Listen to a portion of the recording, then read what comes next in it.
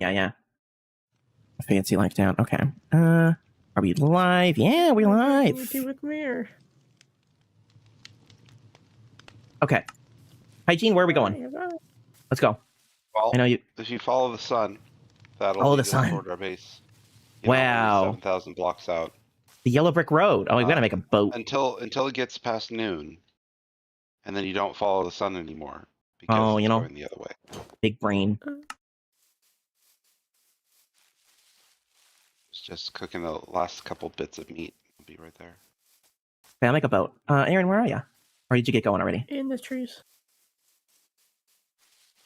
Pit stop to make Pit stop. Oh, you want to drive? No. But yes. Okay, I can drive if you don't want to. I can drive. Give me my crafting table. There we go. Onward. To adventure. To adventure! Yeah, I am. Where are you guys? We're in the water. Getting on our boat. In the ocean. Can I get in the boat? Come on. Over near the sand. Excellent level. Better if I have my own boat, because if I have to leave, which I do soon, I won't be stranded without a boat in the middle of the ocean. Yeah, we'll get some progress, and then when you get a chance to log on later, or maybe tomorrow, I'm not sure how your schedule's gonna go. Exist over where I'm gonna be later. for a bit. I just have to take my wife to. No, it's fine. There's no rush. We got all the time in the world. It's only day 1, hour 2. So, Lady's in for a lurk. Hi, lady. Hour 2. Yeah, hour 1 is over at 2. I've got diamond axe and pickaxe. I logged on late. Zero with a resub. Hello, Zero. I was just talking to some of the other SlackVille peeps about BerryCraft. I remember the days when you first subbed to me on BerryCraft. I hope you're doing fantastic, you and your dogs. Today's the first day of SlackVille Season 4, and I'm very excited.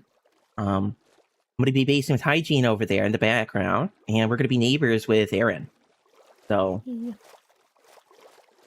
we'll have to come over for a cup of sugar every once in a while, huh? Well, and as are the dogs, that's amazing. I have a puppy now, and he's due for his snip step appointment soon. So... Got a puppy and you didn't send me pictures? No. I don't take a lot of pictures. I'm terrible like that. My whole family is been rather terrible with taking pictures. Maybe I'll take a picture of him. He's a cute little American lab. A little aggressive, though. He's super energetic. Yes, he's a little shark. He chews on everything. He chews on my feet and my shoes, on my arms. But he's a baby, you kind of expect babies to teeth a lot. That's what they do. Seems like Hygiene's getting further and further away from us. I think it's the lag. But look at this. Vibrant visuals. I immediately turned all that off. Look at that. We got land. Yeah, I wanted to play with them a little bit just to get a better feeling for them. I mean, this is the default way most people are going to experience the game. So I might as well get a idea of what it looks like. And maybe I'll eventually reformat my pack to be compatible. Right now, my pack is a little not compatible with this. But...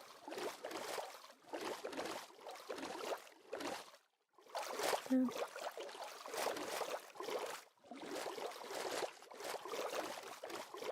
you got any plans for your base, Aaron? Gonna build anything amazing? I plan on mainly living in the end, so I don't know yet. You're right. You told me that. So if we ever stop by the end, maybe that's where we'll get our cup of sugar, huh? Or some moon cheese? Moon cheese. Or moon wings. My build doesn't use any moon cheese, but, I'll never say no to cheese. It could. It could. I'm thinking maybe some Sköll this season. My base is right under, or above, I should say, 2 different ancient cities within like 30 blocks, which is ridiculous. So... might be a Skulk season, Maybe I should switch out my cape. I've been rocking the pan cape for a little bit here, but I'm thinking more like the Founder's cape, classic.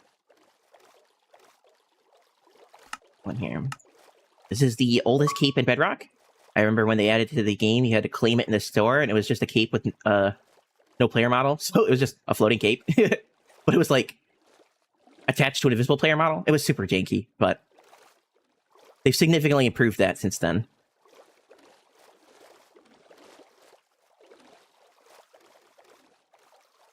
Oh, fucked around.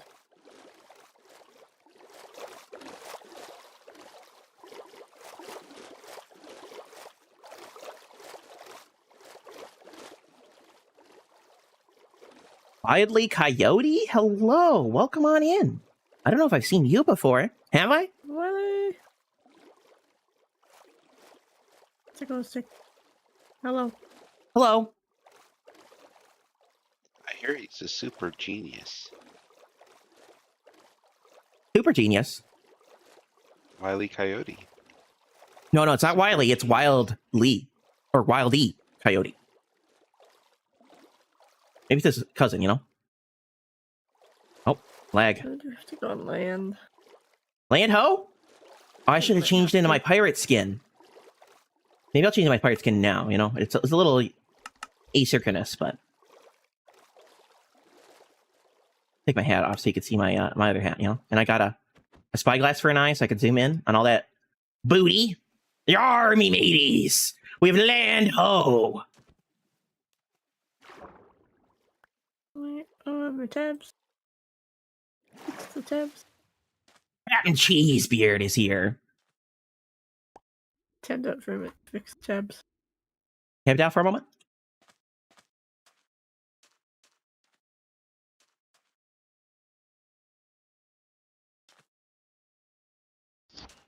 Fearless, is your skin... It is different on your screen, I imagine, than I'm seeing. Yeah, it probably is. If you got one of your technical packs on, my skin is not going to load for you. But, you know, I got don't coins have in my that back. on. Oh, really? Yeah. I was seeing your other skins earlier. Well, this is like Now one of those you look- custom player creator skins. You look like... Am I Steve?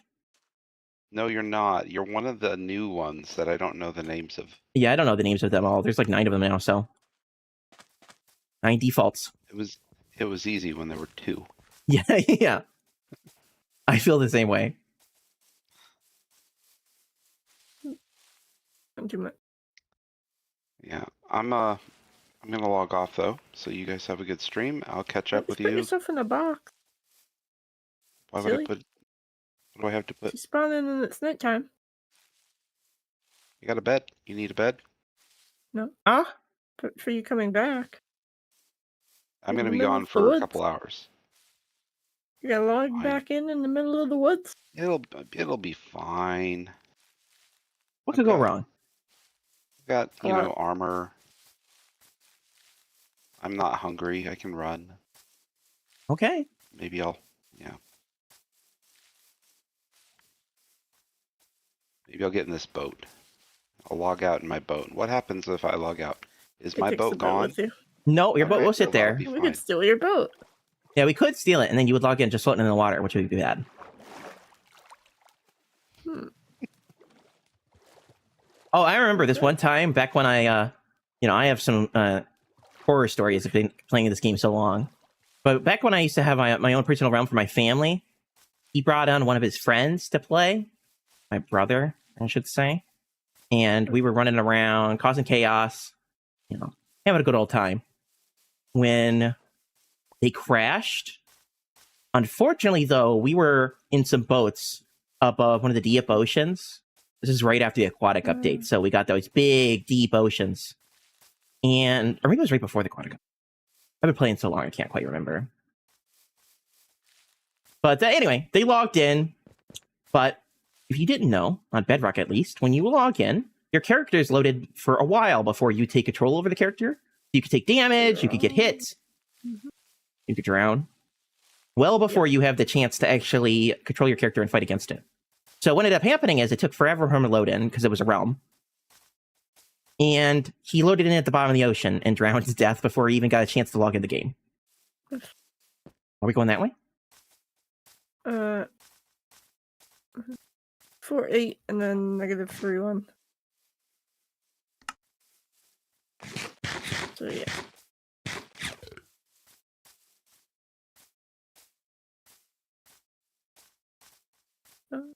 have food yet.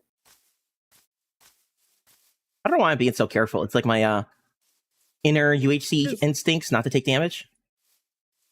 I think it's because the last new start we had was the hardcore server. Yeah.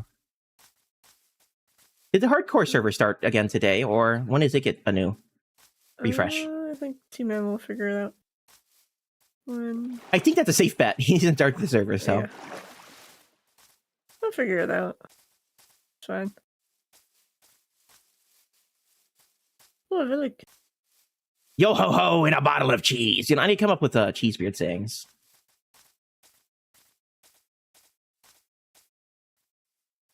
Oh, Jen joined for a second. Each other be prepared.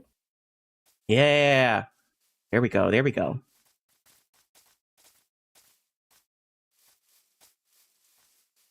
Wait. Hydrate from Neon. That's a good idea. I did store some water bottles in my little mini fridge behind me. That's what I meant to get it for. I don't have hydration. Neon, hello. How are you doing today, buddy? Have you played with the Vibrant Visual Packs? I'm streaming with Aaron Glows. You should see their name at the top left. Dirt? Are these your villagers? In your house? No. They don't have any jobs. Oh, there they go. Get in your house. Doing well, but no. Yeah, how's your job been? I think I asked you like the last time we spoke in the UHC chat, but you know, I'm so used to you being a traveler, That's not the a neon crafting table. traveler, all over the country, that I got to remind myself that you're planted in place now. You know, you're growing some roots. Job is good. That's amazing. There's coal.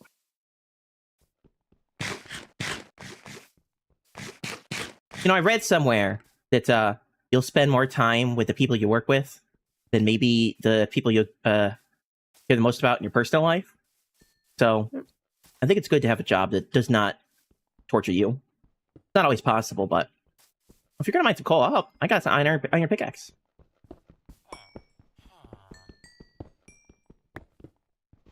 Server's trying its darndest. Yeah, it's fighting with us. I'm a delivery driver, so still traveling. Oh, I see. I got to remember that. You're a delivery driver, so you're still a traveler. Alright. You can't take the traveler out of the neon. Is that how it is? You know, I'm excited. Speaking of, you know, things on the horizon, I'm excited for the copper update we're going to get. If you guys haven't seen, Stone Age. We're going to get copper armor, copper chests, copper golems. I know the golem sucks compared to like a fancy redstone sorting system, but you know, not everyone's a redstone genius. And sometimes you just want things to be sorted over a slow period of time, you know? I'm definitely going to build a copper golem sorting system when it comes out. Maybe try to sneak an allay in there somehow. There's some interaction you could do with the allay and the copper golem. I don't want to watch anyone's videos on it because I don't want them to spoil it for me, but I know like a couple of Minecraft people have been doing some stuff. But I want to get to play with the new features and see what I can do with it, you know? It's going to be slow. Like I said, it's not going to be anything like a... yeah, just go in your house, bud. Like a redstone sorting system. But, oh, no. Bud, where are you going? Go home. No Where's copper the buttons. bell? Probably on the cliff. Villagers do like to build next to cliffs for some reason. So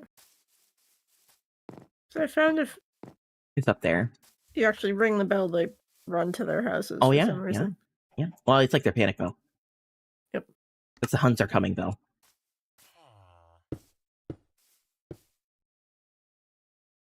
Maybe. I'm gonna go up and ring it. Is it up there? Yeah, I saw the light post, so I'm assuming it's up here. Yep, there it is. There are a lot more villagers up here. Run home! Oh no! Panic! Scream! Ah! Girl. This reminds me, because I'm dressed like a pirate. This reminds me of the first Pirates of the Caribbean movie when they raid Port Royale, and everyone's panicking, ringing bells, and running around. Oh, guys.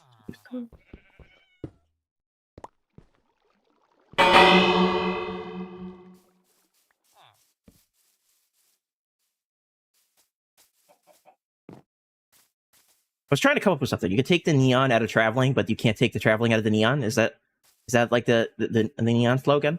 Should I kill this iron golem? Is this someone's claimed spot? I don't want to destroy someone someone claims. I don't know, but I should respawn. I have this strong urge to slay the golem. Free iron. I feel like someone might have claimed this one. I don't know if I need to claim iron. My base is literally rolling in iron. Where are you at, Mountain? Yeah, I want to show you my base if we can get there. We'll take a peek at it. My base location is gorgeous. I think it's the best base location I've ever had. I shall Not continue neon. walking this way. Phase read how we pick it out. Yeah, let's leave these guys behind. It's too laggy to lock them up, and they're not really listening to the bell. Carrot. Potato. You need some food? I grabbed a bunch of wheat. Oh, it's probably a good idea to grab at least one carrot. Yeah, you're right. Yeah. For future planting. Yeah. I was doing that earlier when I was grabbing flowers. I'll grab a wildflower. There's no wildflowers at my base, so. Actually, really like the new wildflowers. They're super cute. I like the modularness of them. Sort of like the cherry leaves and the leaf litter on the ground here. Oh, the furnace fuel. Yeah.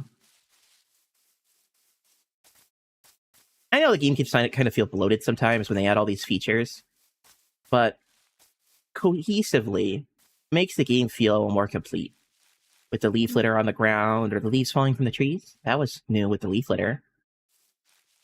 It just adds so much more to the world.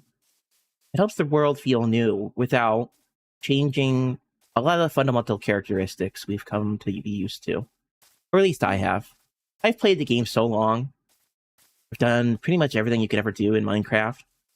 It's nice to have something new to be excited for. Yeah? If I told you I've played before the Hunger Bar. Before the Hunger Bar? Java 1.7. I started on Bedrock, so I never had the opportunity to play early Java. My experience is with early Bedrock. I started on beta 14 of Bedrock. I think that's the update they added horses. So, and then the next update is when they got rid of they got rid of the nether reactor and actually added the dimension. Did you know on this version of Minecraft there used to be only one dimension, the overworld? If you wanted to go to the nether, tough luck. You had to build the nether reactor block. I forget its recipe, but it was like diamonds or something, I think. It was like gold block. Yeah. It was gold. Yeah, you're right. It was gold. And then you had to place that on the ground, and they would spit out nether blocks and spawn nether mobs. And that was your nether. It's like 3 or 4 chunks worth of it. Yeah. That was it. I've been playing the game so long. It was before we had colored glass in the game. Or stained glass. You know those glass panes? The flat panes? I was so excited when they added that. It was such a big deal, you know, for me as a builder. To have different colors of glass and the glass panes. For a long, long time, we only had just clear glass, the single block. That was it. Before we even had glass. I didn't really care about horses, if I'm being honest. I've never cared about horses, but that was a big deal to some people because we didn't have elytras either. We didn't have the end. Oh, wait, there's more ocean. We had nothing. Fearless is more ocean. Horses were the thing, you know, for anyone who wanted to go places fast. The one thing I do miss is the old school boat elevators. Yeah. Before it would like flood your boat. Yeah. You could just go into a tube of water and just go whoop. That was with the aquatic update. They changed water behaviors significantly. Yeah. Back in the day, if you threw items in the water, it would just sink to the bottom instead of floating. And that was the same thing for boats and stuff. Boats weren't affected by water physics. They wouldn't sink. So you could just create these beautiful water columns where it would just take your boat up, you know? But then they changed water physics and like water behaviors. They added water logging. Water logging was such a nice feature. I don't use it as often as I should. But the ability to put water in fences or doors or stairs was such a big deal. I still think we should have lava logging where you could put stairs in lava because that would be so cool to have like really interesting lava patterns on a floor. I'm going to build a sort of a lava base this season. And I think it would go a long way to have these really intricate lava designs. It's not a thing, which kind of makes sense because if you put it in like wood, what's going to happen to the wood? It can't burn it because it's filled with lava now. Or could it, right? I don't know. But I think lava logging should be a thing. You should be able to put lava inside stairs and fences and other things like that. My tablet can't run vibrant colors. Really? I guess that makes sense. It is pretty intensive. But I think it's pretty. Oh, there's bamboo. Bamboo! Oh, let's grab some while we're here. And maybe some jungle You saplings. need any for what you're doing? I love bamboo, so maybe. I think I would use bamboo as a decorative block. I saw some people were using it like in-home decor. So, and I've been playing too many other games. I keep trying to shift as if I haven't played Minecraft in a while, I do the exact same thing. It's so bad that I just change other games to have the Minecraft way of doing things. It's pretty much the opposite in every game, though. For sprint, usually it's shift.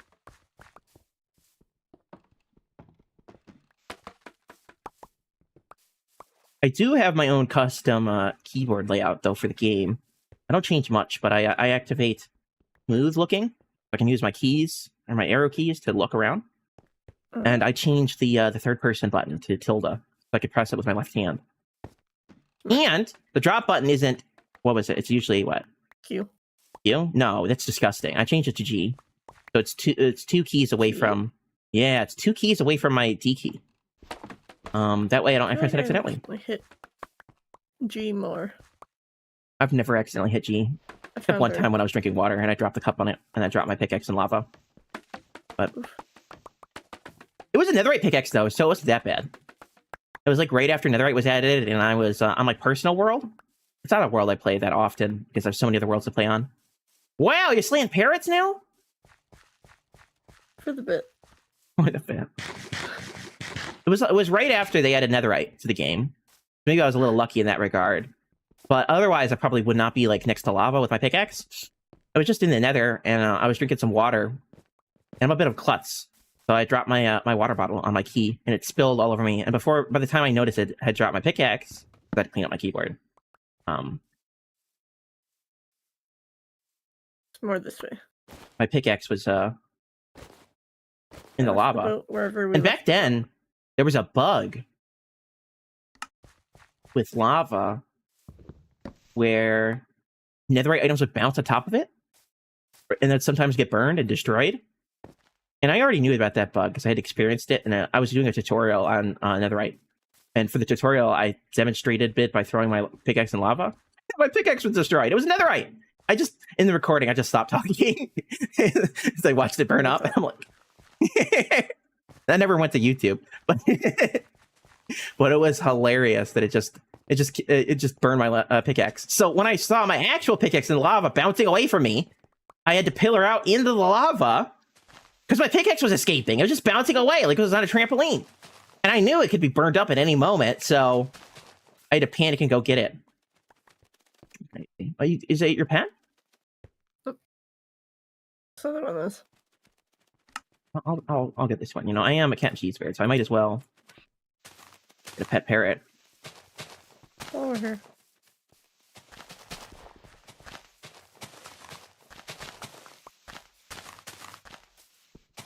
I'm not getting lucky with seeds on this one. I think vibrant colors is a nice addition to the game, or vibrant visuals as they call it. I've been a big fan of RTX. It's just super frustrating because they stopped developing it. So a lot of the blocks don't actually work with RTX, or they're just broke. So I gave up on it a long time ago. With vibrant visuals, you get sort of all the benefits of RTX without any of the drawbacks. It's an actively developed product, so they'll hopefully improve the bugs and make it more usable. It has a default texture pack, so you don't have to like create your own or download a special texture pack to get it to work. And of course, you don't need NVIDIA to get it to work. Where's that parrot? Is it still there? Yeah. Try. I don't see the little white parrot.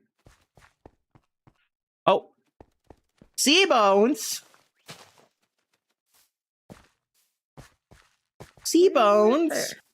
That is super loud. How are you doing? I haven't seen you in so long, buddy. I know you usually drop a sub and run. Oh my gosh, why are you so up high? Go back down. But I hope you're doing well. I hope your business is doing well. I know you're a bit of a workaholic, so I hope you're not working too hard. We miss you during UHC. Best friends forever! That's a me achievement, I think. Yep. That's a me saying. Or a Dr. Fearful saying, at least. Now, I love this new achievement system. Just got home. Well, you're just in luck. Today's the very first day of Season 4 of SlackVille. I don't know if I grabbed any jungle saplings, but... Yep. Did you get any jungle saplings? No. We should be fine without it. I'm not going to use jungle wood this season, I so... know where it is. We can come back. Yeah. Like my parrot? Bamboo. I grabbed a bunch of bamboo. Bamboo is great for a stick farm. Like, if you want an automatic wood farm, there really is nothing better than bamboo. Everything else is, like... It's honestly a hassle to create an automatic farm for wood. Keep unorganizing my tabs.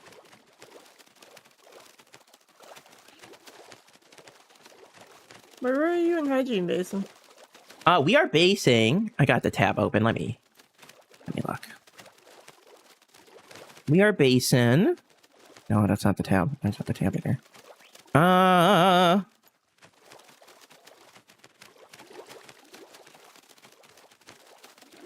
7,600 at 350. So close-ish to where you guys are. I know you said you're not going to be in the overworld all that often, but whatever claims you have are relatively close to where I am. Yeah. You and Mickey and I think Enfan are my closest neighbors. So, or Relic. our closest neighbors. Is Relic over there too? Oh, I have no clue.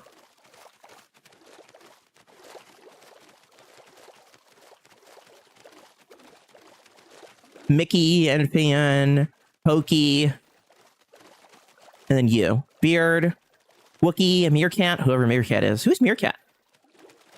Newer person? I don't recognize him. Oh yeah, that was one of the new people that joined. How exciting. So many of us now. Yeah. I think we almost got 40 people on today. Do you think we hit it? Probably.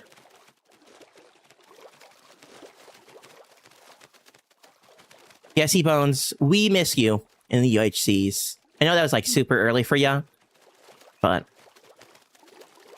those were the good old days when you used to trounce on us.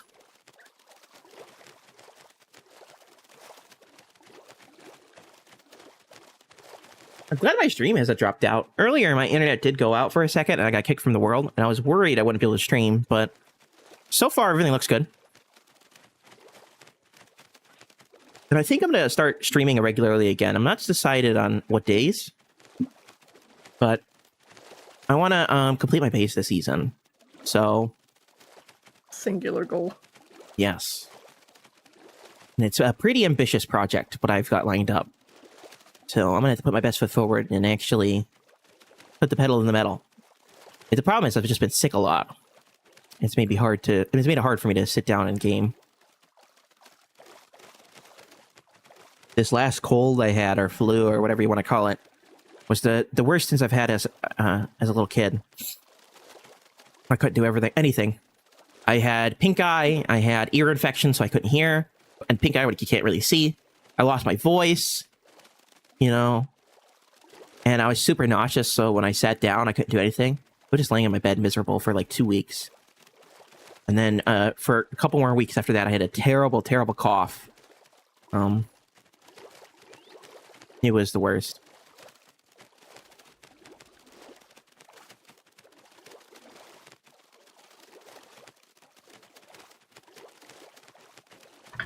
Wondering what.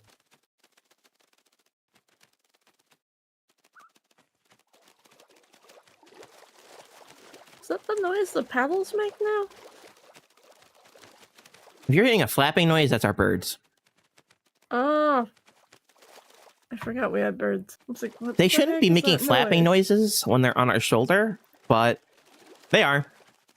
There's I don't like, think that's normal. Where is the static coming from? Static. Static's coming from inside the house. Yep. It really is.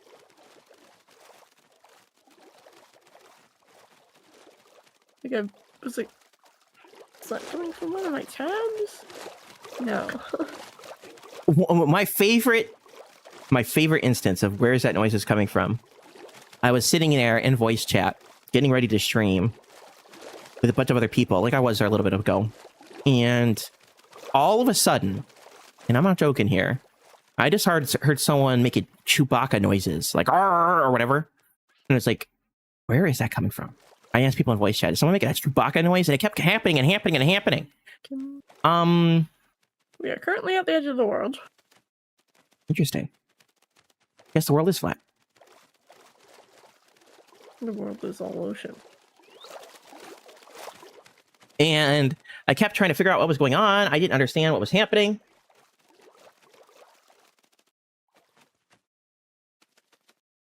We've stopped moving.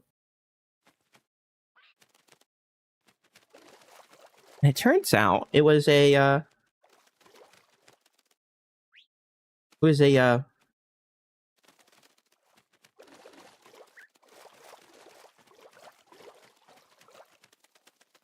I need to do something. Hold on, I'll give you a second.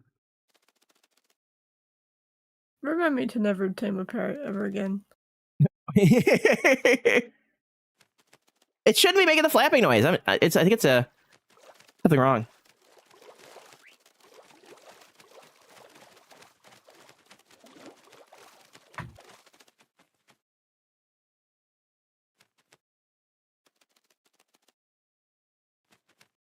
I blame Goob for the lag.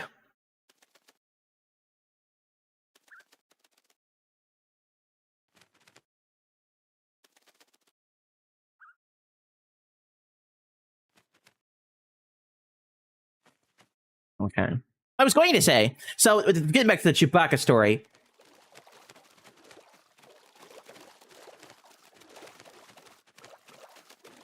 I'm sitting there in voice chat hearing Chewbacca noises, and I'm wondering where it's coming from. And it turns out that my Twitch chat had not loaded my Twitch page, and it was on the home page. And when you open the home page of Twitch, it has like this thing at the top where there's a million streams that it sort of cycles through. And it had apparently it was on a stream that had been silent, so I didn't hear it at first when the page loaded. But then it switched to another stream where some dude was just making Chewbacca noises constantly, like 10 minutes of Chewbacca noises. I don't know what he was doing, but he was just making Chewbacca noises. Is it like a redeem? I don't know. It was just making Chewbacca noises. When I switched the tab, and it was just this bearded guy making Chewbacca noises, and I'm like, what is going on? So, we're here. So this is your base? Island.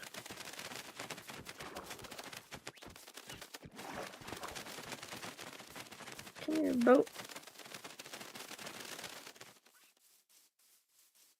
I'm gonna grab a couple of mushrooms if that's okay. Yeah. Parrot suffocating the wall? Was that my parrot? No, that's mine. No. We can go back and tame another one, because you said you loved parrots so much, you wanted to tame as many as you could. Free of the noise now. It's fine.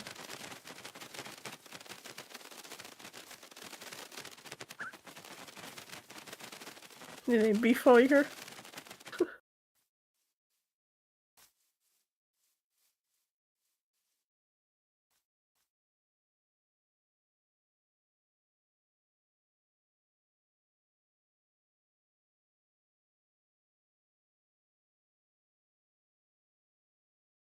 The mushrooms aren't even moving. How do you spell height? Is it E-I? Yeah. H-E-I-G-H-T. I would not advise visiting the Nether during the height of lag. That seems like a good way just to die a horrible, hideous death. Perish. But Watchful can do what he wants. I would not recommend it. Grass?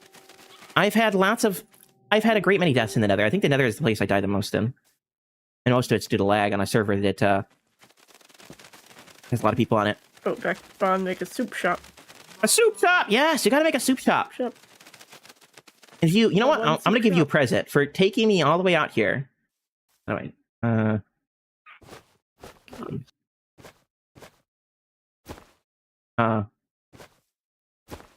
Yeah, My inventory is full.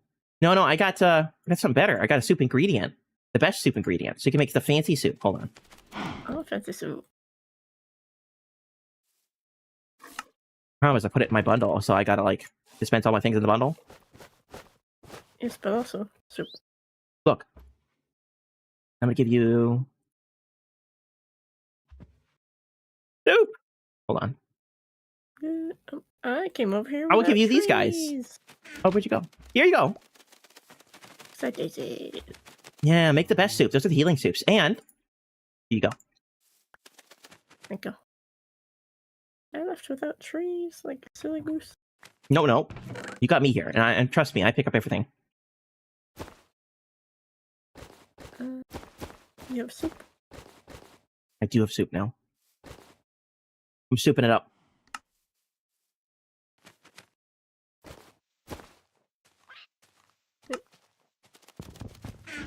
I love bundles. I know, when bundles were first announced, there were so many people that were hating on bundles. And that's not fair. Can I kill some of these guys for food? Am I allowed? Yeah. Gonna be plenty of them. No. Overkill! Deal 9 hearts of damage in a single hit! Man. Yeah, we got a special texture pack or a behavior pack on the world. They actually gets you achievements, like a fancy achievements. SlackVille-based achievements. Earlier, we got Friends Forever, which is an achievement based off of me. That was super cool. Bamboo! You've been bamboozled. See, look at that. I told you. You asked me if you wanted bamboo, and now you got to go use it. A reason to use it, because you could grow it here.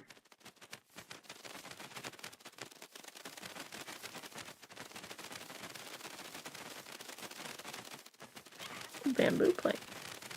You know, a mushroom island makes me sad because my favorite biome ever, used to be something called the Shattered Savannah. If you've not played a lot of Minecraft, you probably would never have encountered it, or you wouldn't even know if you did encounter it. But the Shattered Savannah is one of the rarest biomes in the game, or it was for a long time. There are more rare biomes now. But when I first started playing, it was one of the rarest biomes in the game.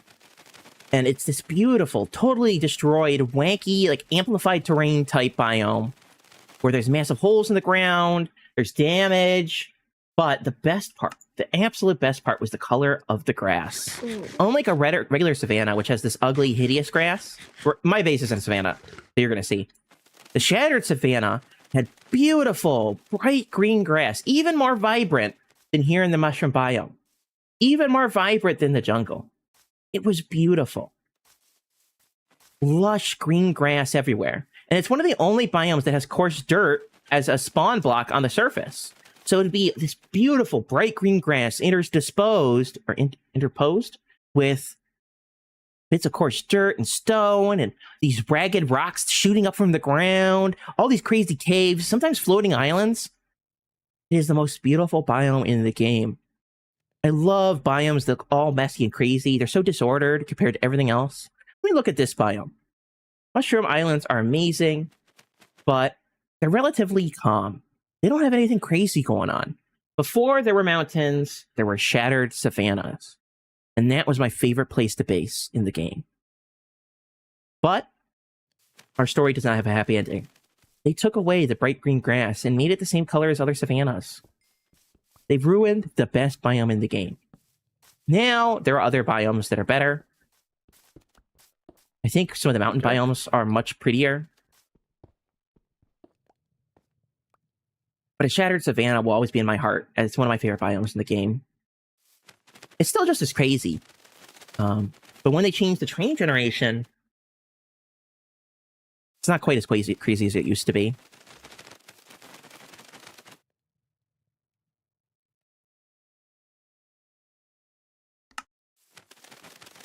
May I cut down some of these red mushroom trees? I want to grab some red mushrooms. I just want to destroy your base.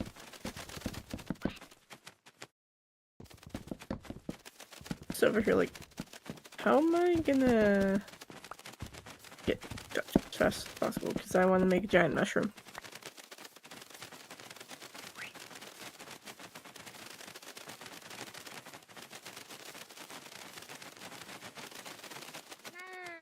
Now, if you want the vibrant green grass, you got to go here or the jungle.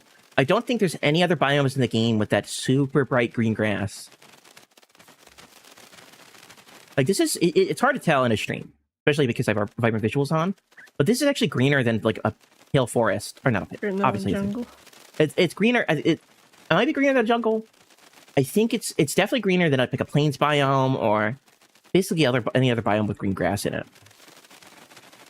I do like the light blue grass in the ice biomes. I think that's super interesting looking. But you really can't go wrong with the bright green grass. Oh, the other difference is watercolor. In this biome, water is like purple, which is disgusting. In the Shattered Savannah, you got the bright green grass and you got the really pretty water. It's a more bright blue than even in a jungle. Or it was. I think they changed it. I wish I could grab some mycelium and take it home with me. If only we had silk touch. I know. It's taken you 1,000 years to eat. Did we find any sugar cane on our way here?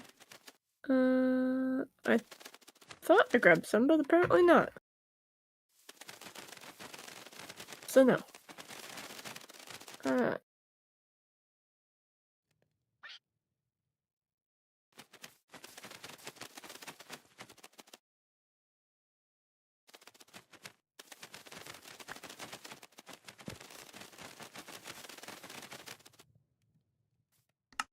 You know, if you make some shears, you can actually shear the cows and turn them into regular cows. Yeah. But soup. I should bring one back to spawn. Yeah. Soup store. Oh, you know, it would be amazing if you used the happy gas to transport it in that way. But I have a secret. Don't tell anyone. But if you equip mobs to allays, and then use a diamond to bring the allay with you, or even put a lead on the allay, you can use the allay in the exact same way a happy gas would work. The allay can lift mobs all by itself. Alice can pick up things? You gotta equip a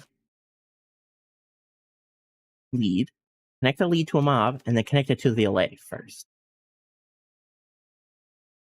But this is So 2 super leads? secret, top secret information. Yes, 2 leads. One for the allay and the mob you want to move, and one to the allay to you, or you could just tempt the allay with I think it's a diamond. I don't remember what causes them to follow you.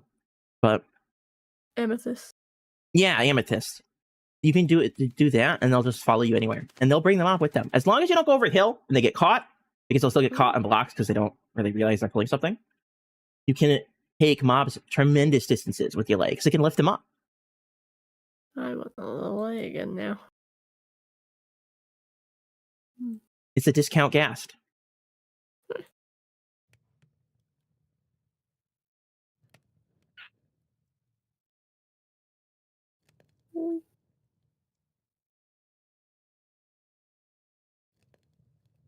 Arrived at my destination. The brain is turned off. Is Bloody Random streaming SlackVille? Yes. Bloody Random. Is creator still It should alive?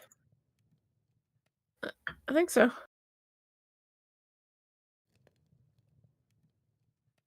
Lost track of who's doing what.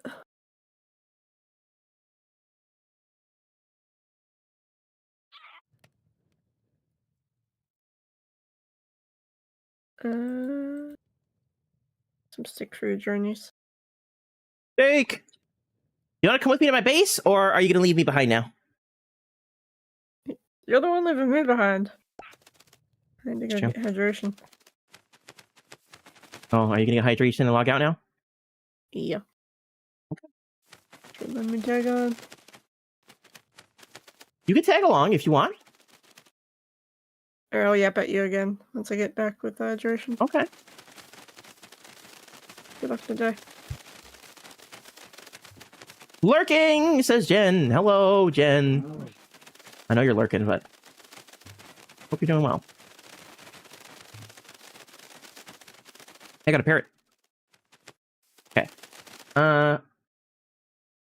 Let's make a boat.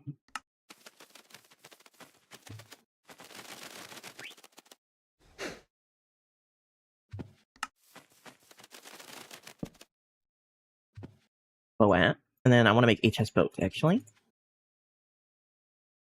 I love chest boats. I want a crafty table boat. When are they going to add crafty table boat, guys? Okay, now I actually got to figure out where I'm going. I can't just rely on other people to be my navigator at this point. We are going to 76,350, 7,600. So that would be this direction. And then, what, this way? Yeah. Because we want to go positive in Z and positive in X.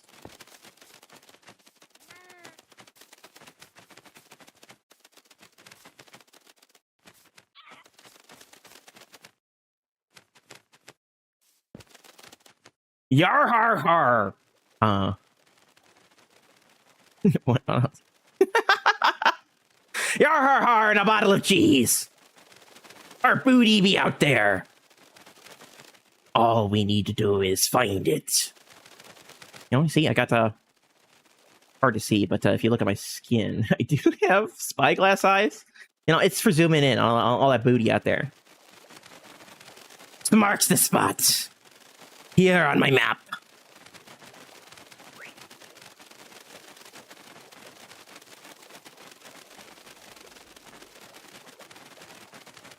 Oh, it's getting dark.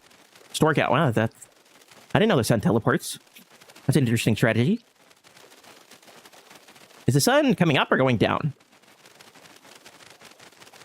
Oh. We got to figure out a name for a parrot as well.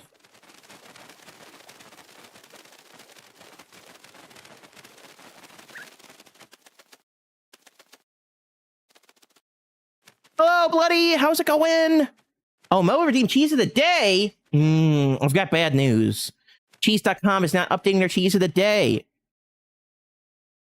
It's terrible. Horrible. How could they do this to us?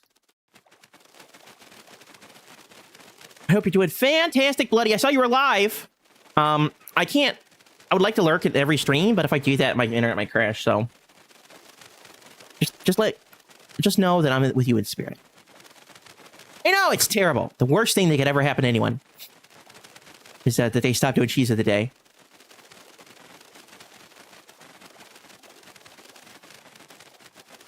I have to travel by land. Speaking of savannas, there's one right there. We can still go to cheese.com, though. I might have to find a hole in the ground to lock myself up. Oh, I want these. I want these so bad. These are the Firefly block. Firefly block, sorry. I suppose new is a relative term. But when you would play the game as long as I have, anything after 2014 is new, I suppose. But in the long scheme of new things, this is relatively new. Is this a Shattered Savannah? Guys, I was just hyping it up, and here it is!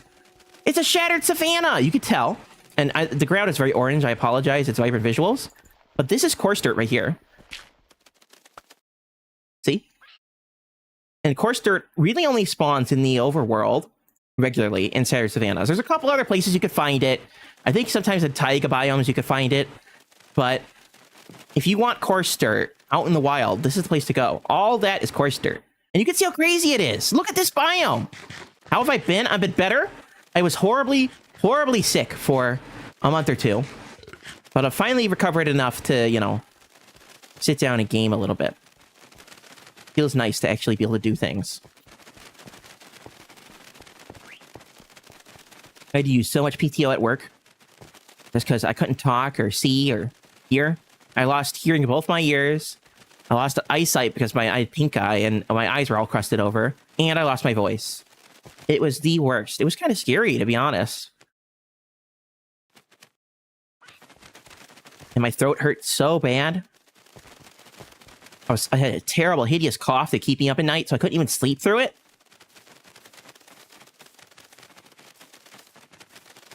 And my ear infection was so painful, I had to go to the doctor and get antibiotics. He told me to take over-the-counter pain meds. I felt like my ear was going to explode. It was the worst. But that's all behind me now. I still have a semi-persistent cough.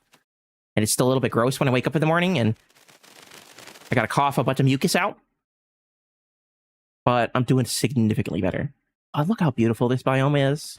I love Shattered Savannas. I think this is one of the places I was looking at to base, because it's close to where I actually based. But look at that, with the floating stuff in the air. The scraggly bits where there's underground areas. You don't get that anywhere else. It's such a crazy, wacky biome. And our cha-cha trees are kind of pretty. You know, I'm not gonna lie. I do like me at a cha-cha tree. Before we got all these other new trees, it's probably one of the more unique trees in the game, visually. Right? With these little slanted out bits.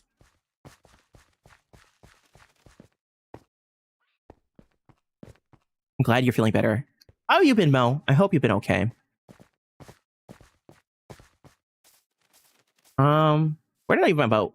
I put a chest in it. I got too excited about the biome. I was hyping it up and then I found one. Usually they're also really tiny. That's the other like interesting thing about a shattered savanna. They're never very big. But this one actually looks fairly hefty. Sometimes they'll only be a couple chunks big, which is part of the rarity in them. Unlike a plains biome or a regular savanna that could go on for hundreds of chunks if it wants to.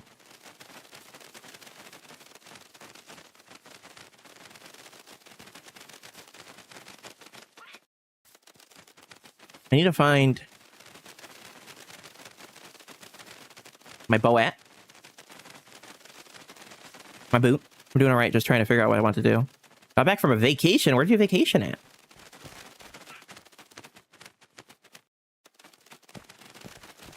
Wow, this is so orange. Vibrant visuals makes everything so orange. I get it. The sun is yellow. Okay, that makes sense. Yeah, I get it. But it's like really orange. It sort of messes with the color balance of the game. It's so orange.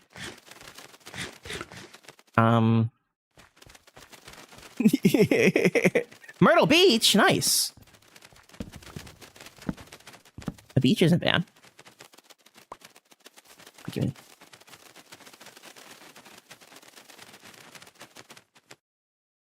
Oh, there's my boat. I knew it was over here somewhere. We'll say bye to the Shattered Savannah. Actually, let me grab a cha-cha tree real quick. And you can see that they ruined it by making the grass a sad color. Look at the leaves.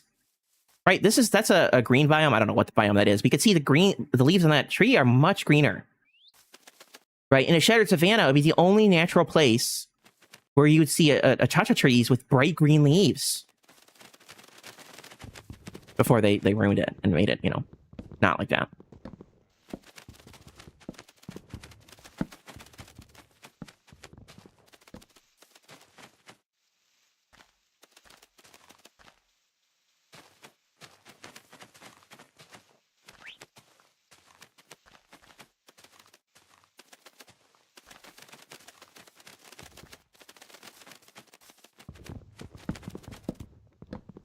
You know, I haven't been on an actual vacation in such a long time. Usually I just take time off from work to, like, game or something. I'm a bit of a homebody, I suppose.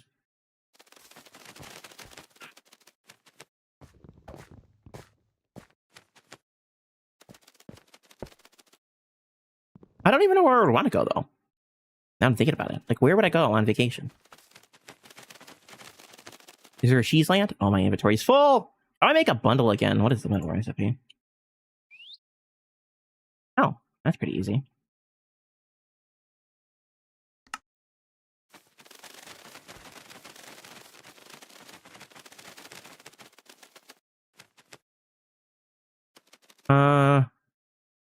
Like this.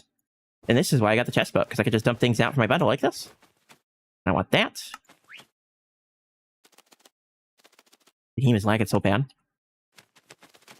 Takes like 2 seconds for the inventory to open. I'm just saying, I want a chest boat that also has a crafting bench on it, you know? A bench boat. The bench press boat.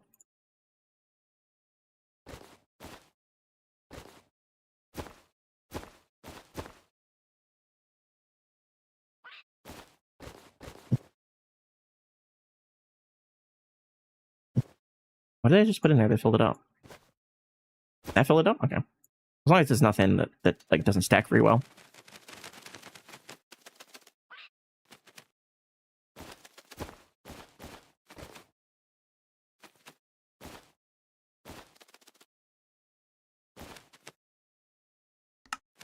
There we go. Now I can afford to pick up all this stuff. Bundles are so nice. They're a nice quality life feature. I was saying earlier, when bundles first came out, there's so many people, you know, the online type peoples, the Minecraft YouTubers, were all complaining about how lame bundles are and how useless they are. I don't know. Sometimes I wonder if some people do even play the game that they purportedly make content on. The bundles are so nice. When you want to have a billion things in your inventory, but they take up too many stacks to really deal with, then bundles are a godsend. Or maybe I'm the only kind of person that just collects everything like a little vacuum cleaner. And everyone else is periodically cleans their inventory. I never do that. If it's in my inventory, I'm taking it with me to my grave.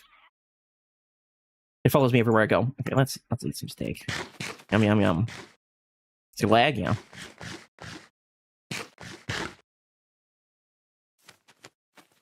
I got 6 saplings. I think we're good. Okay. Onward towards adventure. I cannot wait to show you guys where my base is going to be this season. I think it's the best location I've ever picked out. I can't take all the credit for it. Hygiene showed me around some locations, since we are going to be basing next to each other or with each other. I'm going to take up a lot of space, so he might base in the mountain next door. But it's this beautiful Craggly Peak mountain. I forget exactly what the name of the biome is. It's like Stony Peaks or something. But it's generated in this really wacky and interesting way. I've never quite seen something like it. And not as big as this one. Oh. We could pick up some magma blocks real quick. Sacred Lotus with a raid! Aloha raid! I gotta get my emojis. Hold on. I gotta get Dab.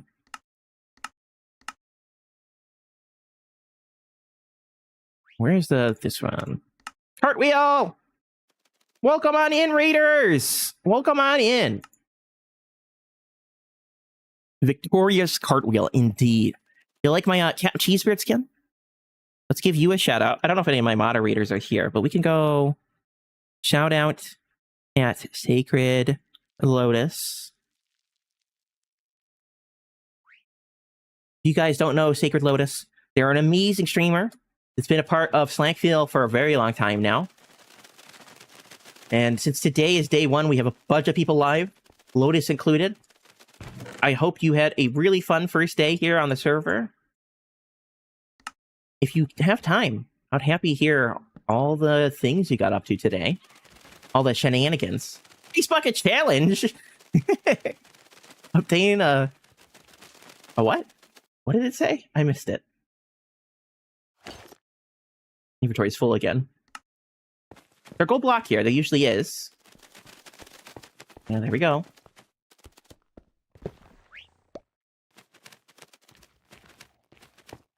Cheesebeard! Yeah, it does. I do have a telescope. I got a spyglass if you look at my left eye. But we are a pirate today. We're plundering all that booty! And we just got a big block of gold, so... That's not a pirate. I don't know what is. My inventory is filled with a lot of bamboo. Do I need that much? We should also take this obsidian while we're here. My pickaxe might break, but might be a sacrifice I'm willing to make here. We do need like 8 pieces, so I don't think it's gonna last that long, but server spirits were mean and wouldn't let you eat. Oh, it's happened to me too. Snazzy little pirate hat. Yeah, you like my hat? I also have coins on my back. That's where I keep all my booty, all my treasure. And I got claw hands like I'm Davy Jones or something.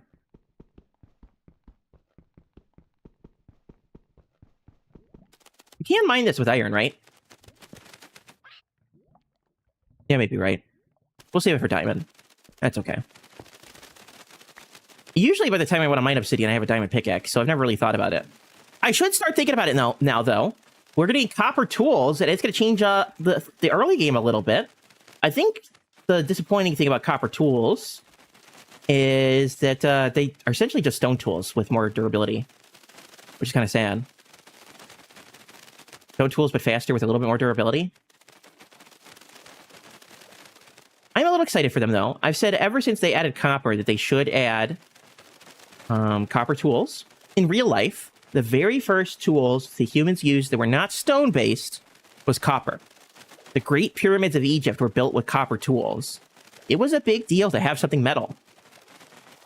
There's even some metal copper pins and some metal detritus that you could find at these ancient sites where humans first conquered metal for the very first time. Copper in real life is super soft, right? You probably are used to copper being in your electronics. about all it's used for today. So it doesn't make for an excellent tool, but it is harder than most stones, making it a perfect tool. It also is moldable, right? So my inventory's full. I might have to get rid of the raw chicken. Maybe I'll eat this mushroom stew. I won't clear out my inventory precisely because it'll still take up the slot with the bowl, but did all the starter activities. And then went to my base area, which is a village nearby, so I didn't need to worry about a starter house. Yeah, there's 2 villages near my base. Buddy, what are you doing there?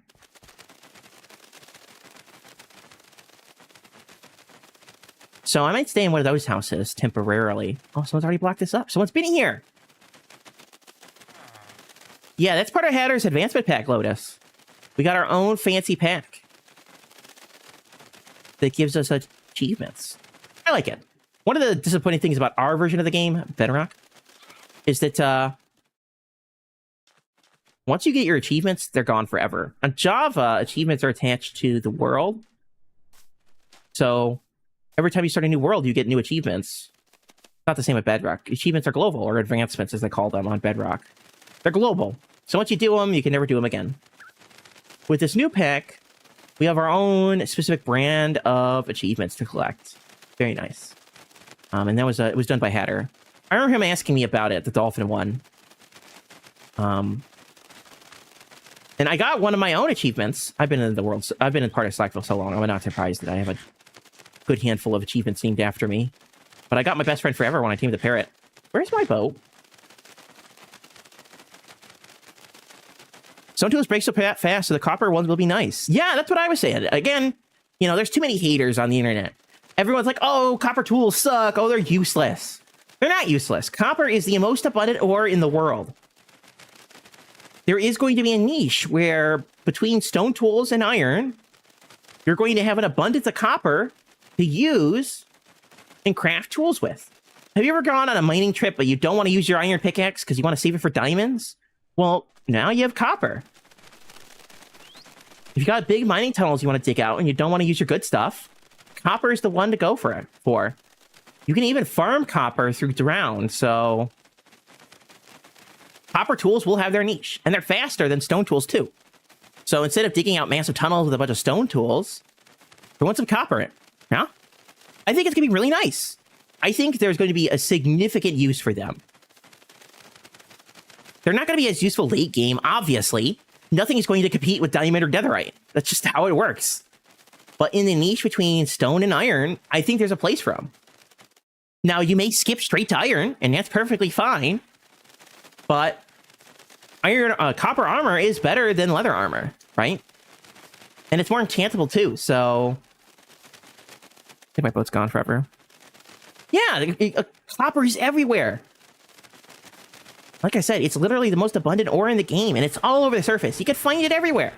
The first ore you're going to find is likely going to be copper or coal, but they're not making coal armor anytime soon. So, yeah, I think it fits a very good niche, and I'm happy. I'm not like a professional historian, but I dabble in history quite a bit. I'm happy to see features in the game that reflect real life. Minecraft is sort of like a microcosm of like a medieval and ancient life. Oh, of course, the game is not that realistic. It's just the nature of playing a game. It'll only be so realistic before you get creepers and net withers and stuff. Imagine if there were bees the size of your head. Yeah, I know. Or spiders that are 6 feet wide. No, no, thank you. That's not even to talk about, like, the horrifying implications of undead zombies.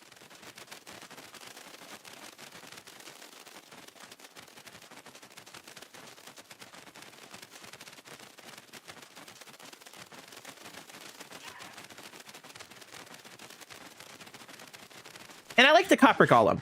Again, people are copper golem haters, saying it's slower than redstone sorters, which is true. Not wrong. But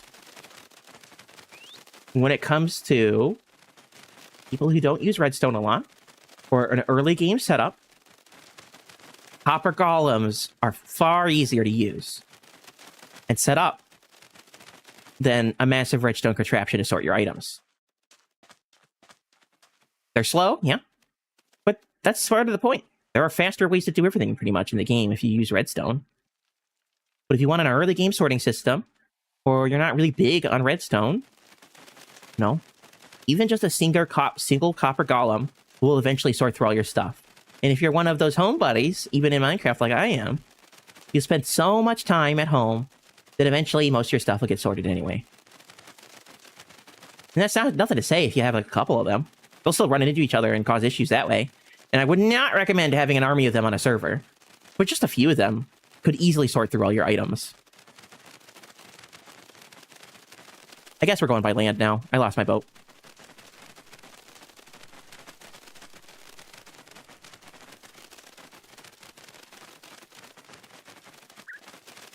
We're nearly there.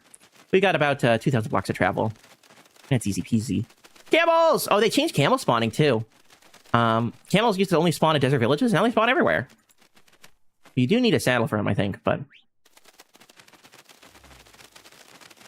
And we got these! Let me break this cactus anyway. I should take some cactus with me. Let's get rid of some of that. And then cactus acquired.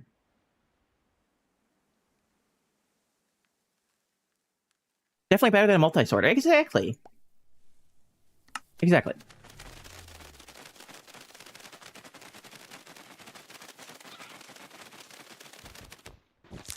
It's sweet and simple to set up. And I appreciate that. Not everything needs to be a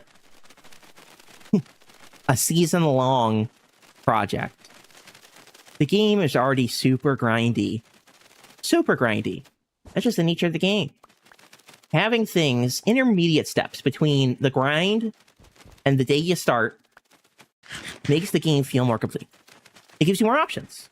And I think options are never a bad thing. The one thing, I wish copper tools would oxidize. I think that would be so cool. Imagine oxidized copper armor. I mean, the golem oxidizes, so why not the armor, yeah? I get it that would be really complicated. Oh, I had my boat on me the whole time. I'm just crazy. Anyone who's been on the stream for a regular occurrence knows how crazy I am.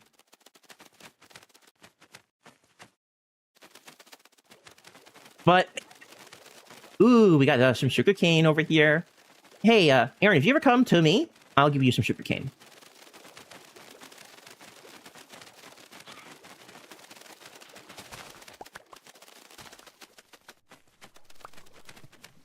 Hey. Rude.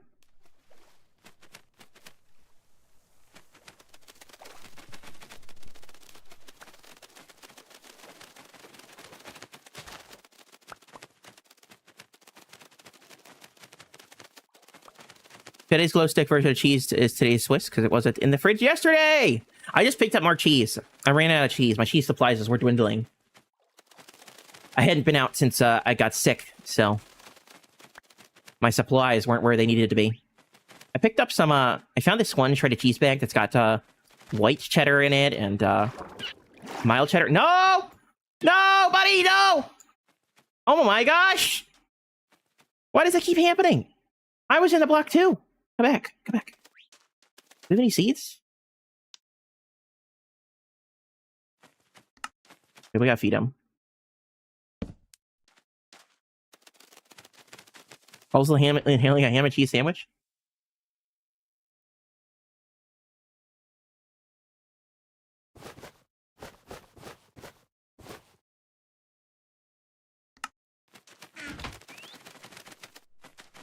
How do I get you off without you dying? Please don't land on a cactus. We got a follow. Who's following? Eric? Welcome on in, Eric. Hi. How you doing today? Hope you're having a lovely Saturday. I want to feed you. How do I... Eat food. Come on. Oh, gosh. How do I feed my parrot? It's seeds, right? What else would he eat? Nixified and Eric. What was it? Eric Games or something? I gotta change my chat settings. Hold on. Eric Games 1997. Welcome on in.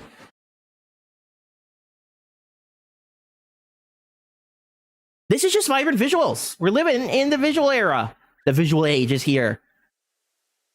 Kind of pretty, huh? Very orange, though. Very, very orange.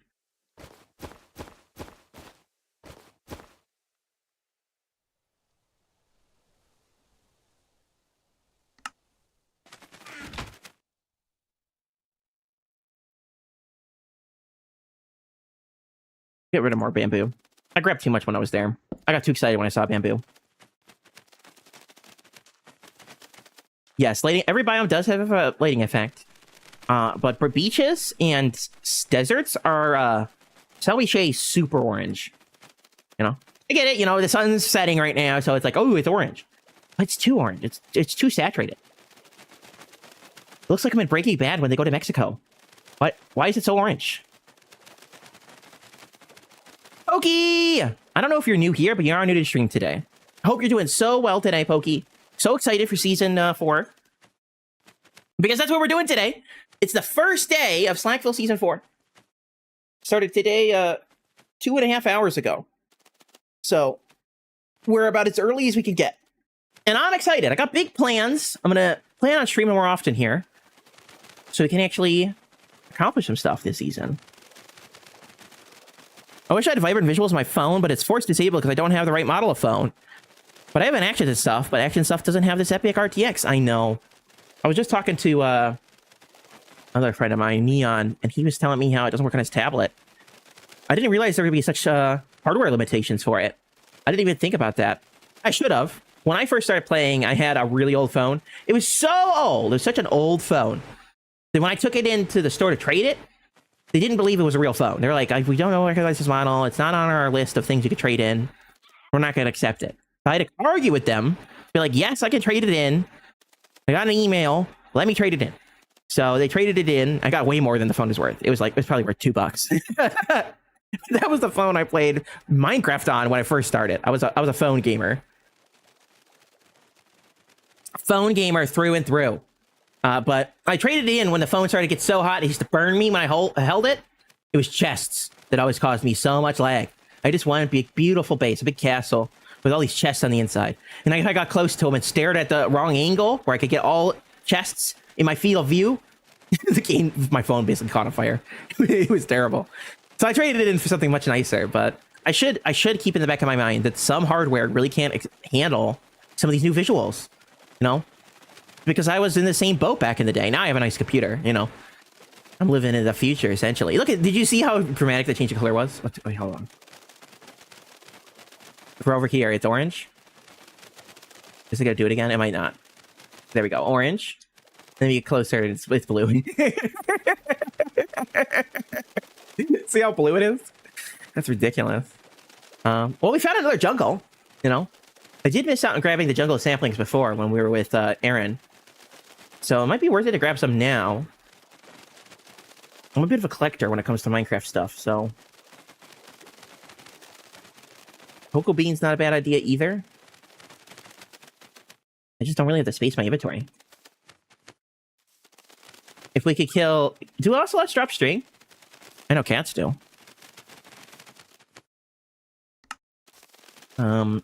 Anyway, long story short, I get ya. I get ya when you don't have the hardware. It sucks.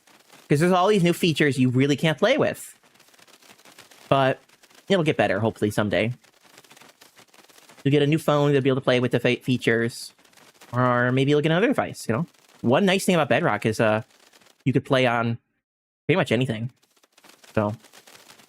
And keep your account and all your world and stuff.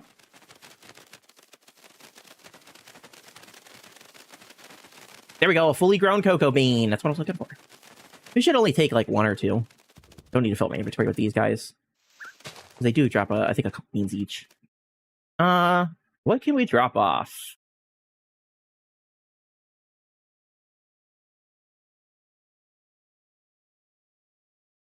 I suppose we'll get rid of one of the wood pickaxes. I've got stone and I've got iron. So it's not 100% necessary.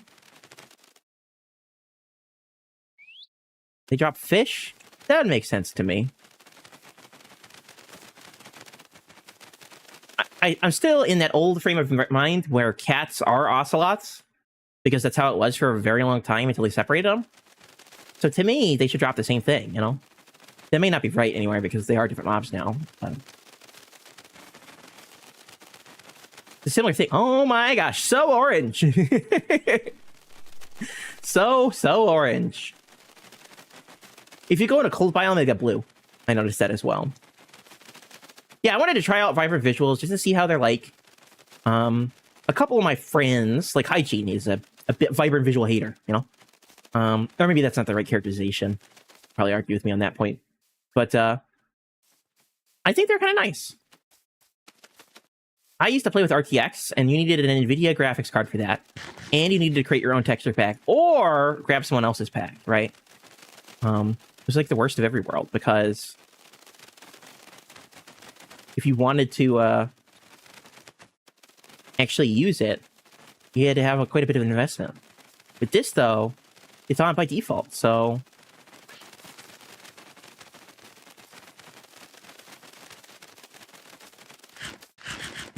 You get what you get, huh?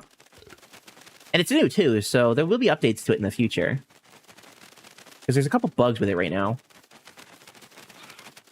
Let's go for one of these small jungle trees. Fun fact, jungle trees, for the longest time, had the lowest drop rate of any sapling. I think there are some trees now, some of the new trees, that have lower drop rates. But I believe it was like 2.5% per leaf. So you might have to delete 50 leaves to get one sampling.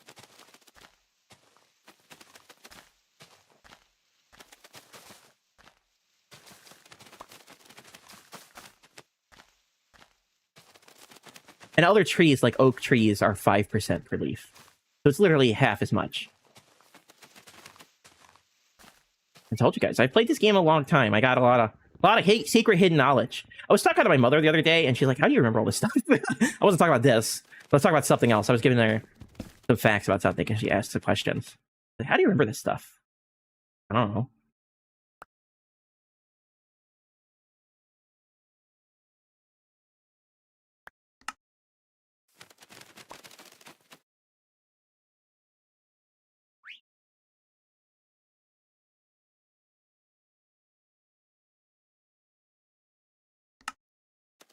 Dark oak is the same as regular oak, but you need 4 saplings per tree. And there are not a lot of leaves on a dark oak tree. If you ever look at one of the trees, right? There's not a lot of leaves on it, because it's just like a regular oak tree, but bigger. So it feels like they're rarer. I will agree. I love dark oak. It's one of my favorite woods in the game. It's definitely the best oak in the game. Dark oak, best oak for all you folks out there. I remember the days of me building exclusively dark oak. My base is going to use dark oak, so one of the things I'm going to need. The leaves are rather sparse on a dark oak tree, and you need 4 for every single tree. Unlike any other tree in the game, you need 4 saplings to grow dark oak. And those two combinations just make it impossible to actually grow a tree from just one tree. If you get a couple trees growing, you usually can make a sustainable, like, growth, but...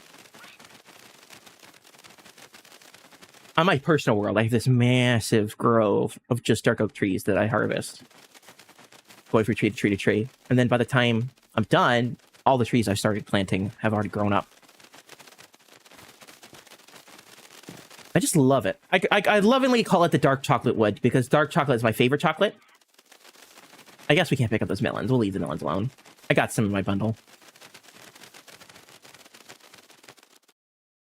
We only got 2 jungle saplings. Put it on another jungle tree. Yeah, pale oak. I think pale oak has a really low drop rate. And you're right, you do need 2, because it's essentially just a dark oak tree if it's pale. I love the pale oak wood. It has this beautiful white texture to it. There are some like light textured woods, like birch is pretty light. There's a birch tree over there. Like birch is this nice creamy color, but it's not white, yeah? So having a white wood in the game, you could now finally build those white picket fences that everyone's been clamoring for years. And the slabs look really nice. The trap door in the door has this really nice pattern on them. It's just a nice wood all around. It's just a little dangerous to go harvest it. The pale oak forest isn't friendly to strangers. Gary! We gotta do the Gary button. And yes, I do have a Gary button. Here we go. How's it going, Gary? If I had Silk Touch, I could grab some vines, too. I suppose. I think vines can be grabbed with shears now too. That was not always a thing. In fact, does Silk Touch not work on them anymore? I remember years ago there was a change. I've been playing the game so long that sometimes changes get mixed up in my head.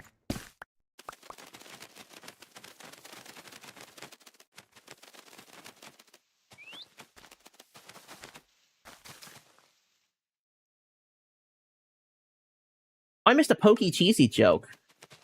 I've been traveling a lot, so I don't necessarily want to sit there and read, but we can do a cheesy joke. I'm sorry, Pokey.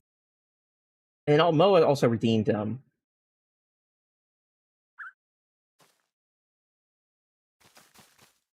cheese of the day, which we can do, but that's gonna take me. I need to like have a place to stop if I'm going to do cheese of the day. I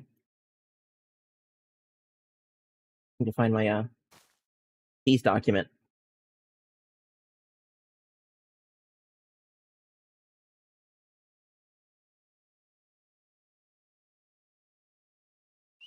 What does a piece of cheese tell you during a game of tag? Cheese it! Oh, Nixified's going for the heist! I'll join too. Let's go. I gotta spell heist right. And then let's go like that. I don't know how much cheese I have, but I definitely have more than that, so. A cheese heist! Oh, those are regular oak saplings. Ew, I don't want those. I'm looking for this. 5 acquired. Let's get some more beans while we're here, you know.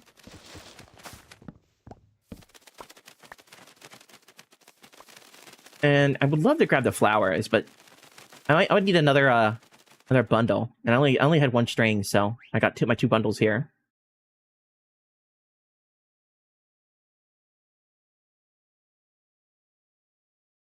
Really running out of room now. Get rid of the chest. And then we could grab some lilacs. Lilacs are nice because they're double high flowers. So you just bone meal them and get like unlimited dye. They're also pretty. I love lilacs. In the game anyway. In real life they're a bit of a pain.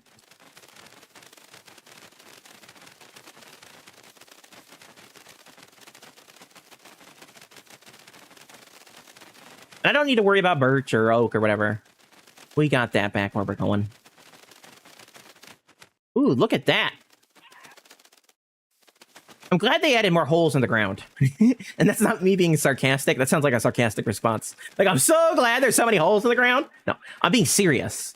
One of the nice things about this version of Minecraft, the latest version that we're living in, the Minecraft of the future, is the world is so much deeper than it was before. It goes all the way down. Oh, that's terrible. I'm not looking down there.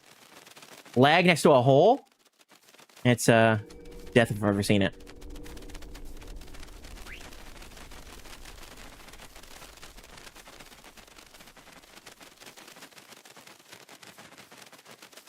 But anyway, what I was going to say before the hole almost killed me is that the world is so much deeper than it was before, and you really can't enjoy it unless you dig down there, right? And not a lot of people are going to dig to the bottom of the world all that often.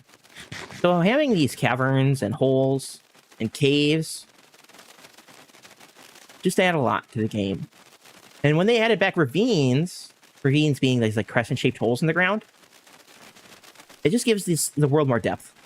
More interesting terrain generation is always good. We're nearly there, guys. I think we're going the wrong way. We're nearly there. The crew arrives in a mirror universe where the landscape is broken by a long-forgotten monster. Many were lost in a scuffle to escape, but the rest made it out with a handful of cheesy goodness. Let's see what happened. I died! Nixified, you killed me! I died in the cheese expedition. I got killed by a monster. Monster is my favorite cheese, so, you know, we'll let it slide this time. But you made it out with 250 cheese! You got photo-negative cheese. It is the mirror dimension, so sometimes you get pretty wacky cheeses. So blue cheese would be yellow, and regular yellow cheese would be blue. I love Munster. I think I spelled it wrong on purpose there because I was going for, you know, a monster. but American Munster is spelled with E, and that is my favorite cheese. When I was very little, and my mother used to take me to the store, because she was a busy gal and had to be places, and, you know, can't always leave the baby at home. We would go up to the deli counter, and I'd be sitting in the cart, you know, because I'm a baby, and there was this really nice person at the deli that would always give out free cheese samples, and one day they decided to give me a slice of Munster because they were cutting it up right there on the table, and it was so good. The saltiness and the flavor of Munster. I know it's a very mild cheese, but those memories stick with me, you know? Trying cheese for the first time, essentially, other than something like cheddar, Kraft mac and cheese. It really isn't a cheese. And so, it's always been my favorite cheese. When I make grilled cheese, I'll put American cheese and Munster together. So you get the melty gooiness of American cheese with a really delicious flavor of Munster cheese. And Munster cheese is great melting cheese, too. It goes great on pizza. If you ever really want to add something to your pizza, we're getting close now. Getting close to home. That's a lot of lag. Buddy, come on. If you ever want to add more flavor to a pizza, Munster is perfect because it melts so nicely. That's my secret to my pizzas I make at home.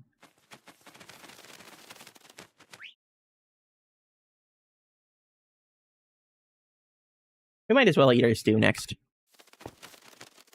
It's amazing for sandwiches. It's so good for sandwiches. Buddy, come on. You can't be this problematic. You got places to be, friend.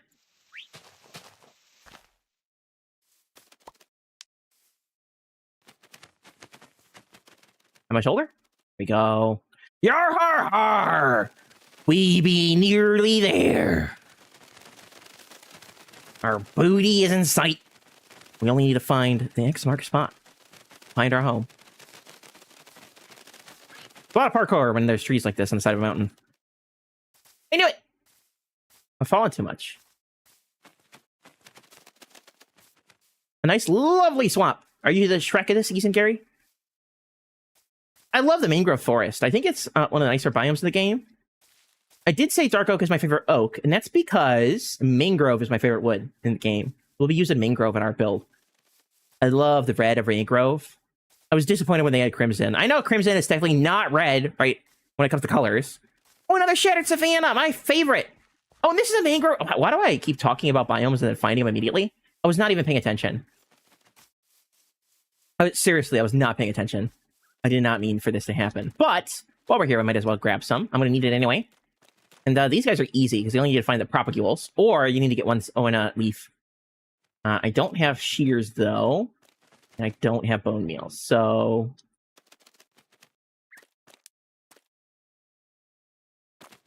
Just need a bone meal them to get the propagules. I don't think they drop. Do they drop by breaking them? We can just let it grow naturally.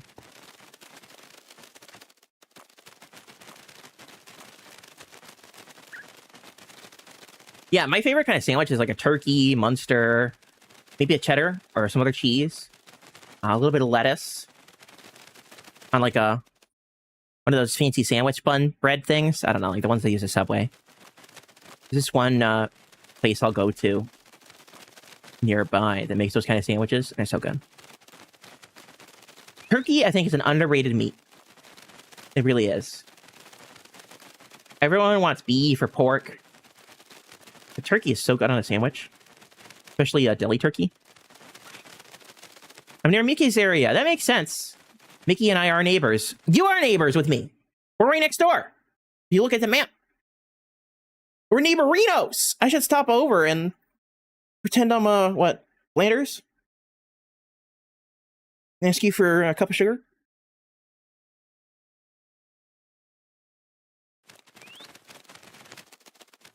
I'm just gonna grab some propagules and propagule my way out of here. I don't got any bone meals, so. Oh, you know what? I had leaf litter, and I think you can make bone meal out of leaf litter. That's one of those newfangled things. I don't know if I've seen leaf litter in a while. Frog! Honestly, this is very pretty. I might take a picture of this.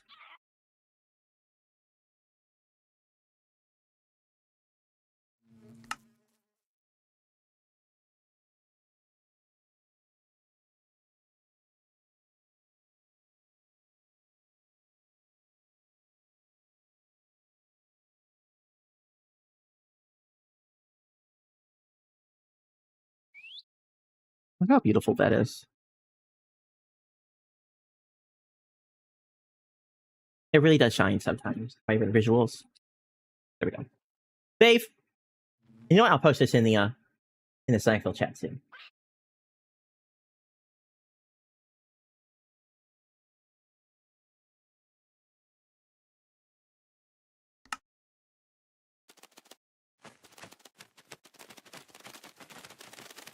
I'm not seeing a lot of leaf litter. Very tranquil. I agree.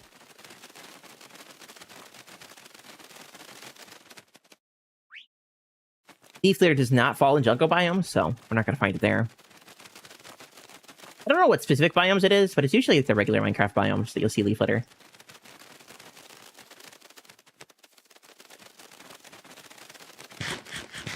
Oh, there we go. A fully grown propagule. We only need one. Two of them.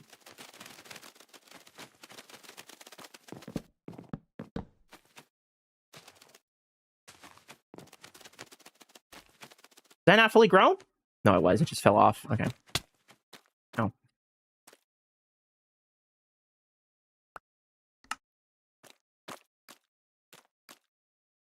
Where'd the other one go? We only need one, but I did break two.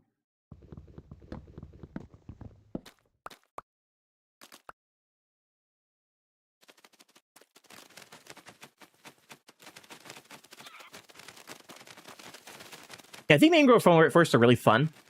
The wacky root system, the redwood. Every single one of these trees are like procedurally based too, and that's totally unique. Am I not breaking those when they're fully grown?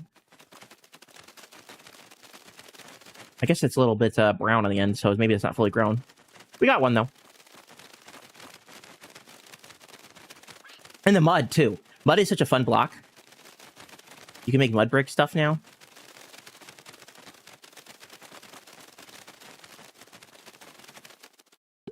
Alright, let's get going. We want to go...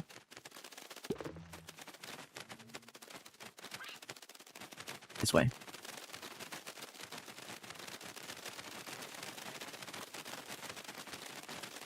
Thankfully, we had to only travel by land. No more boating. I don't got a boat. Now, I don't want to do some skitty dipping, because I will lose my my parrot. They don't like it when you swim. They're not big fans of the wall.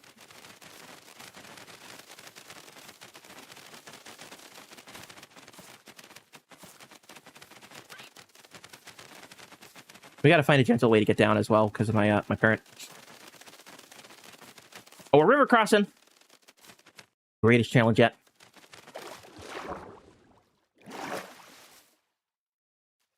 Let's switch over to melons. Melons for days.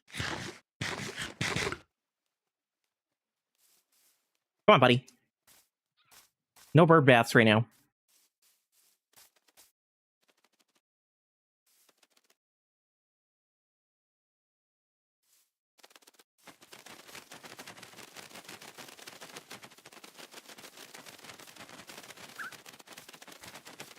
Look at that. That's a crazy mountain, huh?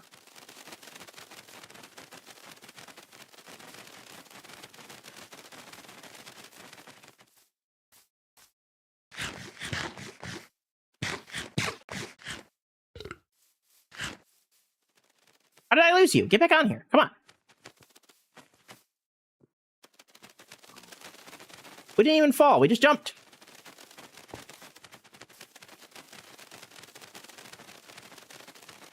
Ooh, flowing water is really interesting in vibrant visuals.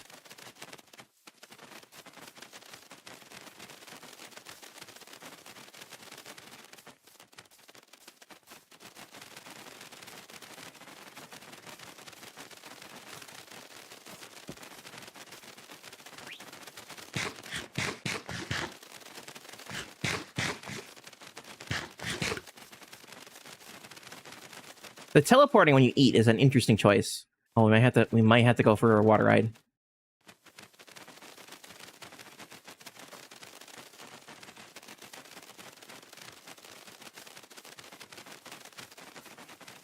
No, we gotta go this way.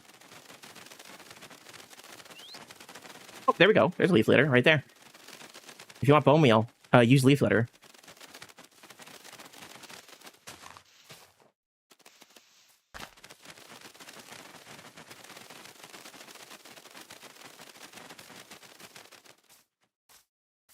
The moment I start running and jumping.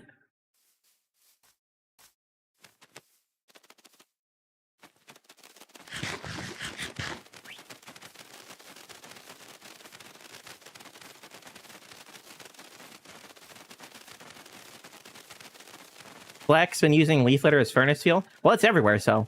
How do you make more leaf litter? How is leaf litter generated? Is it just Burn leaf. burn leaf? Just here for occasional commentary at this point. That's great.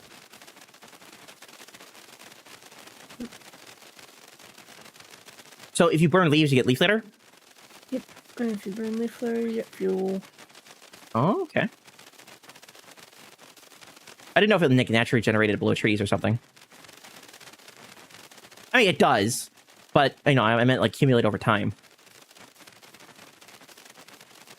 I suppose nothing else in the game does that, so other than like snow.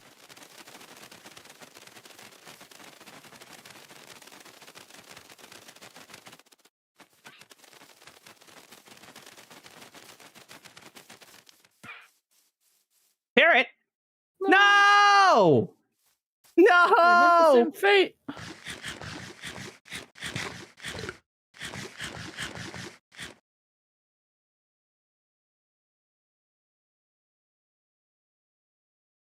We're gonna have to make a memorial for him.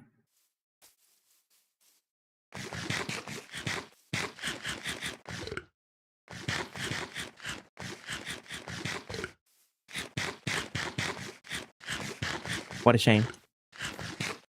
He lived his best life. At least he tried to. But lag finally took his life.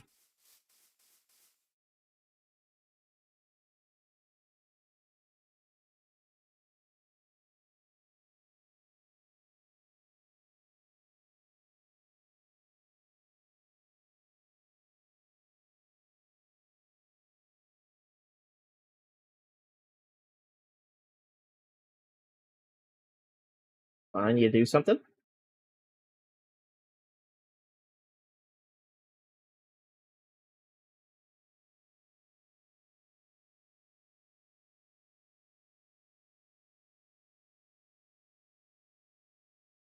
Why am I moving?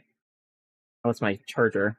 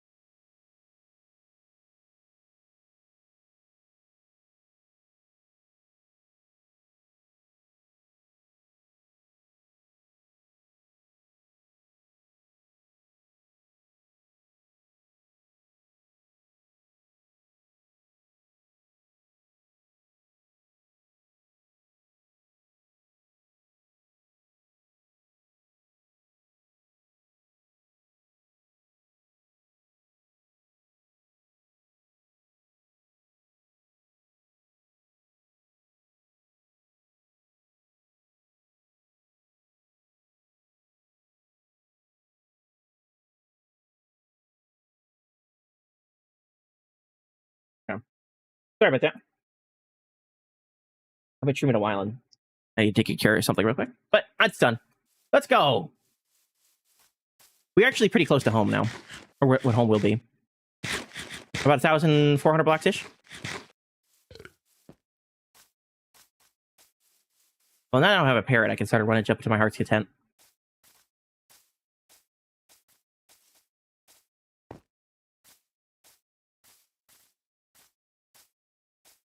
What we really want to go is positive on the Z. So we really want to go this way. Because it's positive 350 is where we are.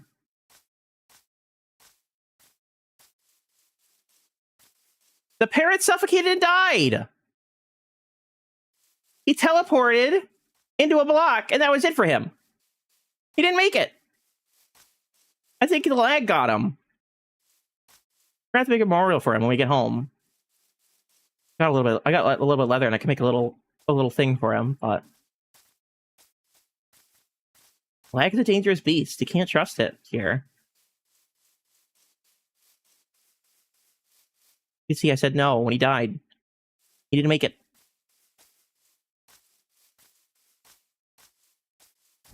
Sacrifice to the forbidden altar lag. I took him so far, too. He was so close to being home. I probably should have tried to feed him, but I couldn't. I can't figure out how to feed him. That was just seeds. They wouldn't accept them.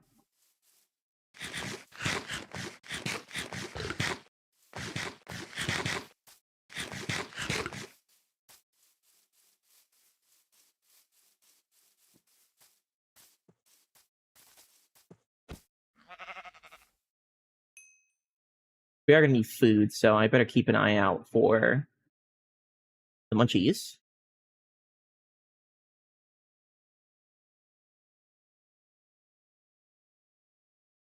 Oof, I don't know what to even get rid of. I guess stone. Where we're going, there's going to be a lot of stone.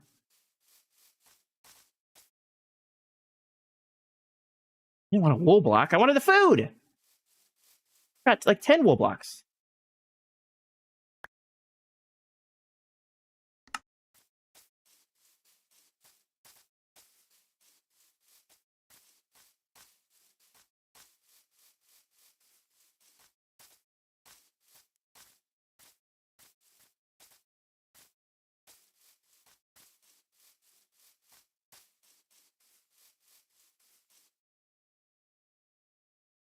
I guess we don't have to worry about getting wet because he's dead.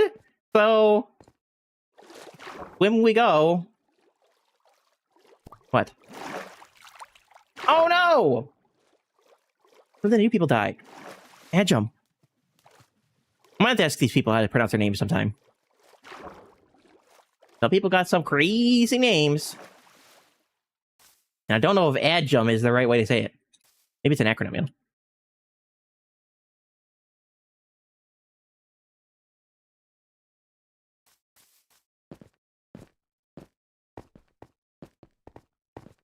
Oh, you know, I've been taking pictures of deaths. I think I missed one earlier. But, now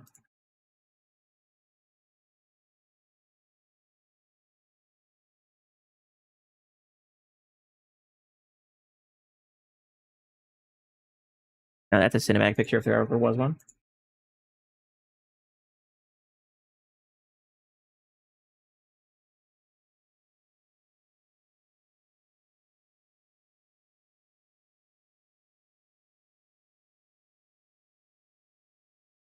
Once they're tame, there's nothing you could feed a parrot? What? Really? What kind of evil sorcery is this? Well, we got 1,000 blocks to travel, so I actually might have to make a boat here.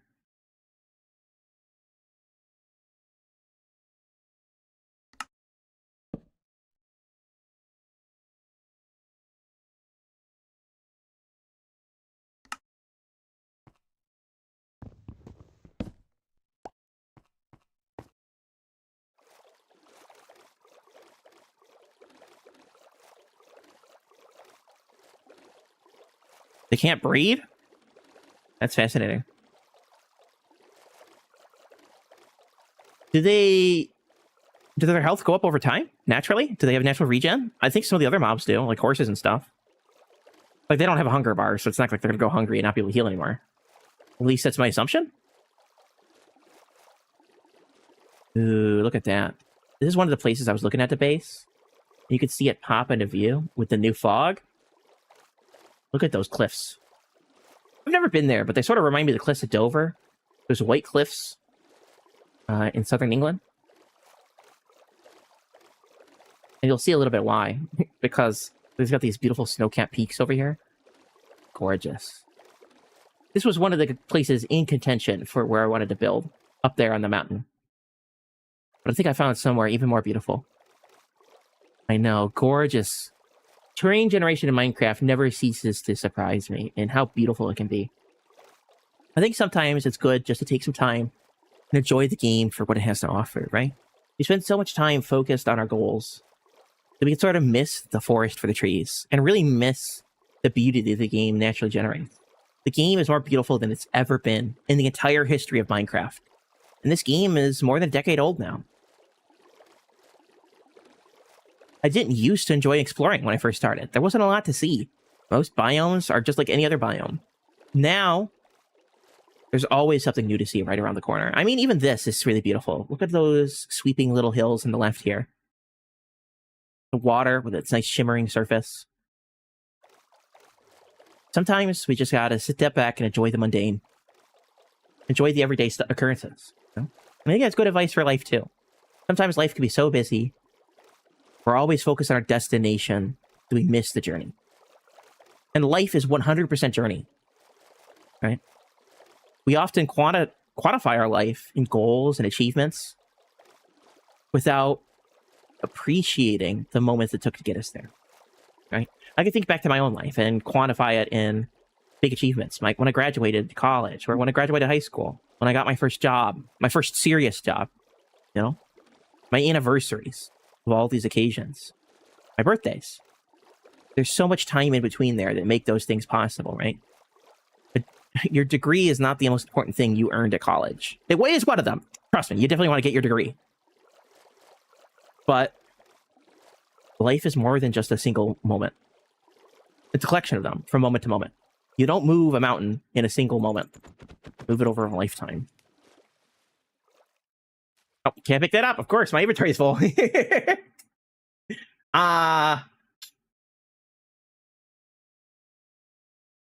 we're going to be a little bit tricky and actually drop the wood. Maybe I should drop the sticks. I want the sticks because I want to make tools.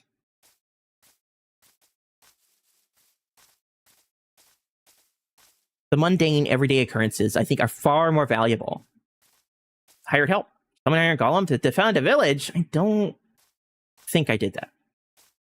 I think you're lying to me, game. You're pulling the wool over my eyes. This is actually one of the villages really near to my home. My home is right over there. I'm gonna cross this river. So I think we'll be using these guys here. There is a village closer, so maybe not. I don't know if I want to leave the defenseless by killing the golem. I'm always tempted to. It's free iron after all.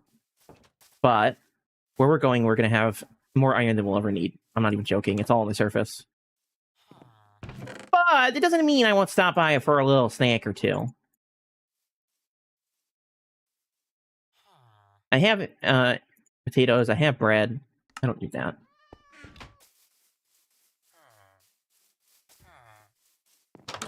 And sometimes that means you have to step back and enjoy those more calm, mundane moments. Those everyday moments that you may not appreciate on a regular basis. I'm a pretty tightly wound person in real life, so sometimes it takes a lot for me to sit back and relax and just enjoy things. So something I have to remind myself to just relax. To give myself a break. Look at that. Destroyed portal.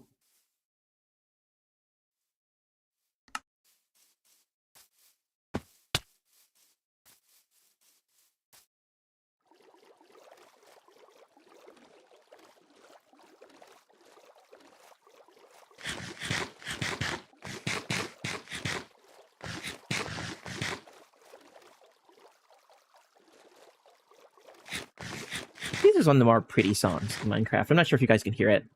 I do turn the sounds down quite a bit, but I do have a Minecraft playlist of all different songs in the game. Ooh, more gold. There's no lava underneath, huh? At this point, it might be worth it to grab these guys. I didn't grab them last time because I didn't want to fill my inventory. But magma blocks are kind of hard to get unless you go to the nether, so... Might as well grab them when they're right next door, yeah? Or if you like go to the bottom of the ocean, you get them there too. Even more? Yeah.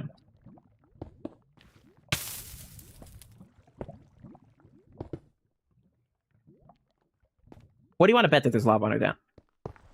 Hey, there we go. I did just lose all my magma blocks, but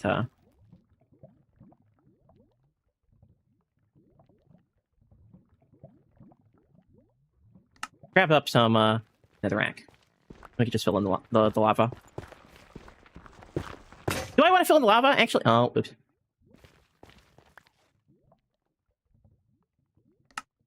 Because it's free lava. There's another gold block? That's so many! There's another one right there.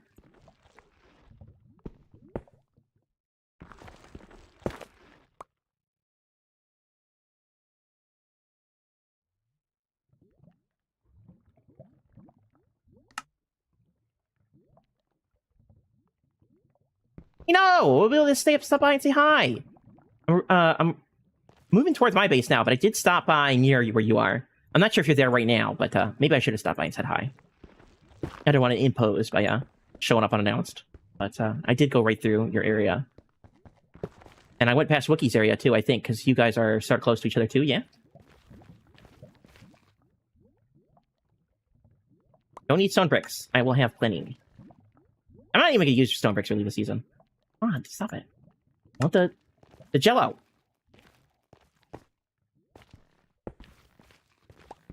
I will need these, though. I do have plans for this in my base. A lot of this. So, I might as well grab it now.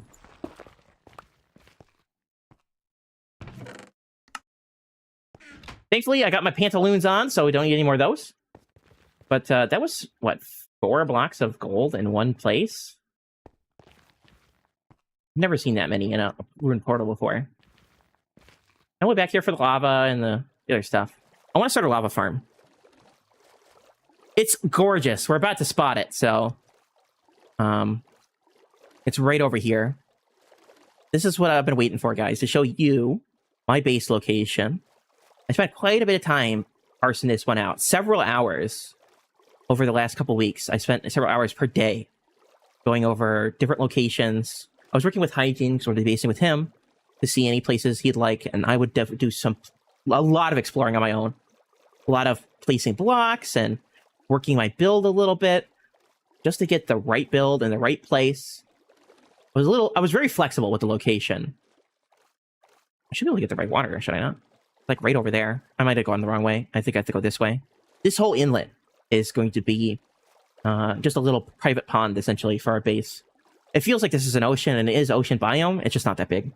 I mean, relative to the normal oceans in the game, it's still huge.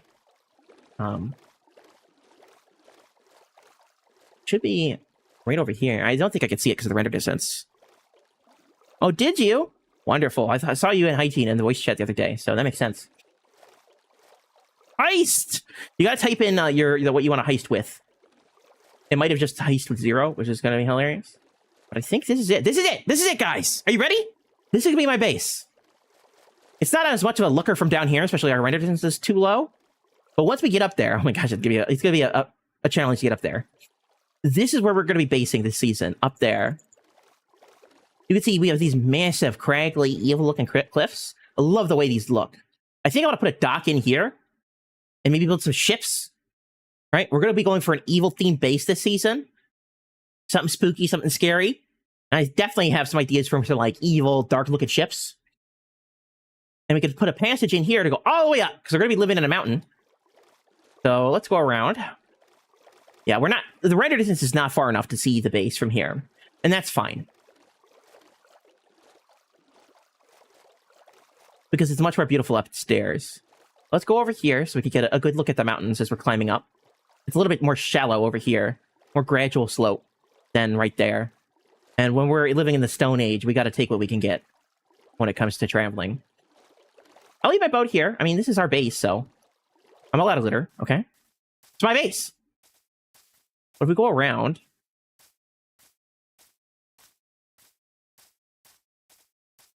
There it is. Start see it come into view. We'll have to go all the way around it, but that's perfect because the backside is really the looker. The front is where our big base is going to be. But over here... Look at that. It's a savanna, you know? I do prefer shattered savannas, but, you know, savannas aren't bad. Look at that. Got all these beautiful spikes. Let's go. Let's keep going. Look how tall that is. It's when you're a creative or spectator, you don't really take in the size of it. When you're playing survival, you have to scrabble up the mountain. It also has these calcite deposits going through it that look like veins. Let me get up there. Look, you see the peaks up there? We should be able to scale it here. I don't want to damage it, is what I'm doing. I don't want to, like, start destroying it to get up there. I picked it specifically for the terrain generation. We are going to change it significantly. But I want to enjoy it as it is now while it lasts. I want to keep it the general shape, but we're going to be adding quite a bit. See, look at that. You see the calcite? It looks amazing from far away with these streaks.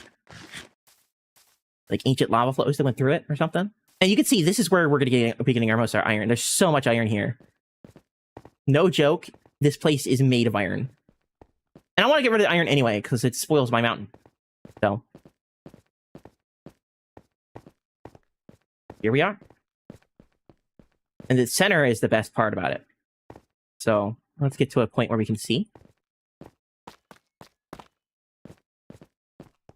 We might jump a creative here to really get an impression of it from up high. And we're going to be up high a lot this season. Oh, shoot.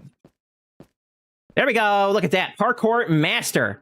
But look at this! This is where we're going to live, right here. Look at that. Please do not lag off the edge. I need to get a bed to set my spawn, so if I die, I have a place to go. This is home. Right down there, we're going to have a castle floating in the middle of the air. And we're going to fill this whole valley with lava, magma, and skulk. We're going to have it scraggling up the side of the mountain. Up to our castle. So let me show you. This does not feel like a safe place to log out, but probably get away with it. As long as I don't lag off the edge when I log back in. But let me show you guys the base design. I've been working on it quite a bit. It's not done. I probably should have made a box, but we'll live with it for now. When we log here into my creative copy of the world. I was going to say survival, but it's not survival. And let's go from down here where we were. This is the water we were just in. We passed this little peninsula, and we saw the beautiful, beautiful little harbor area we're going to have. But if we turn up my render distance, we could sort of get a better idea of what it looks like.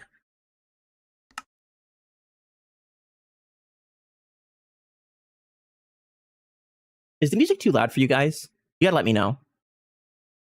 It's getting a little loud for me. Render distance. Go like this. 22 chunks should be fine. So that was the village we were in. That's the portal we were just looting. We came along this way. And this is what the base will look like when we're done. Or something like it. It's a little bit too blue for it now because I was in on ice last season. What am I replacing it with lava and stuff? But that's what it'll look like. From down here.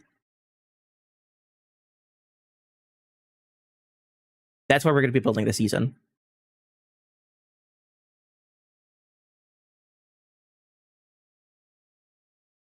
Just imagine the blue replaced with lava and skulk and stuff. You can see me prototyping a little bit here with the magma cubes and magma blocks, sorry.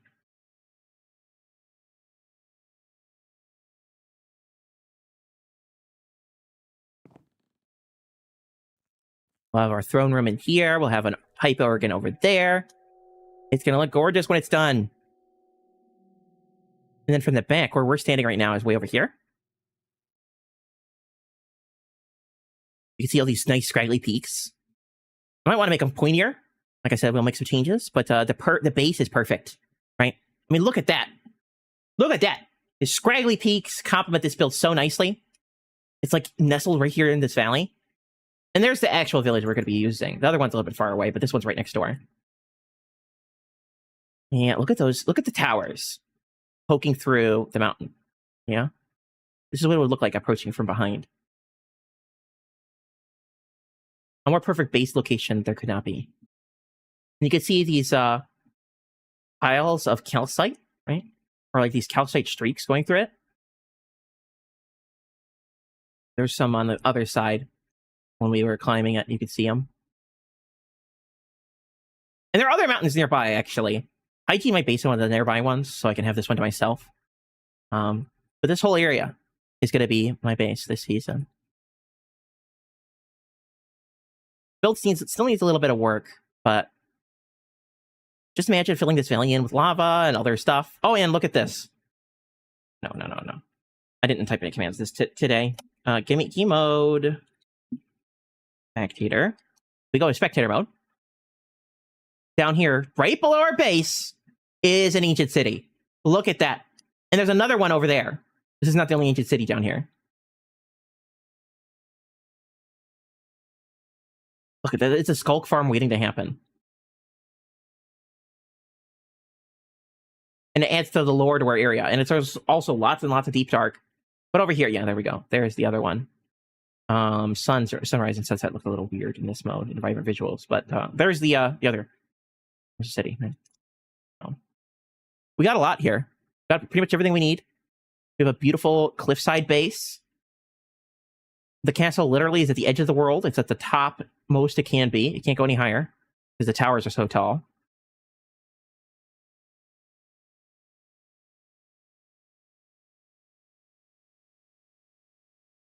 But imagine this like turning a little bit more black. We'll keep some of the white because I think it'll be a nice contrast. But imagine the blackness like enveloping the walls. I want the pillars, the peaks of the mountain to be a little pointier, I think. And a little bit more substantial in some places. But because there's none here at the front, it means you get this perfect visual from here. It's going to be gorgeous once it's done. We'll be able to do so much with this. And there's actually an access to the floor from a cave over here. So if we go back to the real world, hopefully I don't log in and end up dead or something. We have to travel all the way back here, and my stuff is just going to sit there and despawn.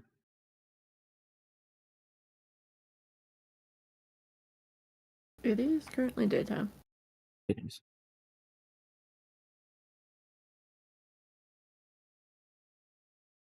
Drive!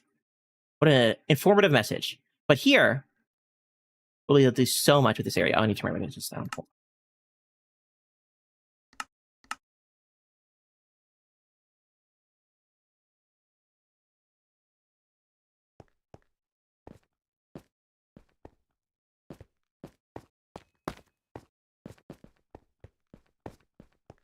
And we're a little bit far from most of the claims.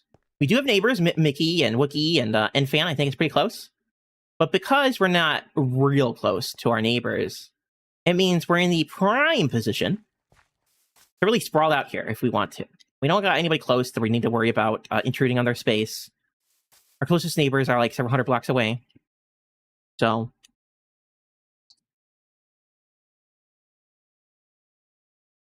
I did the wrong one. There we go. We're doing the dab. Or maybe a high five.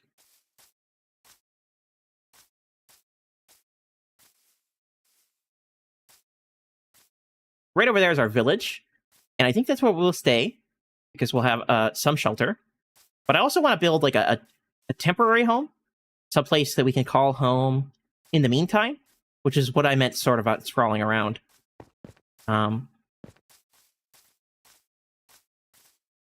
Just a temporary home until we get our castle up and running.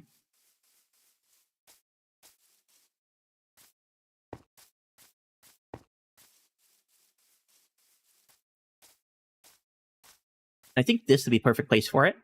It's this cute little valley with this hillside village. But these are the villagers I actually want to save, so we're going to lock these folks up.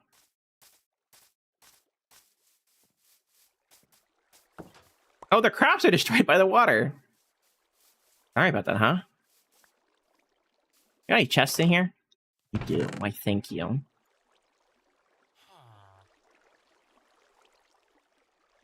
I'll drop off a bunch of stuff just for now. We'll find more permanent storage in a second. But what I want to do is lock these fellas up.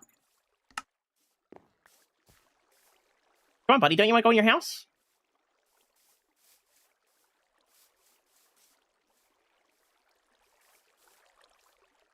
We've got alternate methods of preservation for these folks. But I will need to make some torches.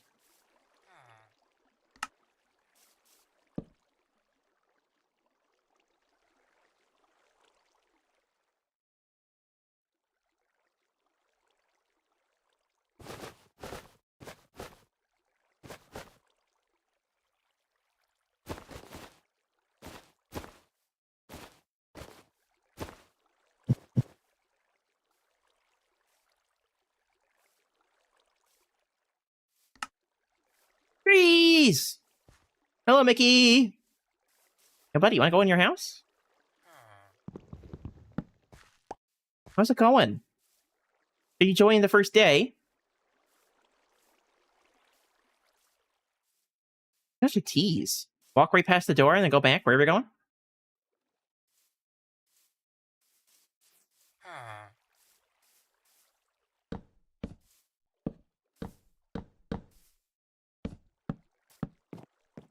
If you do this, I would advise filling in these corners. Mobs can bite through these corners. So if you do this, fill in the corners. And then give them a hat.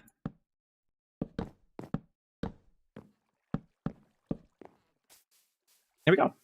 One dude. You've been so excited? I'm glad. I'm glad. What about anyone else? Who else is here that plays on good old SlackVille? Are you guys excited? I suppose it's a leading question because the answer should be yes. But it would be hilarious if someone said they weren't excited.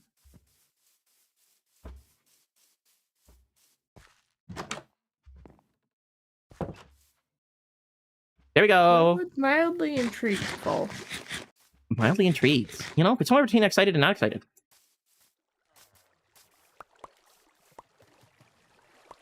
The nice thing about living with villagers is they also have crops, so...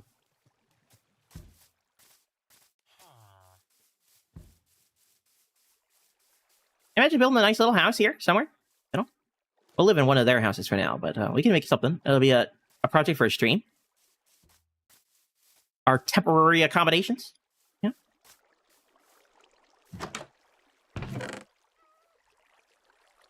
Dude, that even got snacks for us. You move off the melon diet.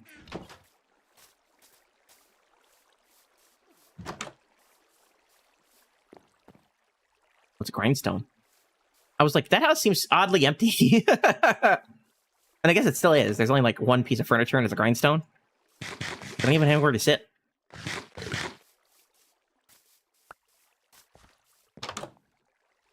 Oh, I did too. Okay, okay.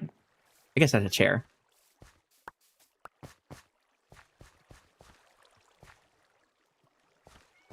Oh, we got llamas and kitties! I love cats. Mr. Llama, you're kinda in the way. But thankfully, you helped me tramp this villager, so...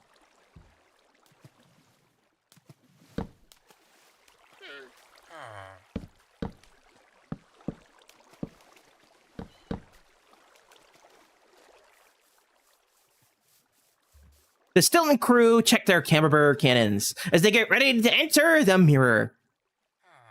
The crew arrives in a mirror universe where the ground is littered with cheese craters. The moon really is made of cheese! Only some make it to the spacesuits in time. Let's see what happened. So, oh, Chewie died. Or Wookiee died, sorry. Nixified made 500, and Motown made 1962 cheese. Very specific number of cheese. Look at all these villagers over there on the top of the roof. What are you guys doing? You guys crazy. How dangerous out here. Why don't you go into my box where you'll never be able to see the sunlight again, and then you'll know you're definitely safe.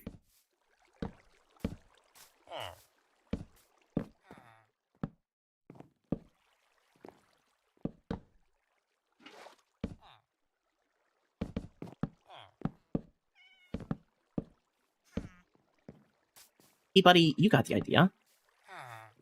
Technically, he's trapped now. I do want to give him a head cover, just in case. Oh, I need more wood.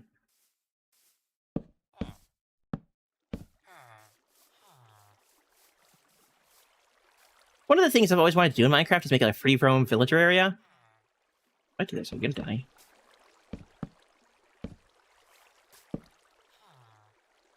Lag? No! He escaped!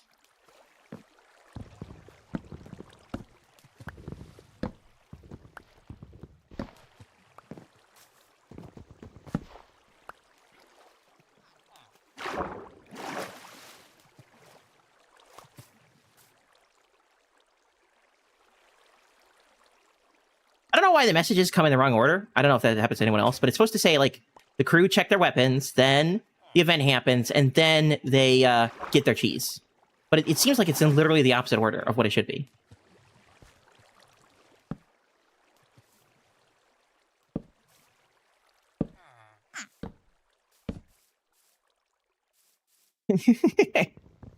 Really fighting with the baby. Is this a mirror hunt? Oh, maybe that's why. You know, it's the opposite. Inverted. I mean, that's where one of my skins come from. One of the fearless alternate personalities is the mirror mister. You're too fast. Like all the water. That's safe for you there. Trust me.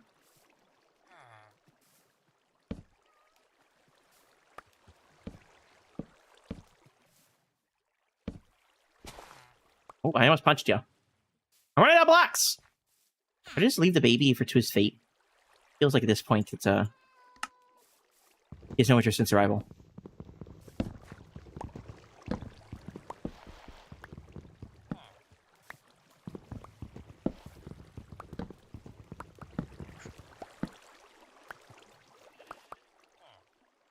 We could be Mirror Fearless for a second. No. Fearless spelled backwards. Go here. Let's make this one Mirror Fearless. And then, do it. I don't want to save that character. I want to... Oh. These icons, they changed them so many times. The icons in the order of changing things. Never get it straight in my head. But, this guy. SS. From... He's got his face in the back of his head, because he travels backward in time. He's in the mirror universe, you know? He died before he was born, you know? Crazy stuff when you live in opposite land, I suppose. Oh wait, you standing still! Quick!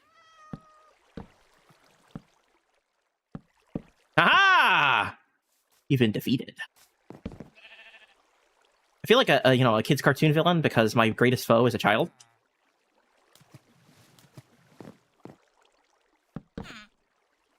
When you're an adult, you realize how weird it is when, in kids' cartoons, the greatest villain of the kids is some random adult. Like, get a life, dude. Come on. You look Gouda! I hope so. My head's on backwards.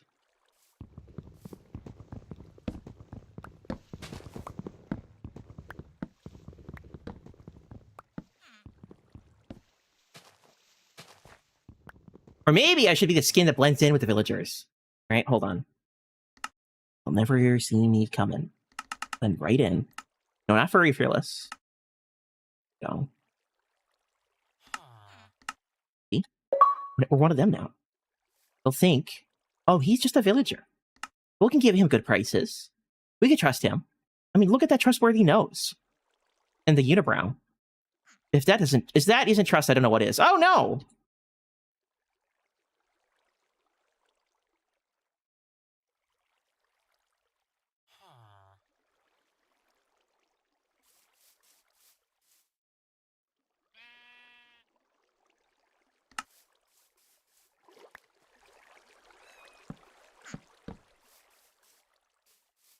Scooby-Doo, yeah, exactly. I'm a Scooby-Doo villain now.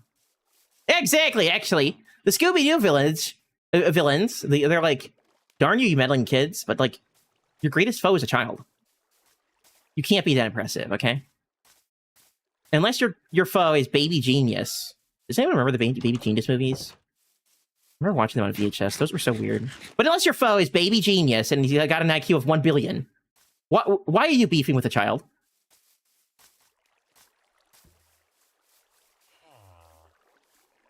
Isn't that sad?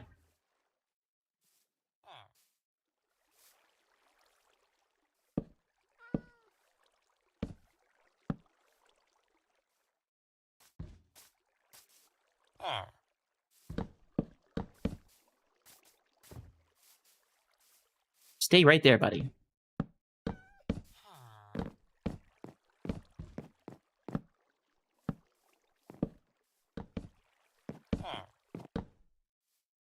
There you go. You get your own nightlight. Trust me, this is for your own good.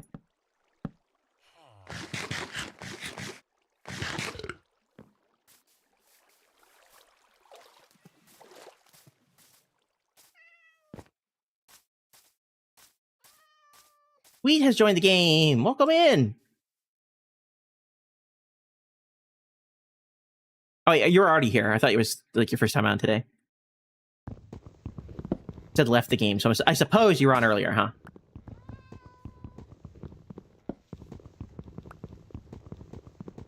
Imagine if we had copper tools right now. I could be all like, no, you'll never catch me, coppas, you know? And then have copper tools and copper armor.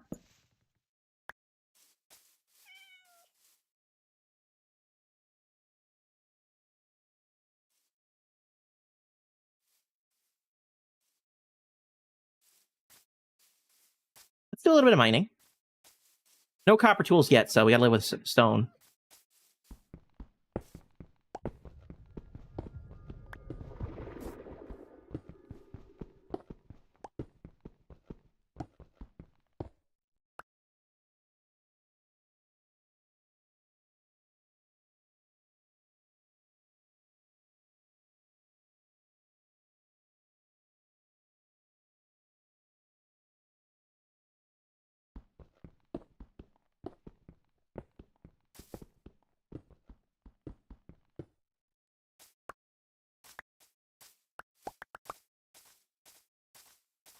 We got a little stone.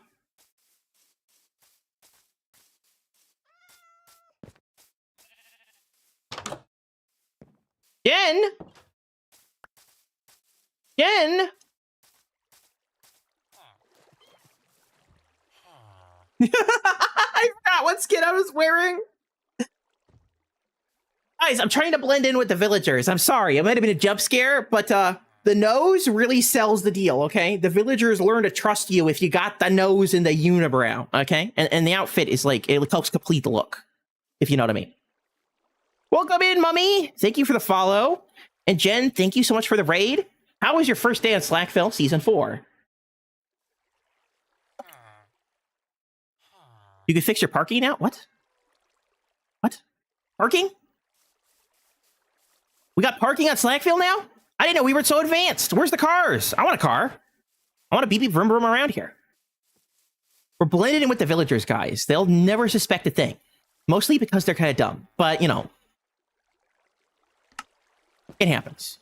Especially when you're on a tree. I mean, I guess the view is pretty good. What are you doing up here, bud? Okay? This is not safe. So let me just, you know, take good care of you. You can trust me. I got the big nose. See? I'm one of you. You can trust me. I'm such a friendly pal, you know. A nice guy. Don't look at me like that, okay? This is for your own good. You're even getting a light nightlight. I'm so nice.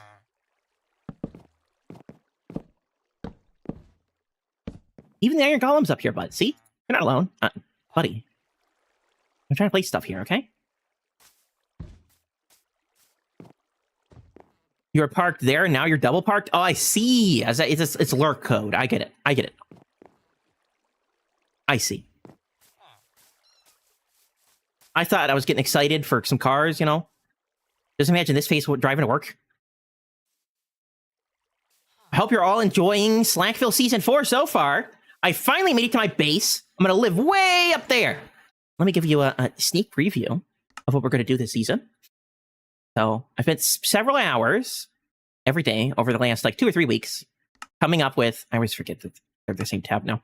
I've spent several hours every day for the past few weeks coming up with the perfect base location, working through my build, trying to modify it so it works well with what's going on here.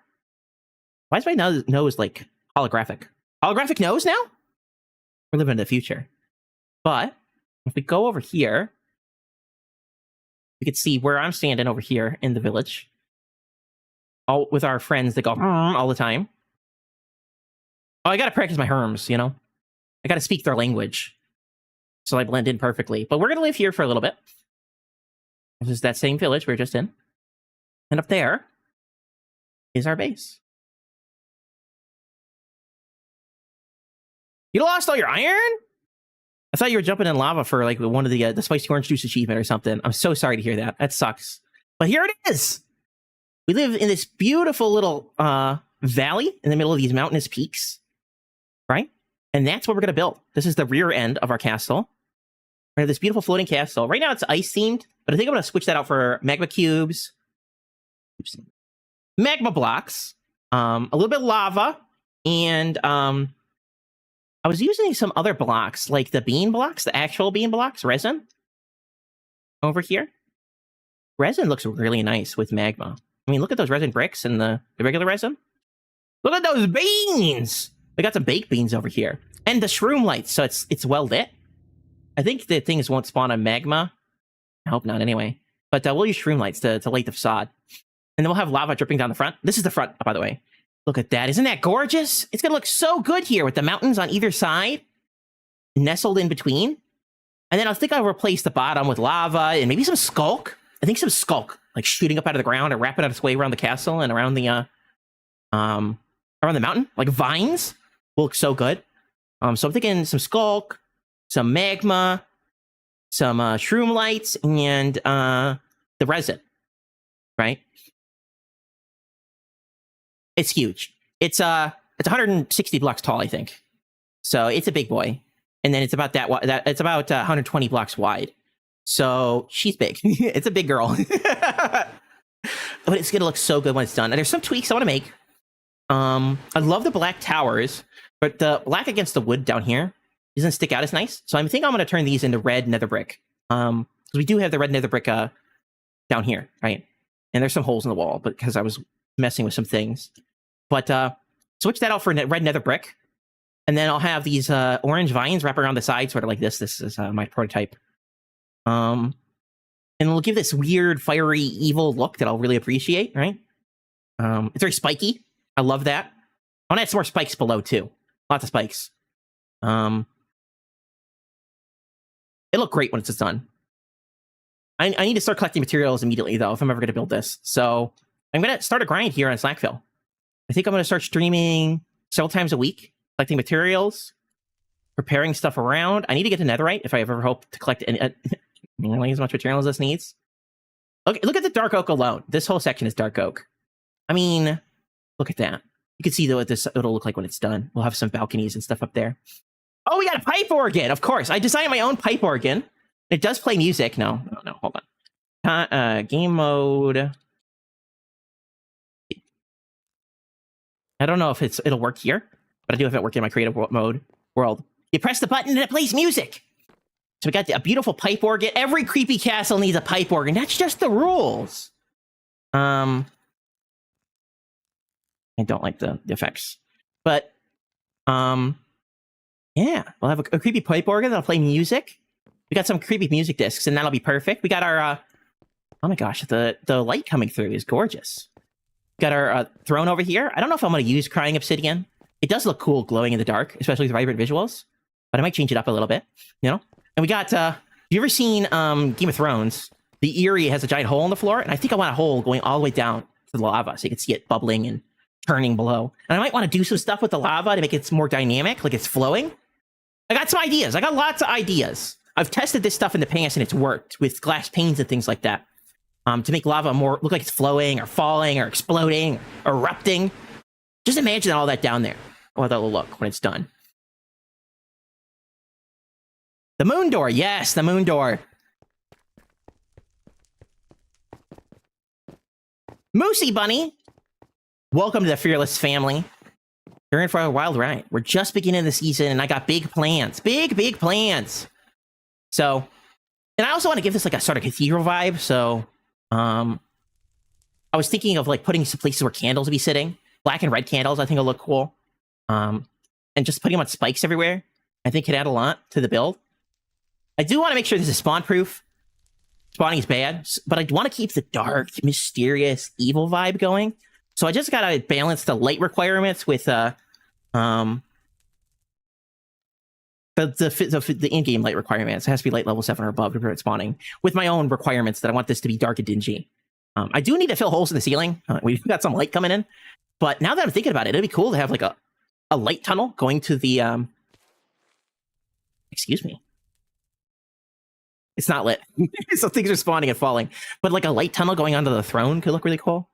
I'm not even sure how I'd accomplish that, but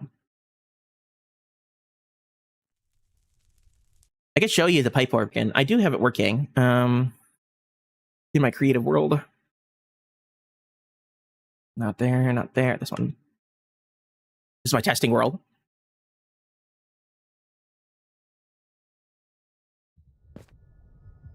I build a lot of stuff. I used to build redstone everything a long time ago, I got out of it because of undisclosed reasons. Anyone who knows me, why I got out of doing redstone for a while.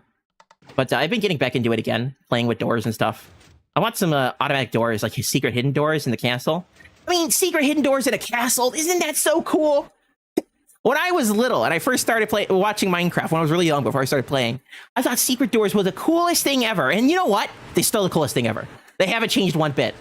I mean, look at that. I was working on like a secret hole door in the floor.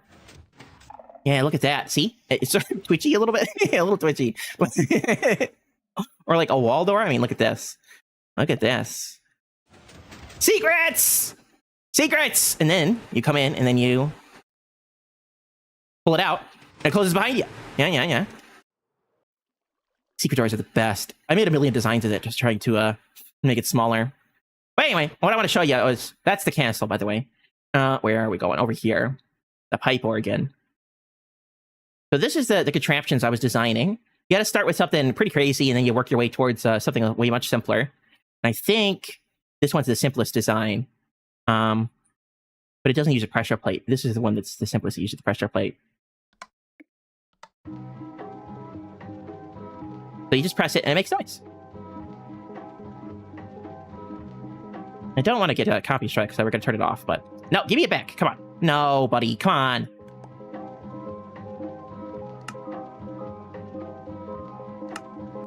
Give me all your discs. Oh, you know what? It's going to continuously do that because I turned it on. I forgot. It'll keep recycling through the discs is what it'll do. So it'll play music forever as long as the button's been pressed. I got some creepy ones. Those aren't the creepy ones. There's some creepy discs that I think will be perfect for a creepy pipe organ in the corner. I'll have to go find them, though. Sounds like it's such an amazing build. Thank you. And then over here is the pipe organ designs. I was working with a couple of them. I thought I'd make a backdrop for one. Make it integrated in the wall, but I like it against the window more. Up there. So you can see we designed them. I even used dragon heads for the keys down here. Like the feet keys and the keys up here. On armor stands. So... yeah, the music will work once it's done. I think it'll be really cool. You know, lots of a million side projects for a mega build adds quite a bit because you always have something to accomplish, right? And you can see this is just essentially the same design. That's the one we were just looking at with the pipe organ in the corner, and that's the design I went with. This is a bottom slab here. So, I did have another design if it was going to be on the top slab, or I should say that's the top slab, that's the bottom slab. Something sunk in half a block, essentially. But I wanted to go on a full block because I could play with these looms, and it makes it look like keys and stuff, and then you got the music up there. And then the pipes. Yeah, it's gonna look so good. Anyway, let's get back on to actual SlackVille. And I apologize if I'm going too fast. I get fast when I'm excited. I'm a fast talker. But, yeah. Now that I'm feeling better, I've been sick for a very long time. Now I'm feeling better. I want to get back into the groove of things. And I think the best way to get back in is on a new season. Yeah. You can do so much in a world. The possibilities are endless.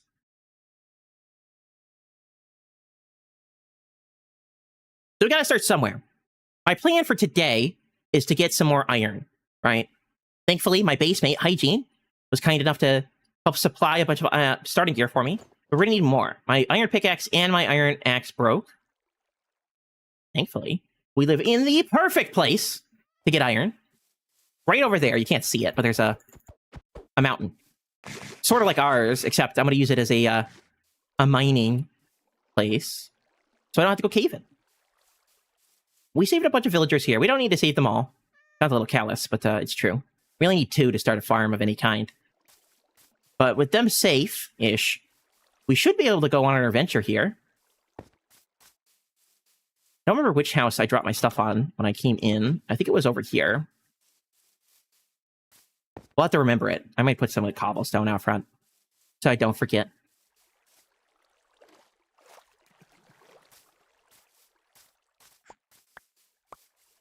This one. We'll go like that. This will be my temporary accommodations. We're not going to live here in the long term or even in the medium term. We will be building a home for ourselves. while we're building the big castle. I should say we'll have a home. For now, we need more material. We need to move up to the Diamond Age. From the Iron to the Diamond Age, and then the Netherite Age. I'm looking for a Netherite pickaxe. All the other stuff is a side quest. A Netherite pickaxe is the future. If I'm going to be mining 1 billion blackstone, 1 million coal blocks, I need a pickaxe worthy of the cause. So, for our plan here, I want to crack into some iron, but I also need to start growing some sugarcane. We had some over there. I should probably plant it, shouldn't I? Because we need to make an enchantment table setup. The best way to start out if you want to get enchantments is obviously to go villagers. But I don't want to roll villagers right now. So, what we're going to do is we're going to start off with the enchantment table, which we need obsidian, diamonds, and of course the books for. And for books, we need paper and leather. I got leather. There's mobs going to be spawning everywhere, hopefully. And the real focus will be on the paper. So let's go back over here. We'll grab our sugarcane and we'll plant it over here. We don't got a lot of water. It is a savanna, so it's not surprising. But no one expected scissors for a cat to play with? I don't know. Cats are pretty playful. I wouldn't be surprised. Is this one of from their farms? Because their farms aren't set up properly? They're leaking everywhere? Yeah. It is. Let's do something about that, huh?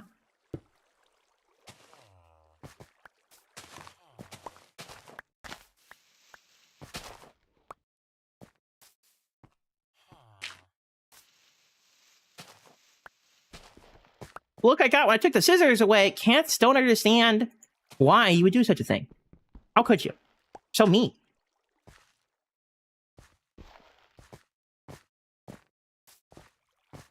I'm just standing here stomping on the crops for these poor villagers.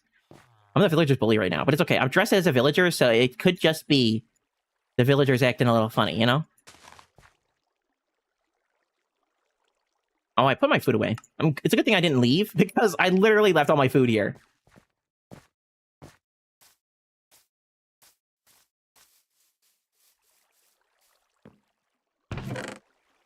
Yeah, I left my bread.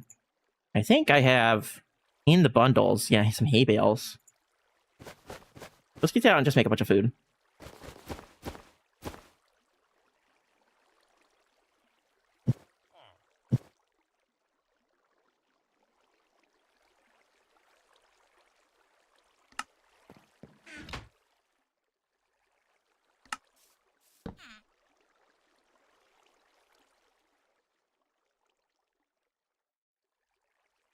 Here we go. Food for days. I should make an axe. Any more wood? I was not prepared to go on an adventure. I got too excited, no? That's what the first day does to you. You get too excited, and then before you know it, you lose all your stuff. And then you're trying to mine without any wood.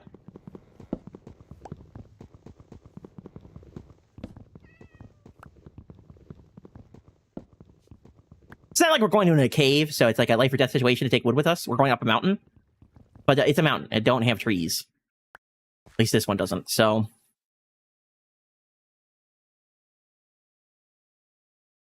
let's make ourselves... a... axe. We'll axe some questions. There we go. And... what I want to do is...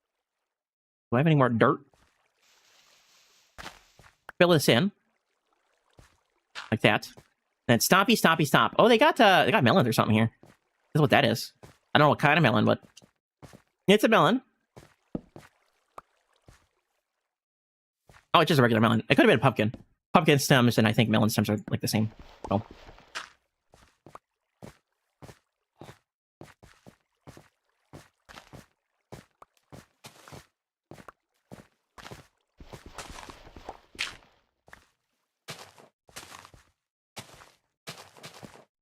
There we go. So our sugarcane will grow. We'll have paper. Leather is going to be probably a problem. There's too many people in the world for passive mobs to generate very easily.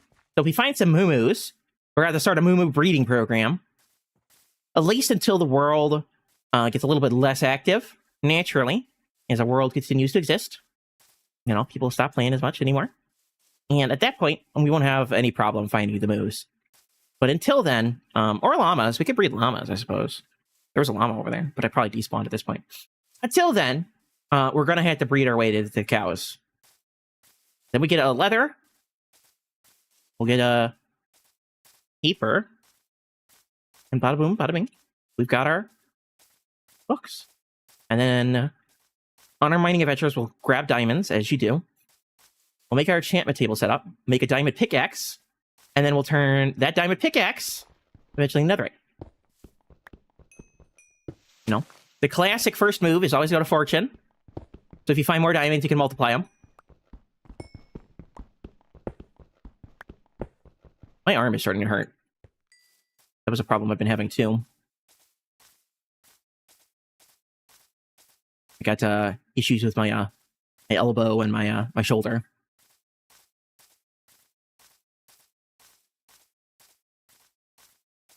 I just can't game as long as I used to. No more marathon sessions for me. I have been streaming for a while, but you know. One time I streamed for 8 hours without stopping, and I wasn't even tired afterward. I don't know if I could ever do that again without preparing for it beforehand. Back in the day, I used to stream 5 days a week. Sometimes, on occasion, 7 days. Weekend, though, is like my break. The whole week, I would stream every day at noon, back when I was in college. I didn't have classes at noon. I had some evening classes and morning classes. And some days, after my nighttime class, because, you know, as a college student, you'd sleep in sometimes. I can admit that freely. I'd wake up before my 9 p.m. class and then get home at really late, 11 or something, and then stream. Those were the days. Now I'm a big boy, and I have, you know, a big boy job, and, you know, regular work hours, so no more noon streams for me. We are still going. Going strong. I'm climbing up this mountain to plunder rid of his riches. Do you think the villagers suspect something when they realize this villager's got armor and a pickaxe? Or will they think I'm just a ingenious builder? Well, we need iron for that. And here we go. All the iron we'll ever need is on this mountain. This mountain is huge. It's covered in iron on every corner. And our own mountain also has iron. I just don't want to spoil my mountain right now. See, look at this. Look at this here. Well, Sköll, you asked me to stream more often, right? You know? You've wished this into being, just like you wish cheese into being. If you've ever wondered who, besides me, is to blame for the cheese being a thing around here, look no further than Sköll. On his very first stream, talking in chat, he told me about charcoal cheddar in the United Kingdom, and cheese has been a topic of conversation every day since. Pickaxe broke. Pickaxe broke without an easy way to replace it with a regular pickaxe. We'll make a wood pickaxe and just grab some stone.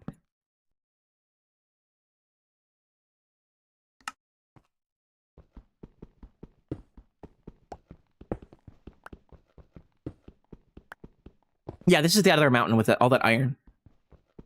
This will just be our mining mountain. I hope Hygiene does not select this as his base. I tried to reach out to him and see if he had selected a base besides mine, because he said he might like live in one of the mountains nearby or in one of the valleys nearby. But I'm sure he'll be happy to have materials to build with.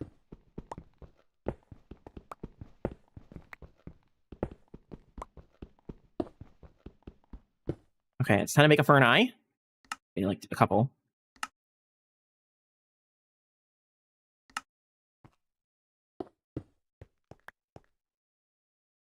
And then we'll make a stone pickaxe.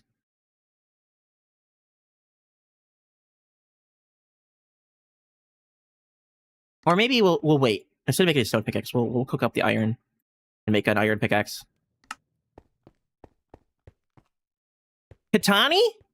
Is that what I should call you? Welcome on in, Katani. I hope you're having a fantastic day today. I'm super excited It's the beginning of a new season of SlackVille. And I've got all the energy in the universe. I only said so much energy as I can muster these days. To really get started and go crazy. But I keep doing that. I keep doing that and I don't know why. I'm so used to burning things other than coal in UHC. And I need those sticks, and I just burnt a bunch. Mrs. Stace? Or Miss Stace? Is there like a pun there? Like mistake? Cap is good. Perfect. I'll call you Cap. I'll remember that. Pickaxe. Acquired. Now we can mine more iron and faster. And we can also mine our emeralds. This is an emerald mountain. Whatever type of mountain that is. I don't know. I'm used to extreme hills having emeralds in them and being the only biome with naturally generating emerald ore. With all these new mountain biomes, they also generate it too. So, look at that. I might leave some of the ore, actually. With Silk Touch, emerald ore is super pretty. And if we build a vault in our castle, you know, our evil castle's got to have a super evil vault, yeah? Some emerald ore might look really nice. A new season is always fun! I agree. 100%. So many things to do, so much progress to be made. And we got a big base plan, so... I gotta actually put my foot on the gas here and make some progress.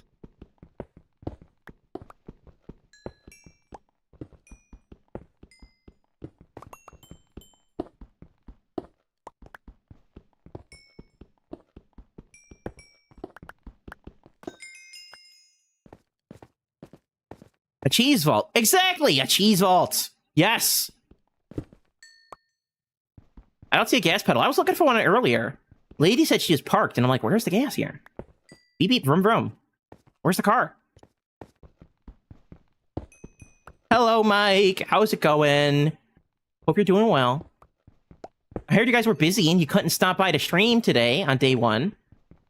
I hope one of these days you'll both get a chance to hang out and have some fun here. I don't know where you guys are based at, but, you know, I'm going to be next to Mickey, and, I don't know who's based with Mickey. I don't remember. Not another cheese vault. We always need more cheese vaults. We also need a lot of coal. I'm going to be building with coal blocks, so I'm happy to collect coal where I can find it. Maybe more coal than the average person would ever need in their lifetime. Speaking of cheese. Speaking of cheese... Yeah, we are driving home. You'll be home later. Wickless is driving. Well, tell Wickless I said hi. And also ask them if they got cheese.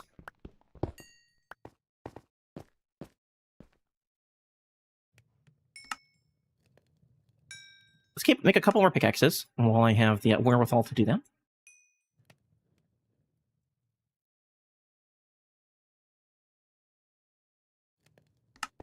We're gonna need them, so. What's up with my cheese pick? My cheese pack, it's broke. That's what's up.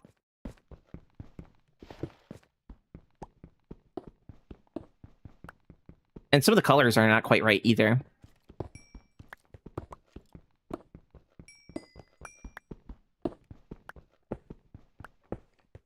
Forget what I was complaining about, but the blue in the menus, because it's red and black, right? And blue it clashes too much with the menus.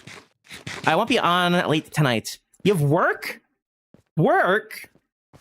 What is this work you speak of?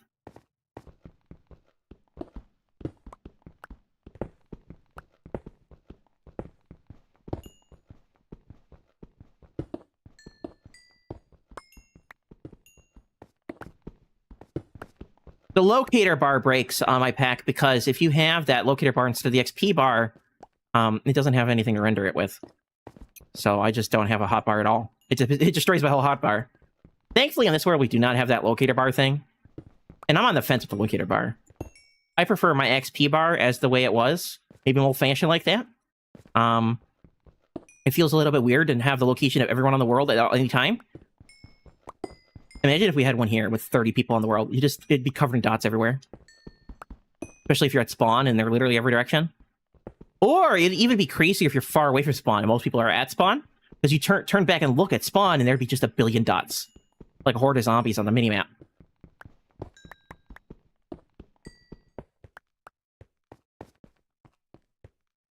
Yeah, you can turn it off. It's in the settings somewhere. And it's also a game rule, I think.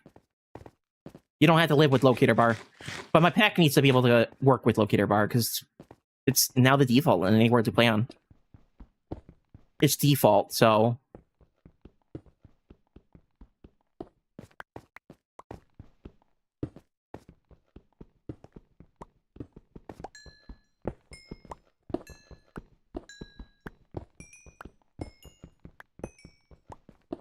Did we ever get a shout out to Jen? Sköll, can you give a shout out to Jen? I don't know if I did it earlier. I forgot. Jen Fire. I don't know if she's still in chat, but she raided us earlier. Again, thank you for the raid, Jen. D1 of SlackVille is always the best day to be on the server, because you get to see so many friends that you don't get to see all that otherwise. I haven't got to chat with you all that often.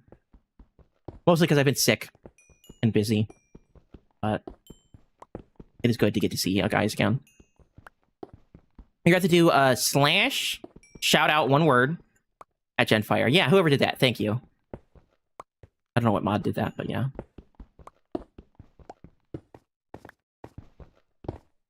Sweet chat. Oh no!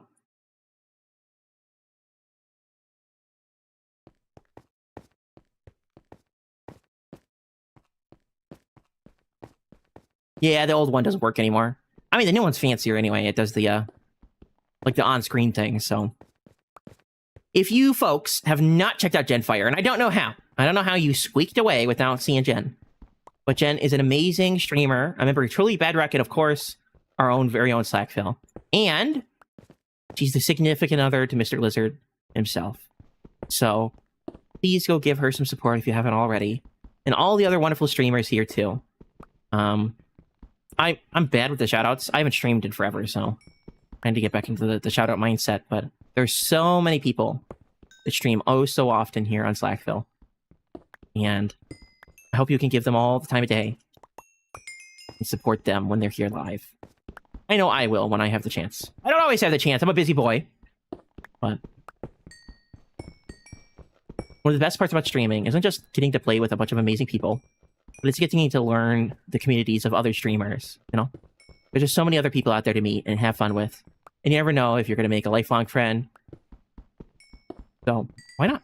Why not join and hang out? And speaking of joining, I do have a Discord. And of course, there's the Slack Discord.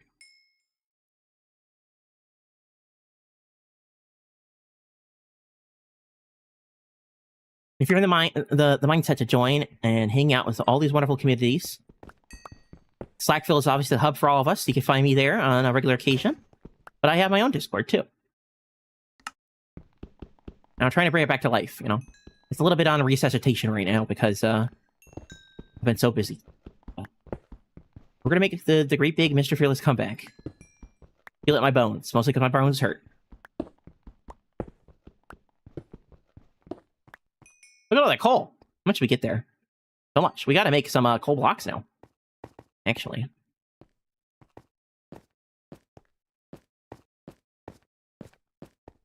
I should have made a bed.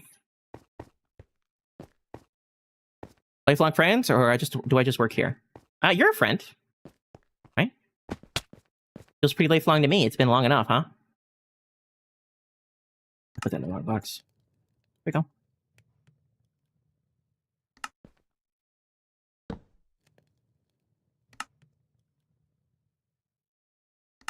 I still keep thinking about starting like an ARC server or something. I have my patron server, CourageCraft, but I might want to start like a server for another game. I want to play ARC. Sköll and I had a lot of fun playing ARC. We completed the whole game in like one day, so maybe I gotta take it slow next time. But ARC is really fun. It's like Minecraft, but with dinosaurs. So.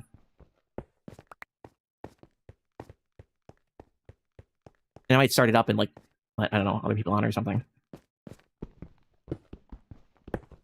I'm not always in the administrative mindset. I was joking with T-Man earlier that I'm glad he's the one admitting SlackVille this time. I used to do it as a regulator and then one of the admins. I'm happy to leave that behind now. moderating is a lot of work. It's a full-time job. So I'm always hesitant to start a new server because, you know, there's always troublemakers, but I'm not afraid of the ban button. I just don't like doing it.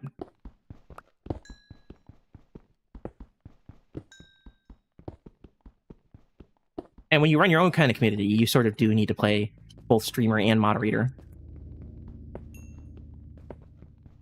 Yeah, curate your own community in the way you want, or other people to spoil it.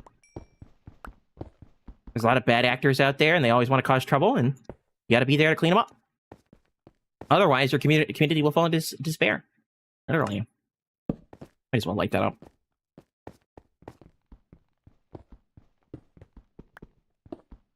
I have a friend of a friend who did it, and I might ask them how they did it, what server company they were using.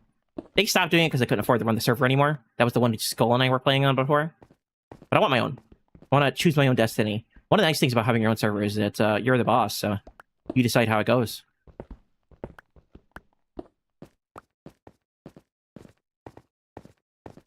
Don't get me wrong, I like playing on other people's servers, but sometimes it's nice to have a place of your own. That's why I have CourageCraft. It's my own server to make with. I don't know. I might need to take a break here. We've been streaming for 3 hours without stopping. I do want to continue streaming, but I might need to go get some water. Maybe refill my coffee. I'm going to be up late tonight doing other things.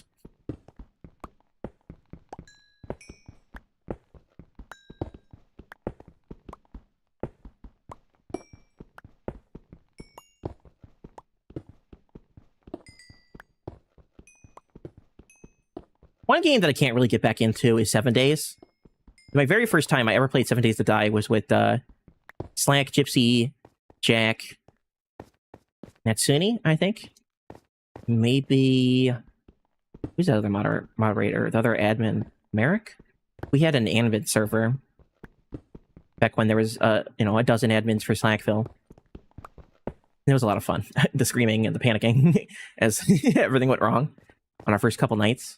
It was a lot of fun, actually. Making bases together. But I don't know if I could get back into that game.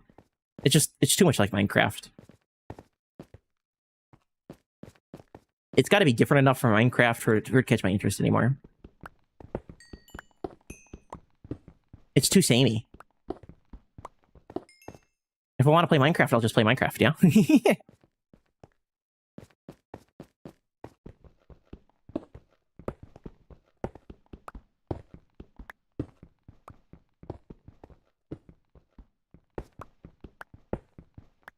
Oh, you know what? The other thing I was thinking about, along with the pickaxe, we're going to need to get a beacon.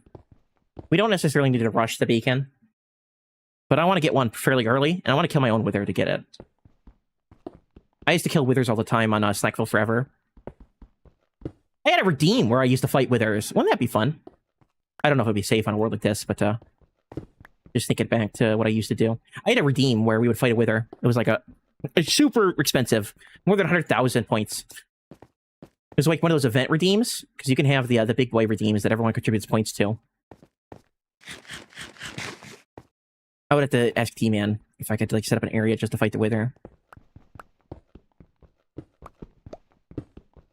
There's still a cratered area on SlackVille forever that was filled with sand. We had to refill it again because it went all the way down to bedrock, like 100 blocks in every direction. Bedrock withers are not a joke. If you ever fight one on bedrock, just know it's a lot harder than on Java. Don't let Java withers fool you. They are nothing the same. Bedrock withers are more dangerous. Way more dangerous. They have more attacks. They have smarter AI. They target you better. They shoot more often. I think they might have more health. So... I remember when they added the wither to bedrock. You know, that's another story. I'm like the old man of Minecraft now. Back in my day... Well, back in my day, I remember when they added the bedrock wither, and it was funny because of all the people I did not expect to play bedrock and fight the wither was Captain Sparkles. He did a video, I think, on his main channel where he fought it. I can't remember. Maybe it was someone else, maybe a Minecraft developer or something. And it kicked his butt. So, for you lifelong Java fans out there, just know it's not the same. And they did that on purpose because it was like supposed to be, wow, look what the wither could do now type deal. with the Wither on Bedrock. So it spawns Wither skeletons. It's a full-on boss fight. Yeah, I used to fight it in leather armor, red leather armor. I'm no slouch when it comes to combat in this game. Maybe these days my skills have gotten a little bit more rusty, but that could be a fun challenge. I'll add it to the list of things I want to do. I do have a suggestions panel in my Discord. Like I said, if you are interested in joining and you want to give me suggestions for future streams, I'll take them. Wither, leather, armor.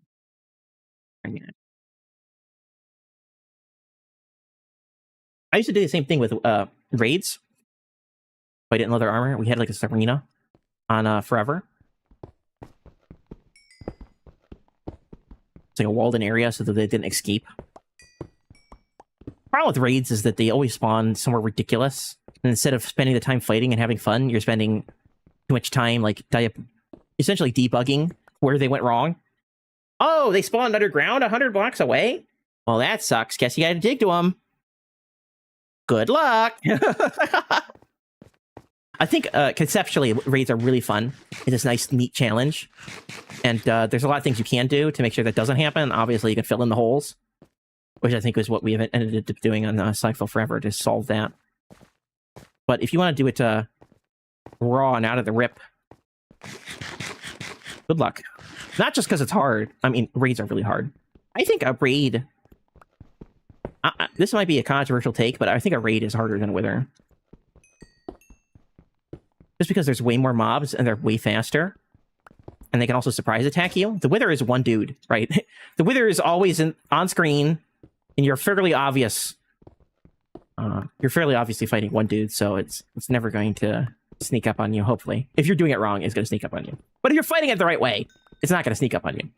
But the raid mobs, they can sneak up on you and kill you, and they do a lot of damage. The one thing I'll say about the Wither is its ranged attacks don't really hurt all that much. It fires a lot of them, and they do Wither, obviously. But that's a slow burning damage. It gives you time to deal with it or hide. Most of the raid mobs, they hurt. They hit like a truck. So, good luck. And they're also fast. They're surprisingly speedy. And they spawn witches and the one dude. Not the Vindicator. The Vindicator is scary because he's got the axe, the iron axe, and he hits hard. But the Evoker will spawn Vexes and do the weird alligator trap attack, and the Pillagers got range attacks. It's such a wide array of attacks. I think it's collectively more difficult than a Wither. At least in the later waves. The first wave is like literally 4 dudes. That's like a Saturday afternoon for me. But once you get to the later waves and you start getting the mass spawns, if you're not prepared for it, good luck. But I think we're going to take a break here. Once we hit 3 hours streaming. So this will be an opportunity to stretch your legs, get out, get some drink. Because I know that's what I'm going to be doing.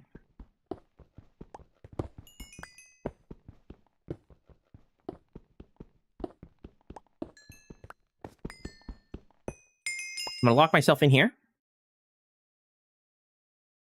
I was thinking it'd be funny to do it with the coal blocks, but I don't want the coal blocks to be destroyed.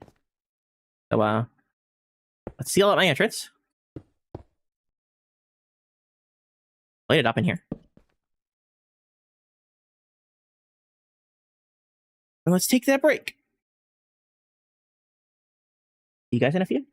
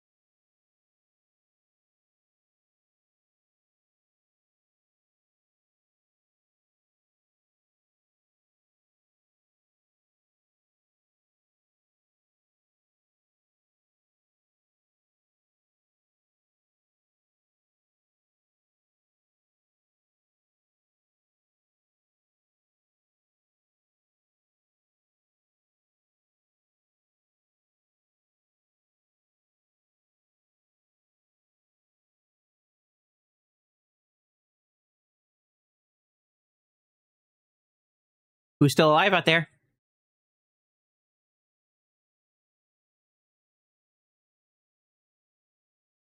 Oh, this is good. I'm gonna pick up some cheese. You're dead? Oh, that's a shame. Hard to play Ark with dead.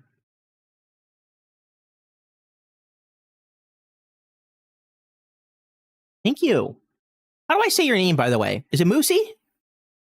Moosey Bunny? Mob! Hello. Fire and Mickey raid, I was triple parked. Or was that Lotus? Yeah, it might have been quadruple parked, huh? Moosey is good.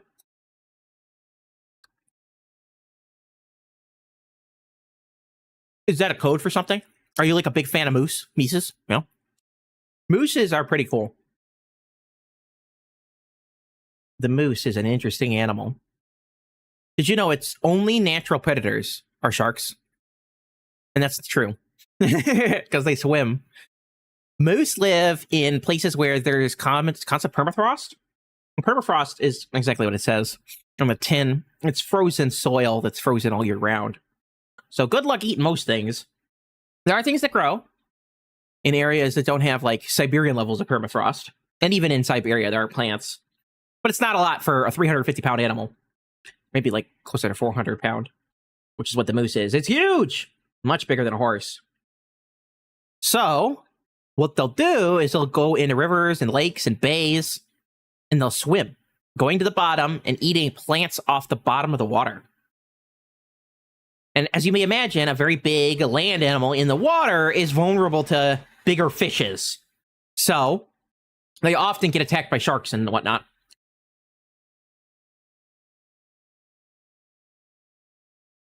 Your beagle was named Moose? I think Slack has a dog named Moose. It's a very good dog name.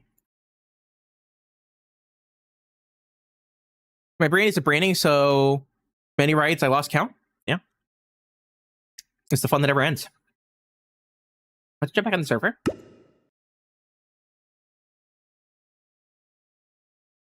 Moose are also very dangerous. Like, you think a big herbivore wouldn't be that dangerous, but just to put it into perspective, hippos kill more people than sharks and alligators combined every year. They're actually the most dangerous animal in Africa. And they're largely a herbivore. The problem is they're big and territorial. And the same thing goes for moose. They've got those antlers for a reason. Have you ever seen a horse kick someone and throw them across a room? Just imagine something a little bit bigger and angrier.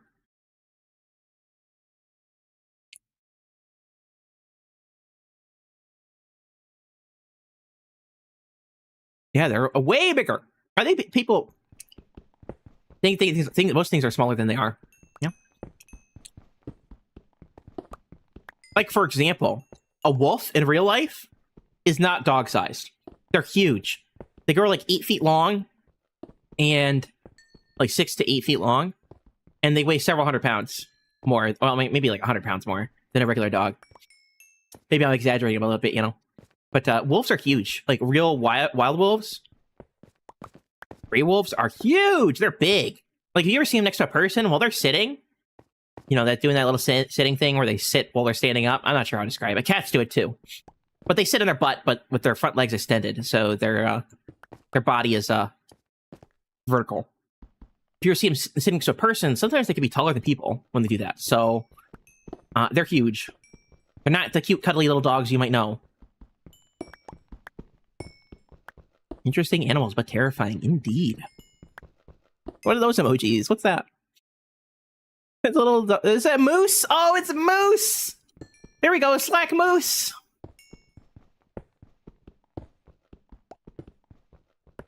Yeah, wolf is bigger than a small motorbike. Yeah, exactly. They're huge.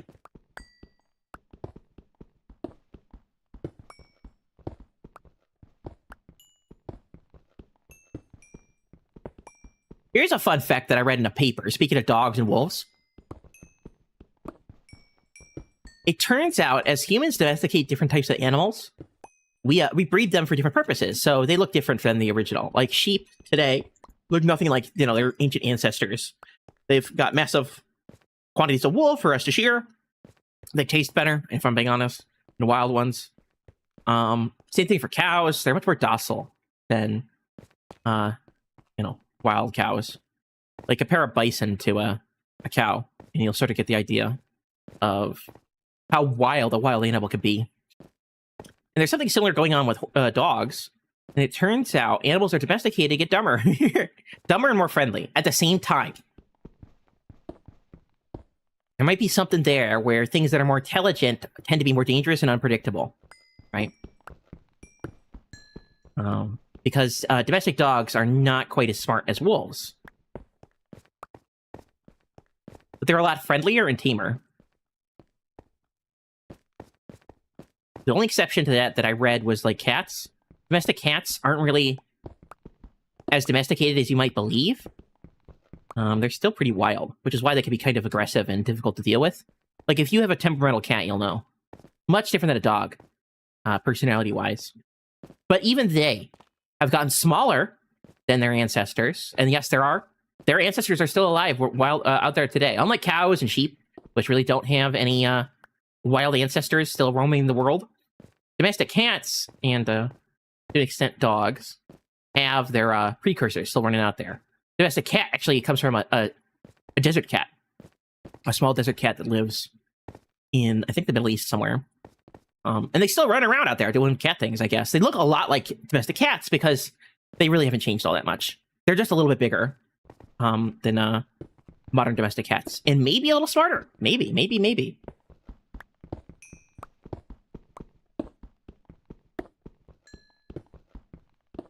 But that's what I think of every time I look at my dog doing something dumb, or my cat. Displaying traits that would probably get them killed in the wild. I'm like, yeah, we kind of bred them to be kind of stupid a little bit. So they would be less aggressive, follow our commands, and more predictable. But that sort of makes them a little dumb.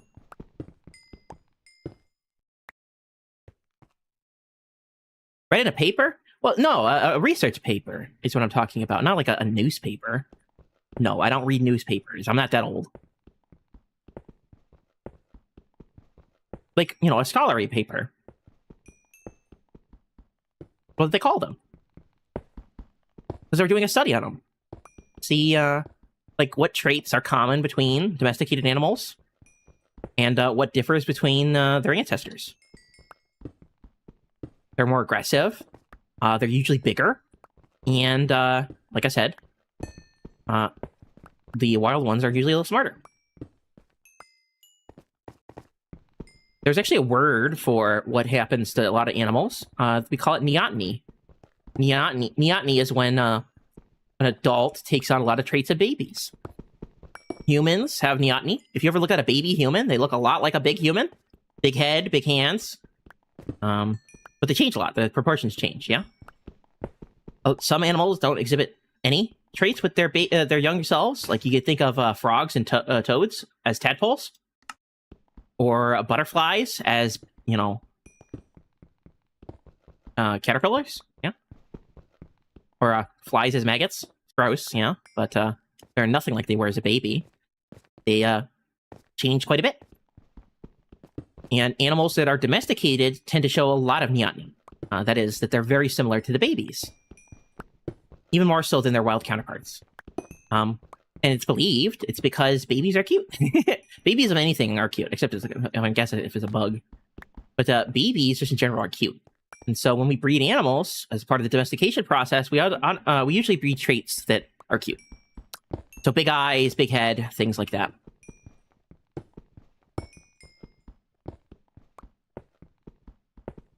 Puppies fascinate me, because other than the size, they all look the same. Exactly! Yeah.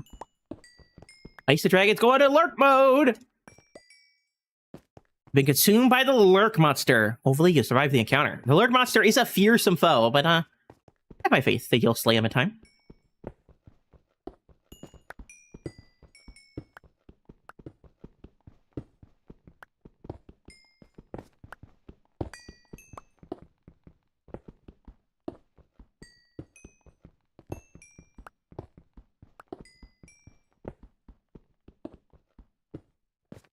But I was going to say, with these traits in domesticated animals, the baby traits that last into adulthood, it tends to also correspond with more simple-minded animals.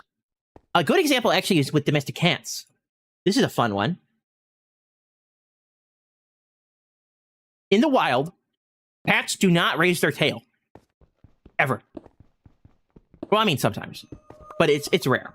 But have you ever seen a domestic cat? Maybe even one of those ferals that roam the neighborhoods? You notice when they walk up to someone, they often raise their tail up. They even do it with other cats. And that is a trait that they've inherited because of domestication from babies. When cats are kittens, they often raise their tail so their parents can find them. Babies of all type are pretty much entirely reliant on their parents to save them, keep them alive, especially mammal babies. Other babies don't really might have some pretty bad parents, like turtles. They tend to lay them and run. But for mammal babies, they tend to need quite a bit of care in order to survive to adulthood. And that means, especially if you have a lot of kids, you gotta keep track of them all. So kittens will raise their tails so mom can see them, like in grass and stuff. And that's something that the ancestor of the modern cat still does in the wild. It's just as they become adult, they lose that trait. They don't raise their tail like that anymore. But domestic cats have kept that trait. Mostly because we've it into them, I should say. I don't need myself. We domesticated them, so they've picked up traits that babies have. So they've learned to raise their tail to show that they're friendly to humans. Newborn puppies, yeah. They look like just little wrinkly balls.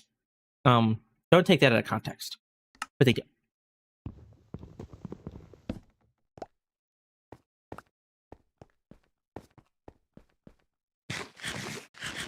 Yeah, there's sunset.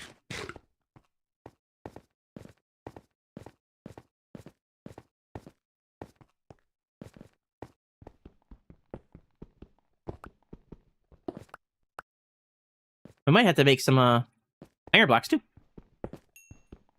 Making blocks of something only really works if you have 3 or more stacks. If you only have 2 stacks of something, you're still going to make 2 stacks of it when you turn, half of them into blocks and have a couple left over. Unless you have exactly as many as you need for the number of blocks you have, you're still going to end up with 2 stacks.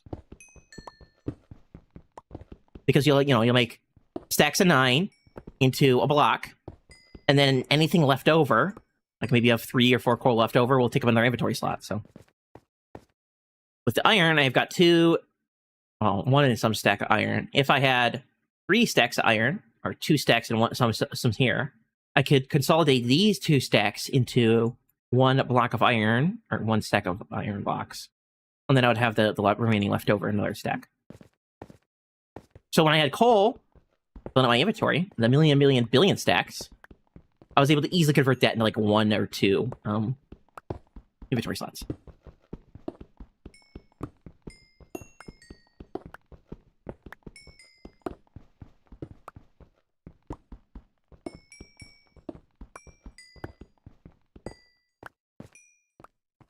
And I do need a lot of coal this season, so I'm happy to mine as much as I can. Way more than anyone probably would ever need for a whole season. Just because I want to be building out of it. What can I say? Coal blocks look cool. I mean, look at this block. Look at that guy. Isn't that a cool block? Cool block? If I do say so myself. Hey, get out of here.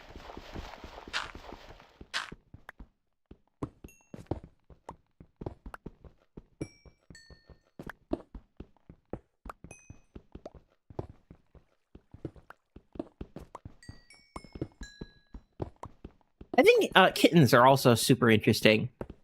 I think kittens look a lot more like cats than dogs. Puppies look a lot like dogs. They get that shape pretty quickly. Like a couple days in, they are like cat shaped. I don't know how else to describe it. They're very cat shaped.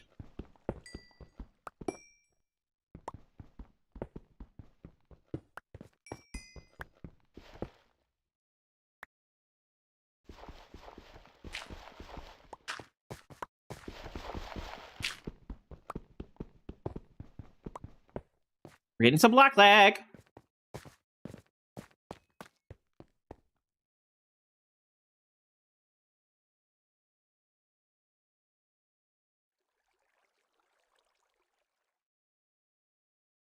I'm eating some more cheese because I'm hungry. I've been streaming a while now. I might go for a pretty long stream today. You know, as a commemoration of me being back streaming again. Just to get as much done as I can on this first day on the server, first real life day.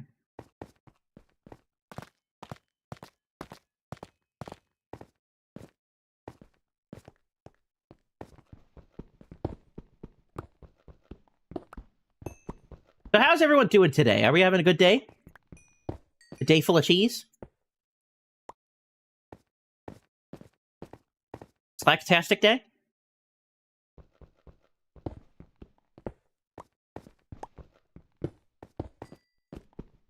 Is there anyone feeling villainous today? You know, Slack villain? All is cool. These mountains are crazy.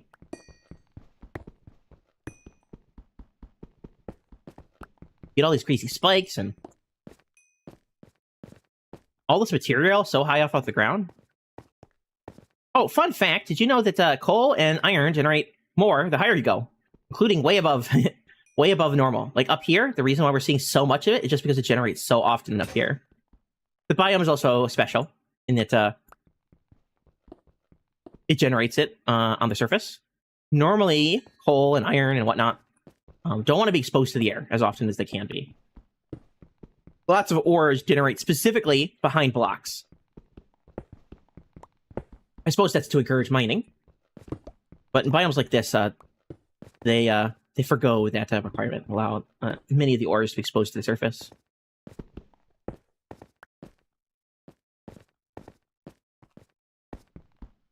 Diamonds are especially difficult that way because they really don't want diamonds exposed to the surface. They don't want you just to go caving and find all the diamonds you need. You'll find some that way. Plenty. But they'd much rather you, engage with the core mechanic of the game, mining. Not all caves are connected, and if you only go through the caves that you can see, you might miss out on a lot of other stuff in the world, like the, I suppose, like the ancient caves. Yeah, ancient cities and stuff like that. Level 25! Look at that! We're almost level 30! If I don't end up getting killed.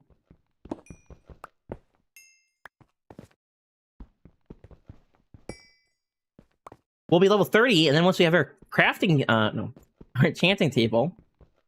Yeah, a crafting table. Once we have a crafting table, we'll be able to enchant, right? How come they both leave the game at the same time? Are they like that coordinated, huh? String cheese and have so much fun with it? Didn't really like my mozzarella on its own. I know! String cheese is so fun! I really like string cheese or other prepackaged cheeses like that because, honestly, sometimes they're fun to play with. It's fun to peel string cheese. But because it's, like, perfectly snack-sized, you don't need to open up a big bag of cheese or get real complicated with it, right? String cheese is also nice, like, for lunches and stuff. Like I said, because it comes prepackaged. Your portions have been packaged for you.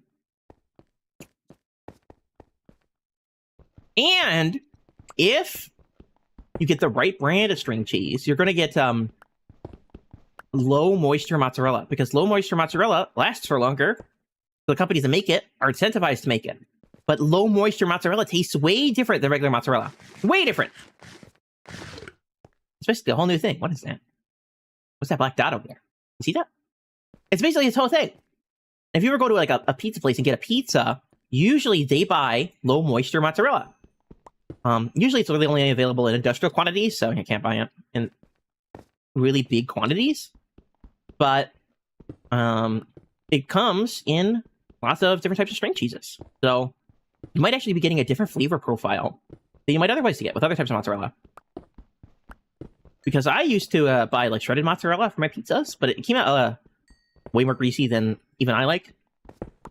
I'm going to stand on my grave and say to the rooftops that greasy pizzas are the best kind. Like, anything to do with cheese is the only time food should be greasy. Every other time it's just kind of gross. With a pizza, it's acceptable. You got that stringy, cheesy, greasy thing going on. Okay. But if you use high mozzarella when you're making your own pizza, it can kind of get watery rather than just greasy. Anyway, cheese sticks are right for that. Because they're usually drier.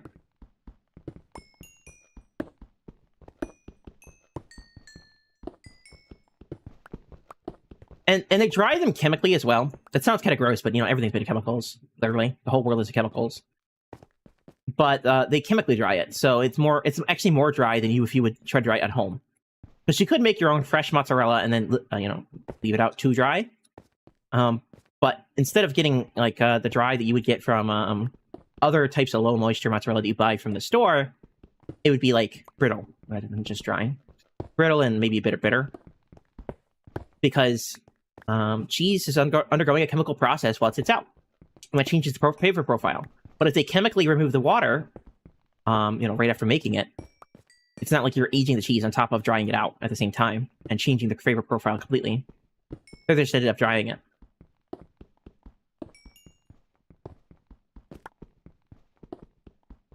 Regular Moz is usually in capris. What's capris? Look, you're using a word that I don't know. Usually, I'm pretty proud of myself for knowing words that people don't. There you are, out there with a word that I've never really seen before.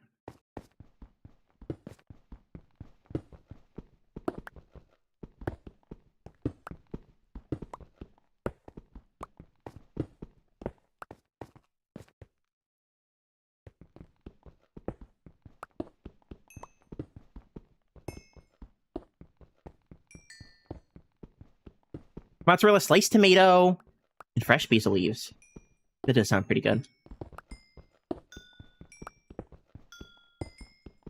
It's a salad, I see. Okay, that makes sense.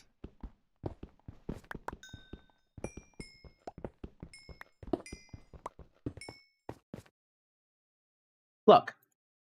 So we got 3 and some stacks of coal. Okay. But if we go here, turn them into coal blocks. Now, we still have a little bit of coal left over, but we've been able to fill up a whole block inventory slot with coal blocks. So we've essentially created out 4 inventory slots for 2. It's even more efficient in this case because I already had some coal blocks. So it really is just turning 4 into one inventory slot.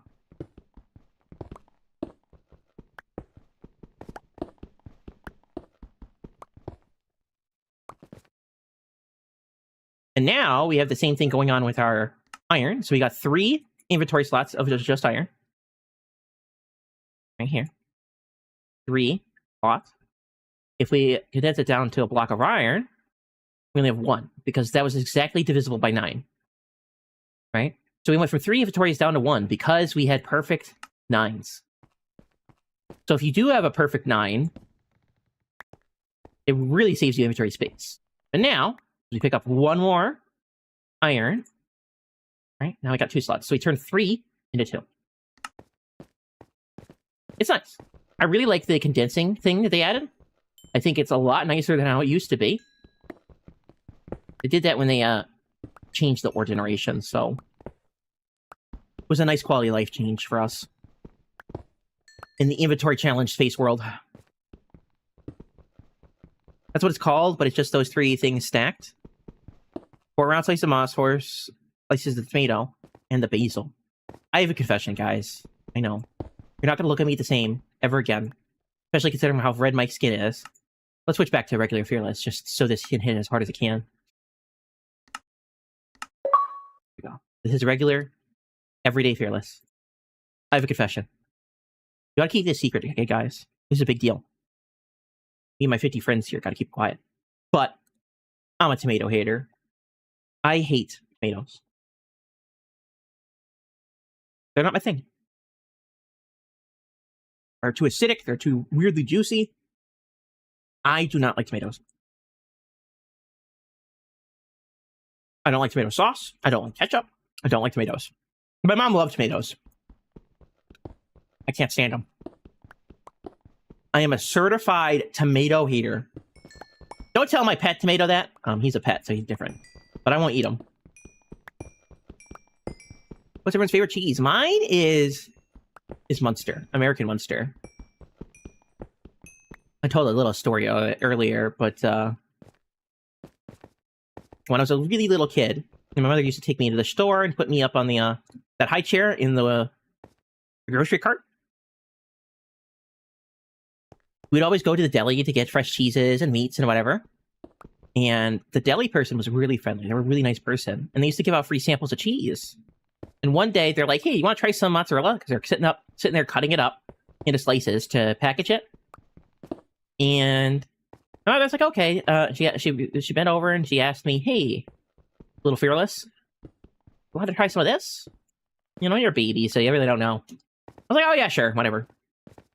But it blew my mind. The moment I bit into that, I was addicted for life. It was freshly cut, freshly made mozzarella right at the deli counter. And I've learned to like it really cut really thin. There's something about really thinly cut mozzarella. Munster, sorry. It's so good. My second favorite is cheddar. Cheddar is ubiquitous, which is just a fancy way of saying it's literally everywhere. Everything pretty much is made out of cheddar. I need to make more pickaxes. Technically, American cheese was once made out of cheddar scraps. United States, it was an English colony at one point, and cheddar was the most popular cheese in England. So for a long time, for a very long time, cheddar was the most popular cheese in the world. Wherever the English went, they took their cheese with them. Especially here in the United States, it was the most popular cheese. I need to get all the way to the other side to get to my furnace. I should have brought my furnaces with me. I love cheddar. In the United States, you gotta buy a sharp cheddar to get like a full cheddar. And even then, it's not as well aged as it might be in the UK. But recently, I found this pre-packaged, shredded, white cheddar, mild cheddar, and sharp cheddar, so you get all three at the same time. It's literally 3 cheeses in one. It's so good. Oh no! Egypt has died so much today.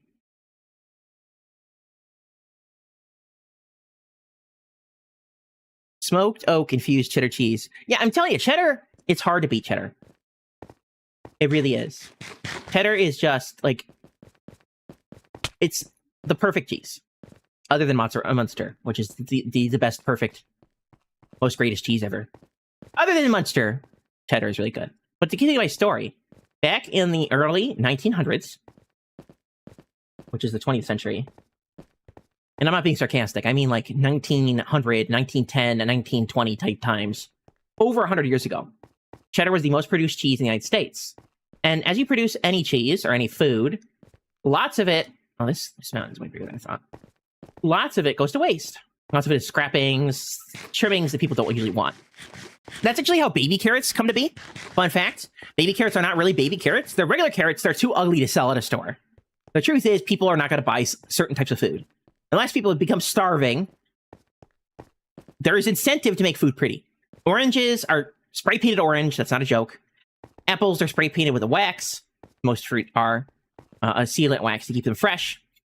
They spray water at vegetables at the grocery store to make them look fresh, despite the fact that it makes them go bad faster. Food is a lot about selling it. Butter is really yellow because they dye it yellow. It's not naturally yellow. Where do you think I put my,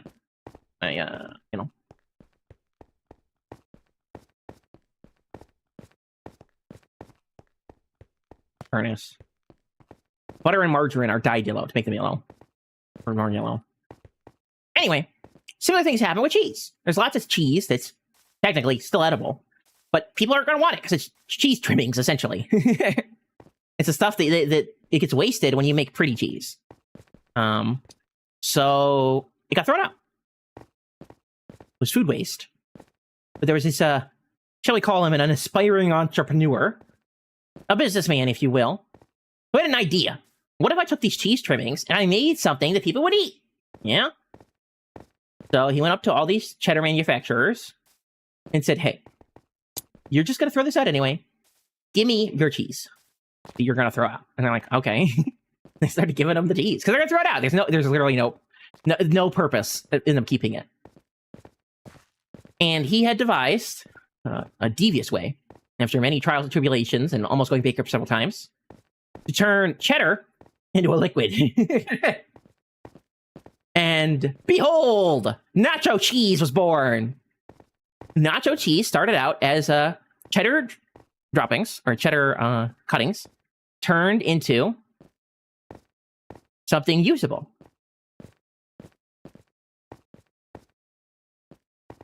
I think I've lost my furnaces and all my good stuff. It doesn't help that furnaces are gray and everything else is gray. But the problem was he did this during the Roaring 20s when he invented it. And to say people were put off by a cheese goop is perhaps a bit of an understatement. Despite the fact that he was turning food waste into food again, it was not very popular. And he almost went bankrupt again a couple more times, trying to keep things afloat. And especially when the companies he was getting the cheese from figured out he was making something out of it, that he was selling, they started charging him for the cheese to dispose of the cheese, actually the cutty cheese cuttings. Not, the premium stuff they charge for the proper cheddar is still in the stores, but they'd still charge him. So no longer was he getting his free cheddar for his contraption. When all of a sudden, World War I came around. The First World War was a pretty big deal in a lot of ways, but the important way for our story today is cheese. This was the first time that armies were developing sophisticated rations for their troops. Like today, you hear about MREs and other such contraptions.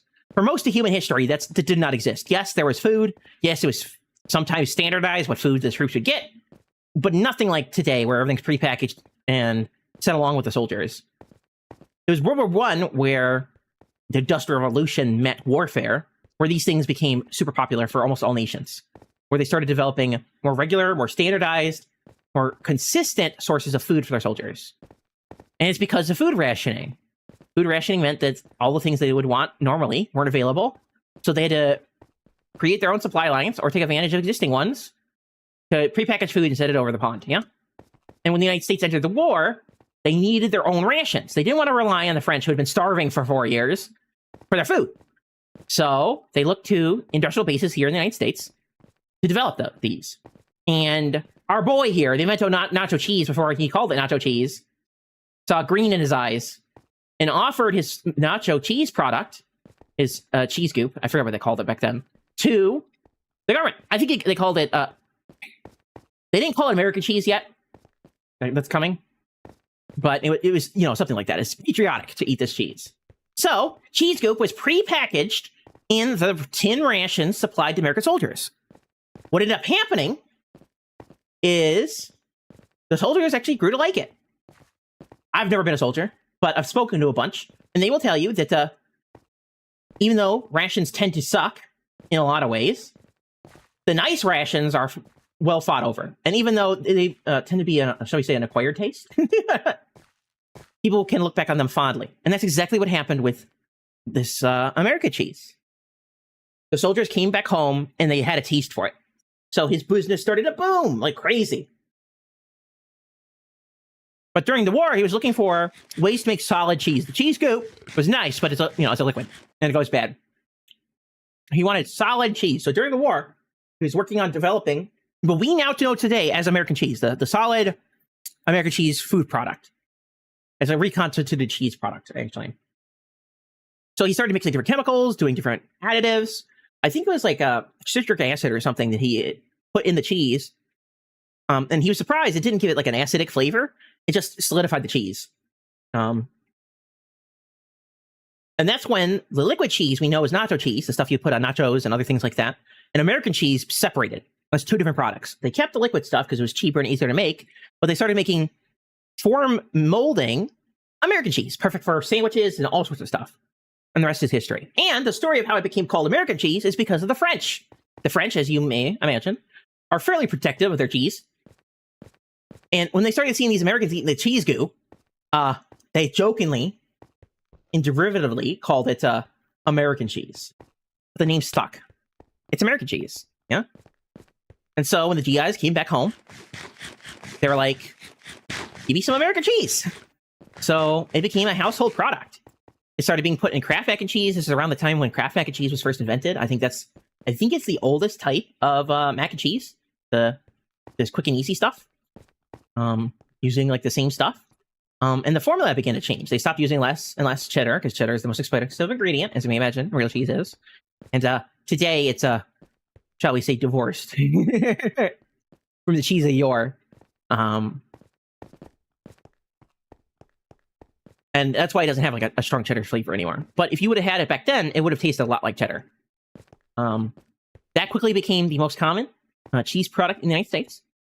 And when pizza became the most popular product, food product, pizza in Italian, mozzarella became the most popular common cheese in the world.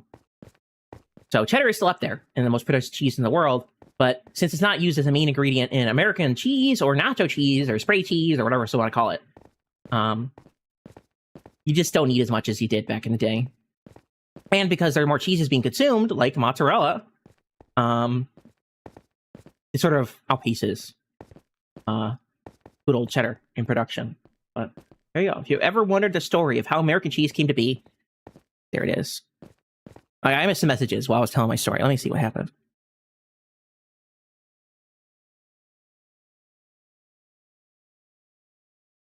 Cheddar, specifically Lancaster? What?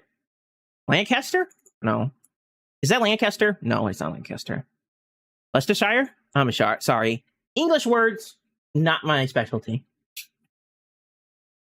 I had a semi-soft cheese. It might have been Havarti with horseradish, just enough for the flavor and a bit of zing. Can't go wrong with cheddar fresh from the cheddar. Yeah, cheddar is so good. I love cheddar. I'm eating some right now. That's really cheese on me there. There's a store near me that would sell not trimmings, but like the odd bits of leftover. They cut cheese for wheel for sale. They had a basket of little 2 or 3 ounce portions of all sorts of tasty cheeses. I got to try so many cool things. Yeah, see, there we go. That's exactly what I was talking about in my story. Cheese trimmings, cheese droppings, cheese cuttings. It's all the stuff that gets discarded when you make pretty cheese. Cheese wheels, cheese cubes, cheese blocks. All those things are usually cut into shape, at least a little bit. And sometimes they don't look so great when you first make them. Even if you make a cheese block, sometimes one side just doesn't look that great, right? And a lot of selling food is making food pretty so people buy it. So they just discarded it. They threw it away. They still do. It's not like something that went away, as you said. It's just that a lot of cheese was thrown out back in the day because, how should I put this? Before refrigeration was super duper common, milk goes bad. If you ever had bad milk, you know it ain't so good. There are some bad milk drinks, especially in the South, like sour milk, what do they call it? But most of the time, it ain't that great.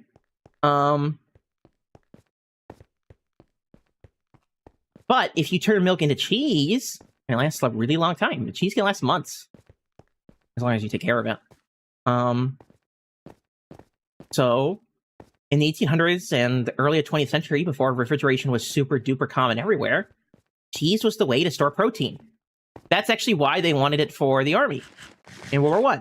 Cheese is shelf-stable protein. You don't need to cure it like, beef or whatever and turn it essentially into jerky. Because jerky is kind of disgusting and it's really salty. Cheese is still super salty, but it's a little bit less so than properly cured meats.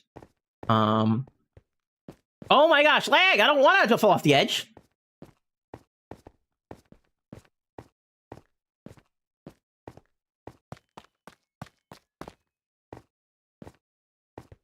My screen broke my train of thought. So we'll just leave what I said there. They wanted cheddar for their cheddar, indeed. Hello, Yellow Rosa. How are we doing today? This feels like where I was before. But there's a distinct lack of mining over here.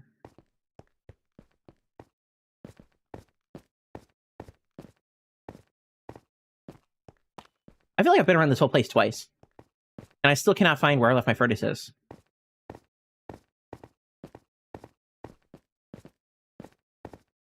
I can't even find where there's, like, iron and ore missing from the surface, because maybe I could follow that back where it came from. Maybe I should probably go on the side of the mountain that's close to my base, and that's going to give me the best idea. And that would be over...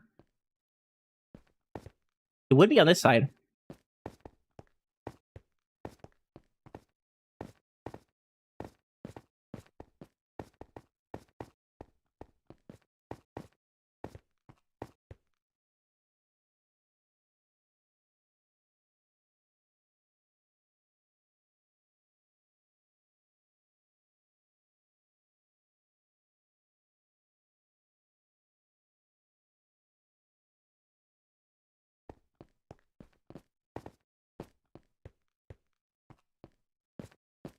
Goob's over there eating turtle over right now.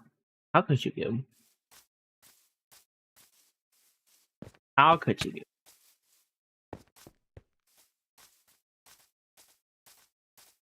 A little bread snack. Oh, the other day I made some cheese sandwiches. I had some Munster and heat and bread. Back when I was when I had a little less money, I just make a cheese sandwich, a couple slices of Munster and some white bread. And that sounds really plain, and it was. But I grew to love it.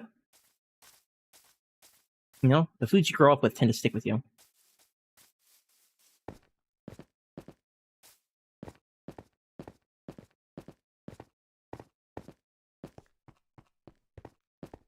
Hey, that looks like mine. No, stuff there.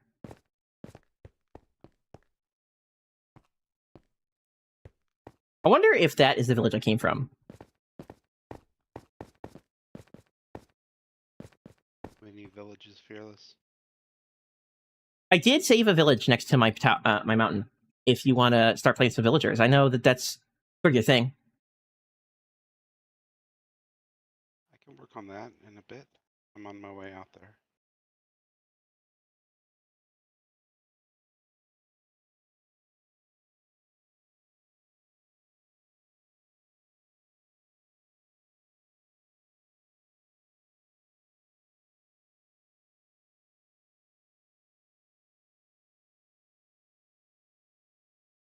Did you just get back? Yep. I'm only about 1,000 blocks from where I logged out. But I'm trying to grab some saplings and stuff that won't be available there on the way. Back in college, when eggs were a little cheaper, I used to cook eggs all the time. But you could get a dozen eggs for a couple bucks. And the one nice thing about most egg mistakes, as long as you don't turn it to tar, is they're edible. So I spent quite a bit of time cooking different types of eggs, omelets, things like that. It was actually a lot of fun, to experiment and to make my own stuff. It feels a lot different when you make things yourself, for yourself, than when you buy something from pre-made from a store. The convenience is beautiful. I'm not going to harp on that. But it feels different to make something yourself. Like, I made this. Even though it kind of sucks, and it's not going to be in a restaurant worthy anytime soon, I just teleport through a block. It was good enough. And during COVID, which is when I was in college, it was nice to be able to sit down and do things, despite the world being a little chaotic around me. You know what I mean? I feel like I'm going to poison myself. Well, sometimes the food does not come out very good. My favorite story. Okay, this is a bit embarrassing, but it's a great story. I was telling my mother, "Hey, I'm getting into soups. I love soup. Other than cheese, soup is my where my heart is, And I was making some really crazy soups. I was making cheddar broccoli. I was making vegetable soups, but the vegetable soup was my favorite.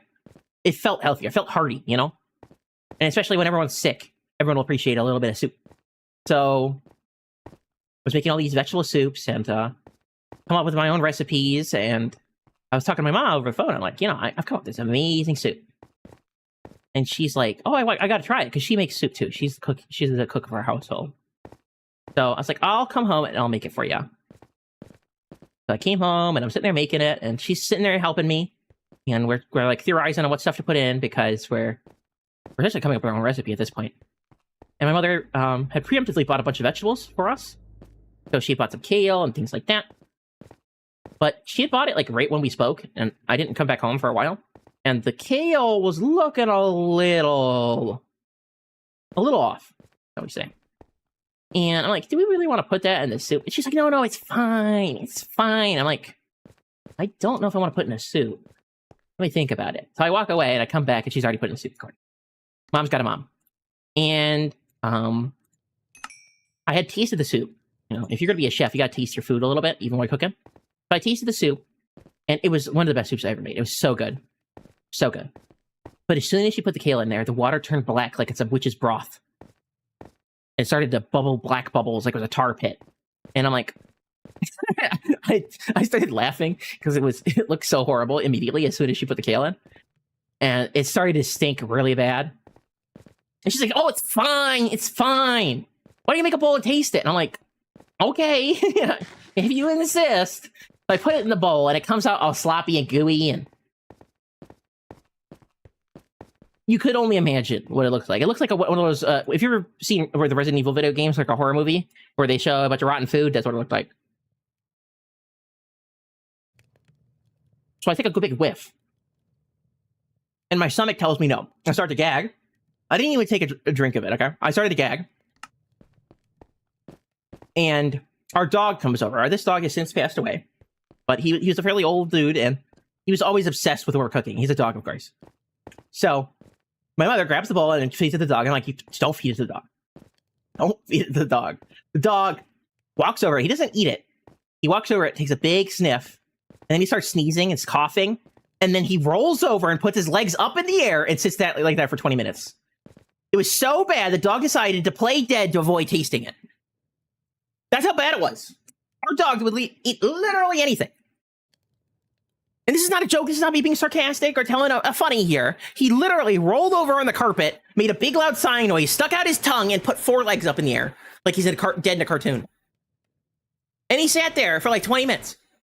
And I was, at this point, I'm just laughing so hard. And my mom is so upset. She's like, get up, what are you doing? And she's like yelling at the dog. And the dog is just, he's not having it. He's like, the only way I'm getting away from this is I'm dead, you know? And I said, it was so bad, it killed the dog. You know, that was my joke. That's when my mom decided that she was going to throw it out. Because then now the family showed up. Because they're like, oh, we got soup, we can smell it. And this black tar, she decides to throw it down the drain. You know, get rid of the liquid and throw it out. It starts clogging up the sink. So my family comes in expecting soup, and she's out here frantically trying to pour it out because she thinks it killed the dog.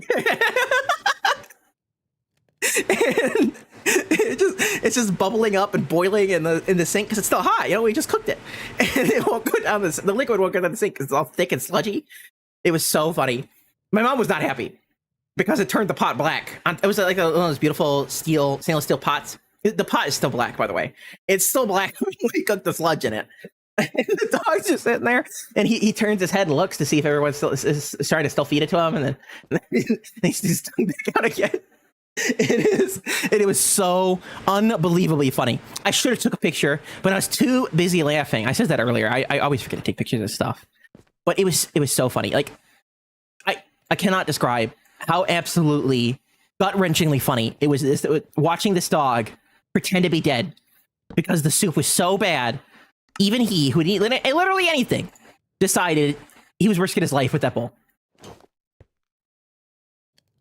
So yeah, sometimes you do end up making poison. I guess it's the moral of the story. I don't know if that's a good moral, but sometimes you do end up making something you probably shouldn't eat. So we stick away from kale now. No more kale in the soups. Leafy green vegetables in general, when they wilt, they get a little off. And sometimes they're still edible, but they're not so good in soup because they're a little, they start to disintegrate. And because the kale went from dark green to black, it gooped the soup. Smokey Bear! Oh, how privileged are we that the Smokey Bear is here to tell us that only we can prevent wildfires. How's it going, Hygiene? How close are you to home? I've still got about 3,000 blocks to go, but keep finding things to explore on the way. And that dog would eat anything, too.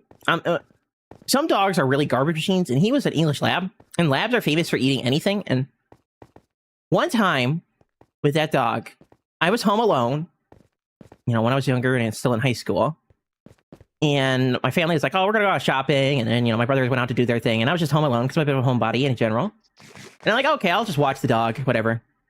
So I'm just sitting there and then hanging out with the dog, petting him. And he's, you know, he's big, he's slow. He's not much of a runner. At this point, he's an old man. So he likes to sleep. You know, I'm on my phone, I'm doing stuff. And I look up and he's gone. And I'm like, where did he go? You know, he's been a slow dude. So he can't be that far, yeah? So I'm walking around the house, and all of a sudden I hear this massive crashing noise, like someone's broken the house. And I run over, and I realize the door to our laundry room is closed. And it wasn't closed when they left, because they had to leave through the laundry room. So he closed the laundry room door and went inside. He closed it from the inside. And I go up to the door, because I hear it from the door. I didn't know it was him at this point. I hear this crashing, this destroying, things hitting the ground, spilling everywhere. I open the door. Well, I go to open the door, and at my feet, bleach and soap and laundry detergent, every fluid imaginable is leaking through the door onto the floor in our main room, through the other room. So I open the door, and everything's everywhere. Our bleach is on the floor, our dishwasher, everything. There was Drano that he spilled on the floor. And I said, what are you doing? You know, I called his name. And he turns and looks at me, and he's got foam on his face like he's got rabies. And it's because he's moving as fast as he can to drink as much of that liquid as he can. He's just sitting there lapping it up as fast as possible. And I start panicking because he's eating Drano, he's drinking soap, he's eating bleach. What? He knows I'm going to stop him. So he goes right back to it. He's licking it as fast as possible, and he's getting rolling around in it. His whole body's covered in soap. And if I wasn't there, I wouldn't have heard the crash. So I grab him by the collar. He doesn't want to go. He's a big, heavy dog. He's like 130 pounds. He's huge. And he's using his whole weight to stop me so he can keep licking. But he's covered in so much soap, he just slips across the floor like a slug. Leaves a trail everywhere he goes. I had to take him outside. We have this kennel outside that I put him in. And I call my mother, and I'm like, the dog just ate so much soap. He was foaming from the mouth like he had rabies. My mother starts panicking. You know, they're pretty far away. So like, what do we do? What do we do? And she's like, let's be calm. You know, she tends to be the calm person in the family. My dad, her, like a pair of calm people. So after we freak out for a moment, she's like, we have syrup Vipicap in the refrigerator. It needs to be refrigerated. We've had it for a long, long time. You know, she's had dogs forever, and she always has a little bit. And she's like, you're going to have to feed it to him and get him to puke. Because he has ate so much of it, it could put him in danger. And until they get home, because they got the cars, there's nowhere to take him, you know? His life is in danger. So I feed him some syrup of Vipicap, and he makes a very beautiful rainbow puke.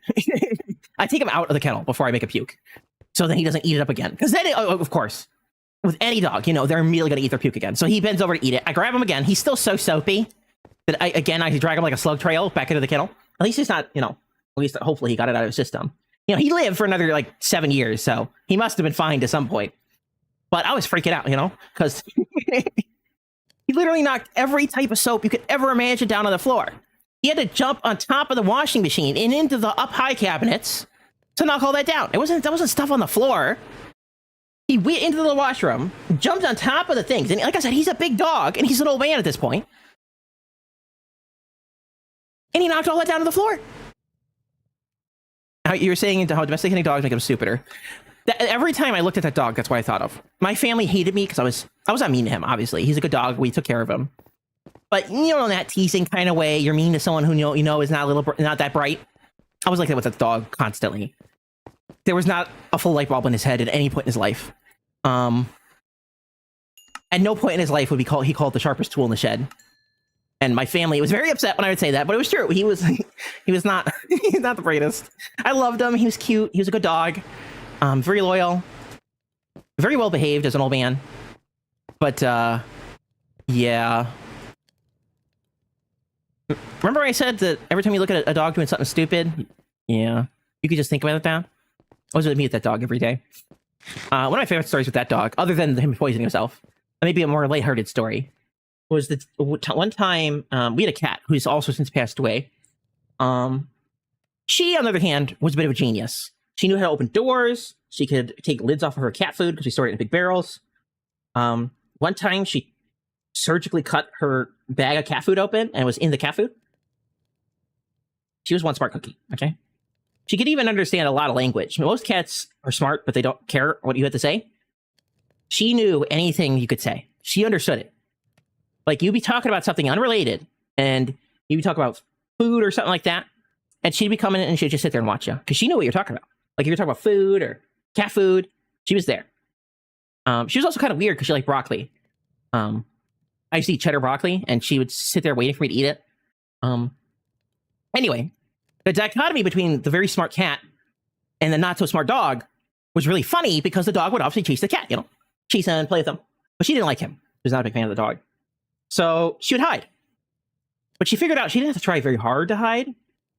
My favorite story is I was in the kitchen, and the dog was chasing her around, and cats love boxes. So we had all these cardboard boxes we'd leave out for her, and she's like, well, I've tried a bunch of stuff. Let me try jumping in the box. She jumps in the box, and mind you, this is a box that's like maybe barely 6 inches tall. Her laying down on her side just enough hides her from someone seeing her at eye level. And the dog is quite a bit taller than this box, so he can put his head into the box to see her if he wanted to. She jumps in the box, and the dog starts freaking out. He's like looking around for her, like she just teleported away.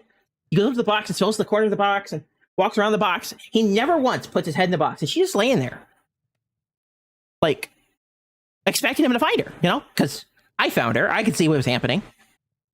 All he needed to do was lift his head up 3 inches, and he would have saw her.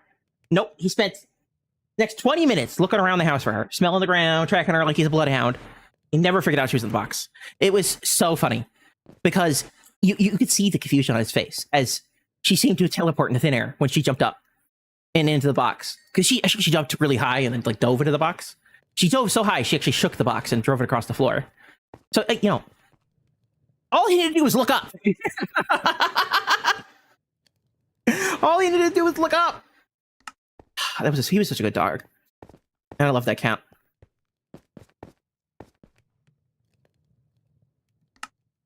I guess we got an ad now. Okay, time to make some more pickaxes.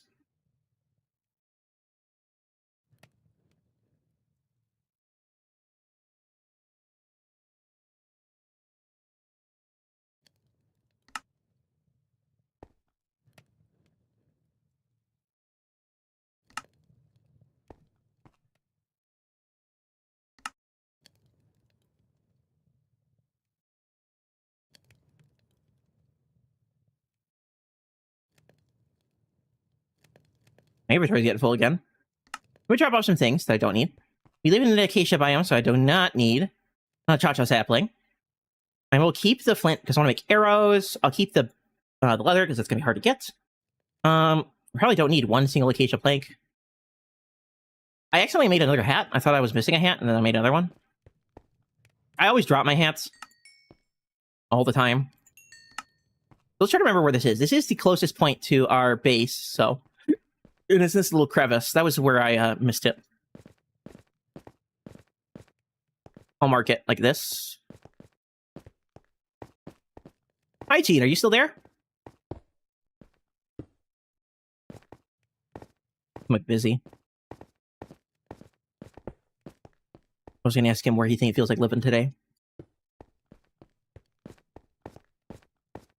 I love that cat and that dog.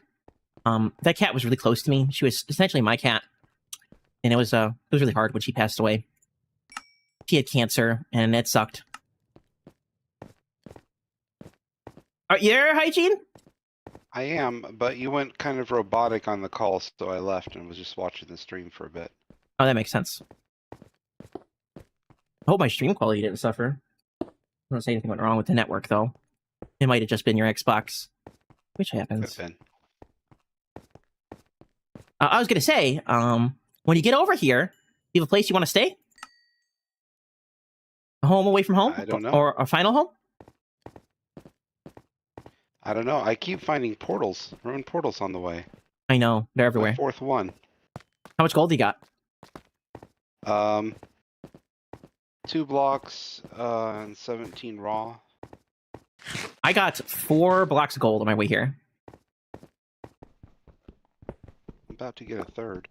So much cheese. At least. Now I've got 2 cats. And I can really see the wide range of personalities cats can have, let's say. My 2 cats are nowhere near as smart as my original cat. She was a bit of a smarty pants. These 2, they don't got a lot of brains between them. One is scared of everything and one is too friendly. And they're polar opposite personalities. An orange cat? No, they're both the tappies. Oh.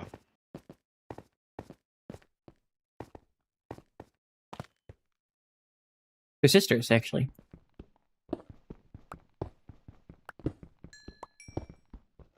But I know what you mean. Orange cats are infamous for not being the brightest. Both of them like to chase their tail. They they fall all the time, which is really funny to me for having a cat for, I don't know, I had a cat for almost 20 years, and she never really fell until she got sick as a really old lady.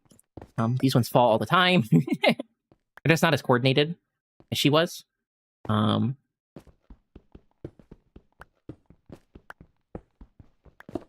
They tend to get in trouble by chewing things, or they don't have the brains that I was used to with my other cat. They're still very lovable and very, very, very good cats. It's just that, you know. I think I read somewhere that cats and dogs have the average intelligence of like a 4-year-old human. And that makes a lot of sense now. They do feel a lot like a kid. Like a really young kid that you have to supervise so they don't put the wrong thing in their mouth.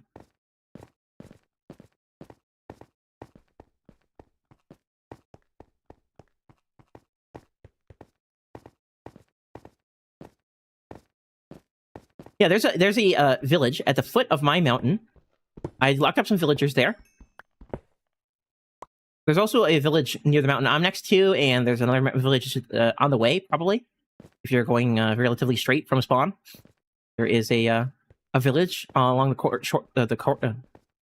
along the shore. Goodness. So, if you ever want to get started with villagers, we got plenty. We don't need to start from scratch, which is nice. And because it hasn't really been night at all, people said, "Can you not sleep?" I don't remember if it actually got dark. I didn't see any mobs.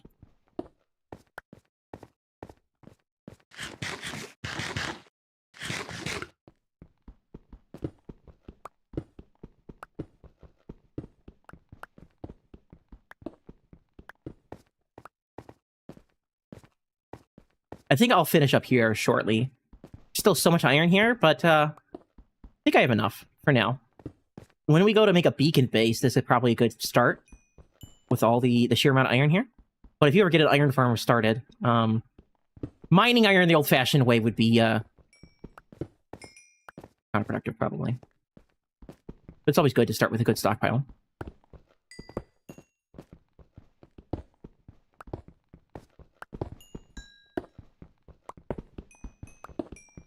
What do you guys think? Should I go diamond mining? I know Hygiene managed to get a few zone diamonds. And I spent most of my time here on the surface, but it might be nice to go see what vibrant visuals look like underground. I just don't want to do that directly by my base, because there is an ancient city, or 2 ancient cities there. So, maybe we'll be lucky over here and there won't be one. What are you worried about? I'm sure it'll be fine. Yeah, but I don't have a bed. I haven't set my spawn over here, so... Probably should have done that, but you know.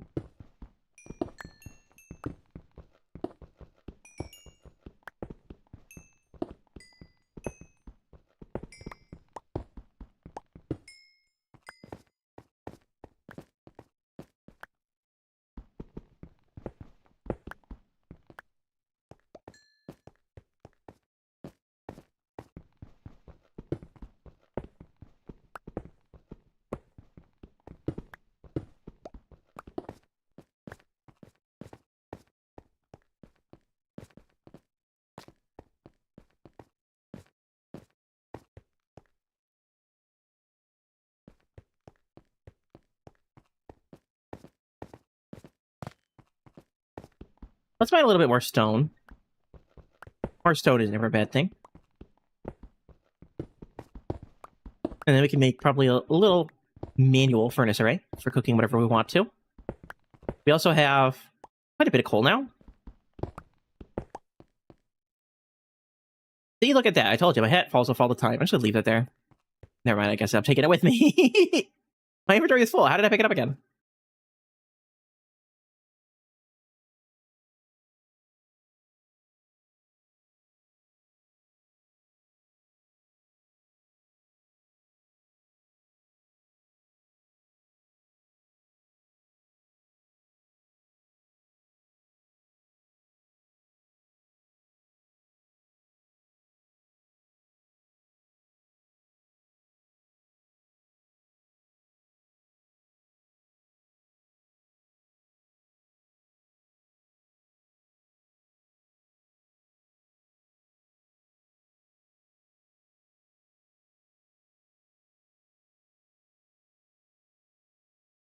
Sorry, my phone alarms were going off.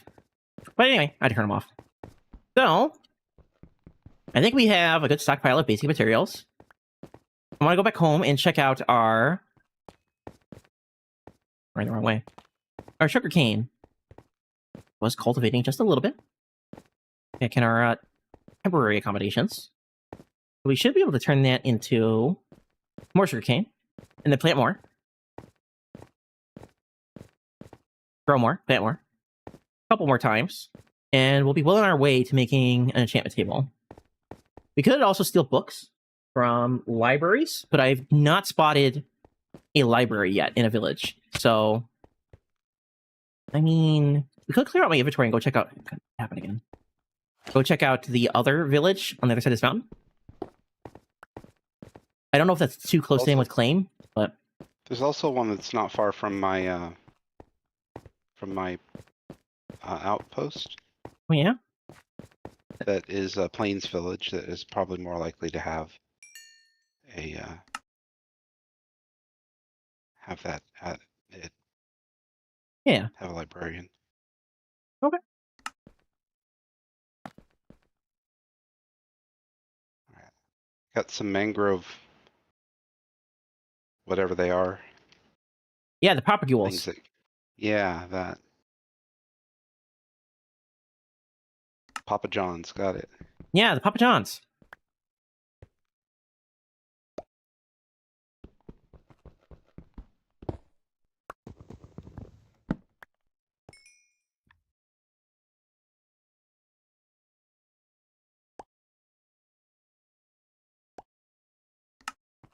I'm imagining you're gonna want to have some redwood.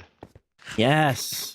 The build is going to use redwood. I did get one propagule, but one propagule is not a lot of trees.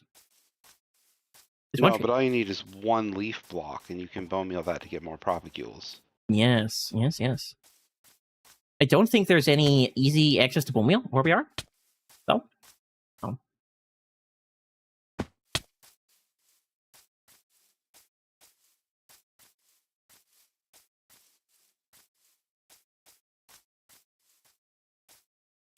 We are living in the Cha-Cha biome, and we don't have a lot of beef litter.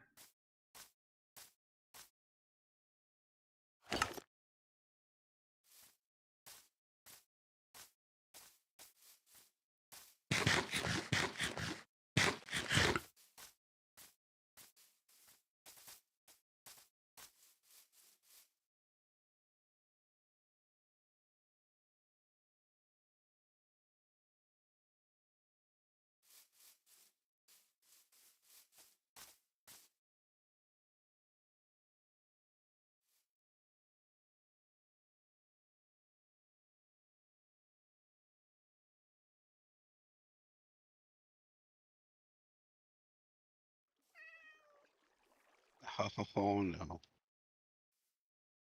Oh no? You okay? Who slept?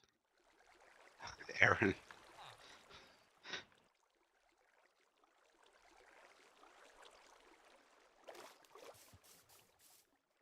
Well, it's day now, so I can take a nap. Just to set my spawn, at least.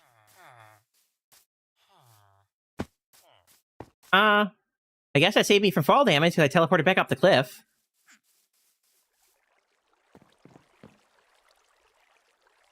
Respawn point set. So I do have a respawn over in this vicinity at least.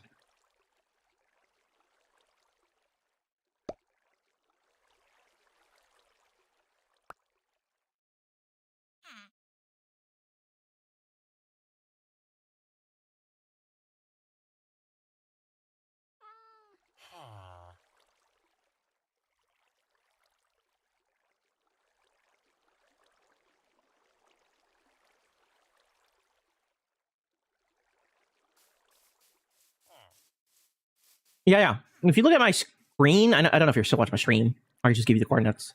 I'm sitting in a village. I'm gonna drop off some of my stuff, expand my sugarcane farm if it's grown.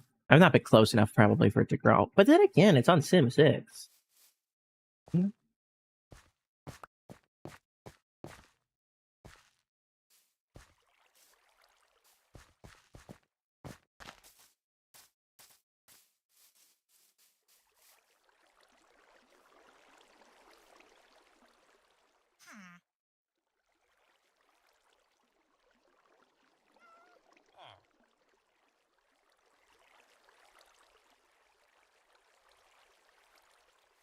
I'm only about 2,000 blocks away from you. Okay. Yeah, it's a long journey. It took me like half my stream to get here, so that's why I wanted to make it today, so that I don't get too attached to spawn until we have faster means of travel. You know. Speaking of which, I have everything to build portals. Nice. Yeah, I didn't have a diamond pickaxe, so I couldn't grab obsidian. I had one obsidian that I picked up from a portal chest thing. The decoration in here is nice, but I need more storage.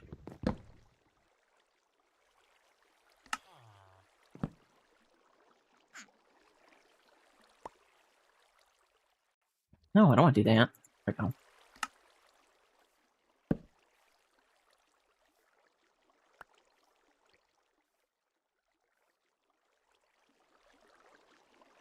And now we can construct a single chest.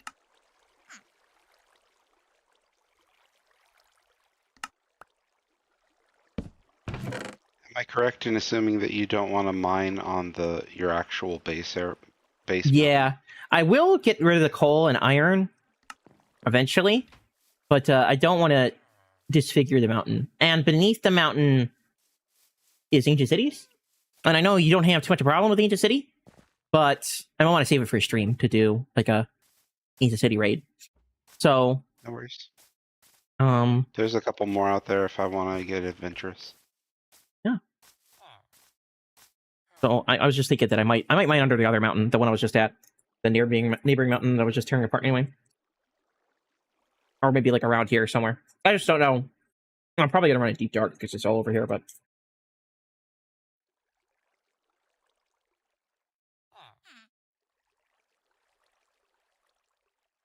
I was wondering if there was a way to trigger TNT to blow up without causing the shriekers to get mad at you and just use them to destroy the shriekers. yeah, that's an interesting thought. I'm not sure because most of the things will hit the shrinkers to make a noise. What happens if you shoot a bow from really far away where the shrieker can't hear you? I think the arrow hitting it still counts as a player action. You think so? Yeah, because you shot the bow, the arrow. Now, if you shot it at, well, no, it would still work that way, because if you shot it above at like a wool block and then broke the wool block, it would then fall, but you'd still have been the one that shot it, right? Okay, what if you get a skeleton to shoot through their bow through lava, or you give them a flame bow and get them to do it? Yeah, that would work. Because nothing the skeleton will do would trigger the shriekers, right? Right, but you taking damage from getting shot on accident might. I don't know. So it would need to be a sophisticated contraption. No wardens, not right now. I was thinking I could do a global points thing for a warden fight, and then one for fighting a wither, because I want to get a beacon. I want to get my own beacon, my own homegrown, organically acquired beacon. You saying you don't want a beacon factory? We can do a beacon factory, but I want to fight one by myself. I mean, well, not necessarily by myself. I know you wouldn't want to fight one. No, I heard it by yourself. That's what I heard. But it'd be nice to fight one, as you would if you didn't know there was such a thing as a beacon factory. Well, I mean, if we get a fortress farm set up, there's going to be plenty of opportunity for getting heads. That's what I was saying. Can I cook a whole bean block, a whole block of iron? No. You have to deconstruct it before you. That's lame. smelt it. Why can't I smelt it just a single giant block of iron, you know? Oh, I also want to have a lava farm. I'm smart enough to do that by myself, though. A little bit of you. We'll have some iron, cook it up. You know, we're turning our beans into blocks. And do you care about having like an automated one? Because I usually set up like An 7 or automated 8. lava farm? Well, I mean, as like one of those things that produces shulkers full of buckets of lava. Yeah, yeah, I don't I care. mean, I usually just have like 7 or 8 cauldrons out with lava on top of them and manually harvest it when I need it. I will not be offended by any farm you make. I just want to I want to do a couple things manually because it's fun that way. I mean, if you want like 12 beacons, it's not going to be as fun to fight 12 withers unless you're doing it all at the same time as a joke.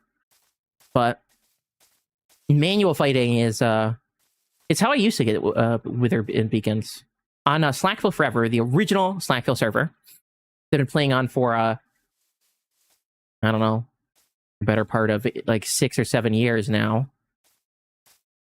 We used to fight them manually. We had a place where we could put them in the bedrock and, you know, farm them. But rather than doing that, I just stabbed them. I got really good at it too. I could kill them pretty fast. And I used to fight them in leather armor. Yeah, I'd lose my armor every time, but I always made it kill it. So I think we actually spruced that area up in preparation for a fight, didn't we? we did. And we never had that fight? We have a similar area on CourageCraft too. Well, that's what I thought we were talking about. I was talking about SlackVille, but we do have one on CourageCraft that's exactly the same. It's a desert where we fought a wither. A million withers. Sub Shadow, welcome to the Fearless family. Thank you for the follow. I was too busy talking to respond, but welcome, welcome, welcome. Hope you're having a fantastic day today. Today is day 1 of a brand new server, SlackVille Season 4. I've been playing SlackVille almost since I started playing servers in general. I only played on one server before SlackVille, Beardcraft. But it's been SlackVille for a long, long time now. And I'm excited for the latest and greatest season of our SMP. SlackVille Forever is different. It's a forever world. That's why it's forever. But the seasonal worlds are nice because I get to play with a lot of other people, like Hygiene here. And because it's seasonal, it means it'll be gone after a time. Nothing lasts forever. So we better make it last. We better make it last while it lasts. Yeah. While it's here. Yes, we should better enjoy it while it's here. I've said that before, but I messed it up. We better enjoy it while it's here. There we go. What do you think, Mr. Golem? You're in charge? I'm going to bed? Oh, that's scary. The only time I ever fought the bedrock wither without cheesing it was because now an ex-friend decided to be an idiot and spawned directly at our base, or at his base, playing on a Java server for way too long. I did it repeatedly, but I punched that thing to its demise. Oh, Java withers are not the same as a bedrock wither. You're not going to punch a bedrock wither to its death. It heals. I think it heals faster than you could do damage by punching it.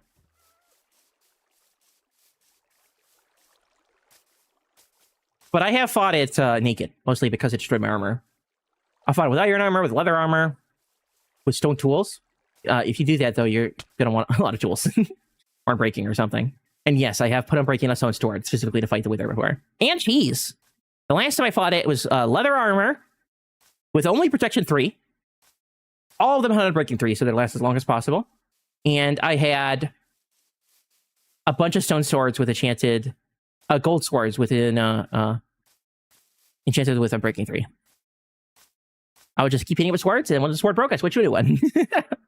And a bunch of buckets of milk too to get rid of the wither effect. It's a lot of fun. If you want a challenge, fight the wither. If you want to suffer, fight a raid. That's generally how it goes.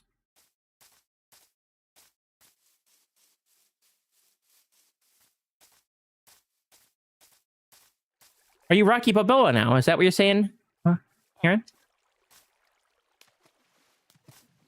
You're able to punch it to death? Not 1-2 punch knockout? Well, let's mine some more trees. I'm trying to think about what to do next. I want to mine some more trees, and then I want to get some more books. AFKing around here is not too much of a bad idea. It's just not great for content. If I AFK, my stuff grows. Is there a stronghold nearby? Because you could go in there and raid the libraries for books. Oh, you're right. I don't know. There could be in one of the villages. There's a number of villages around here, and we're definitely in the zone for a stronghold. Or well into the zone. And they do love to spawn under villages, so there could be. I didn't look. How about raids? One by the whatchamacallit, the witch hut that I had posted, told you about. Yeah, but didn't you see that one's next one's someone's yeah. base? I think it's like in someone's base area, so it might be considered part of their base. So I'm not saying we should go over there, but that was like 1,500 blocks away. So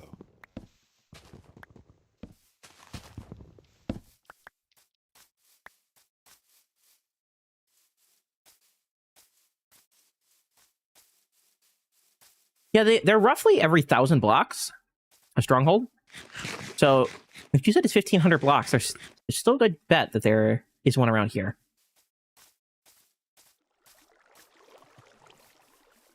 By mine or Mickey, that could be where it is. I wouldn't be surprised. Somewhere in this this band, I'm guessing there's going to be a stronghold. They're about every 1,000 blocks, and they're almost always exclusively under a village. For whatever reason. Probably to help find them. well, not the witch hut one. It's like under the witch hut. Maybe the witch hut was once a village, and the witch killed them all, you know? Build a hut there right on top of them. Hmm?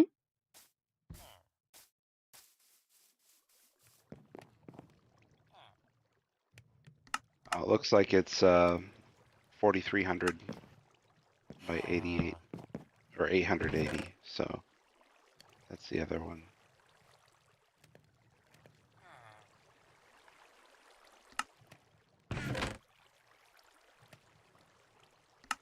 I'm running low on food here. Maybe we should make a campfire just to cook food.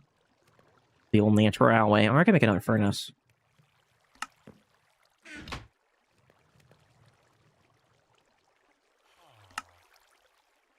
I see it in Acacia Village. Might be me if you're getting close enough. Or it could be the other one. You found one in creative just for the giggles. Yeah, they're everywhere.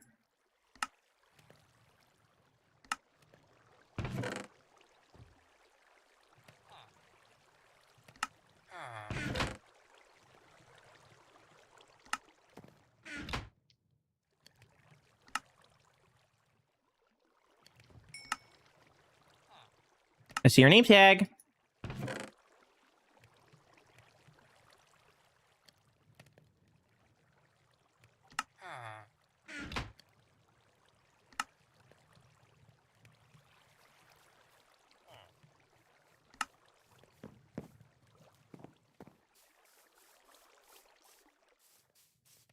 Oh, welcome.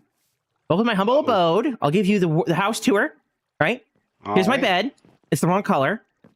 Here's my chest. My other chest. And 3 fern eyes. I even got a crafting bench. Hmm? Okay. My furnaces. Nice, nice. Would you like me to dump my goods in here with Yeah, yours, feel free. or- I mean, we're basing together, so I don't mind.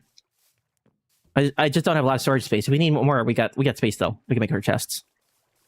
Watch out for the basement. I haven't built it yet, but as you saw my basement on CourageCraft, I think.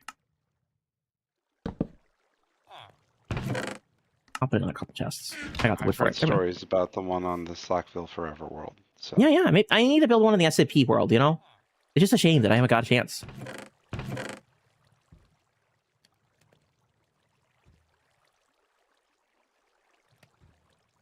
there you go. You wanted more sugar cane? There you go. Yes, thank you. Yeah.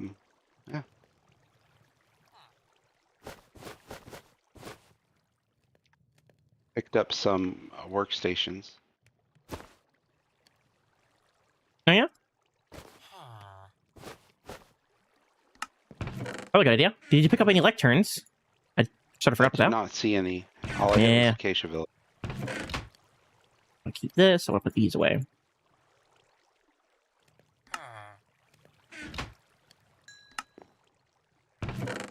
Is this like the growing things box? I'm keeping it fairly unorganized, but yeah, that's my idea. I got carrots and potatoes and stuff that I was going to put up there. I'll put the propagules and whatever.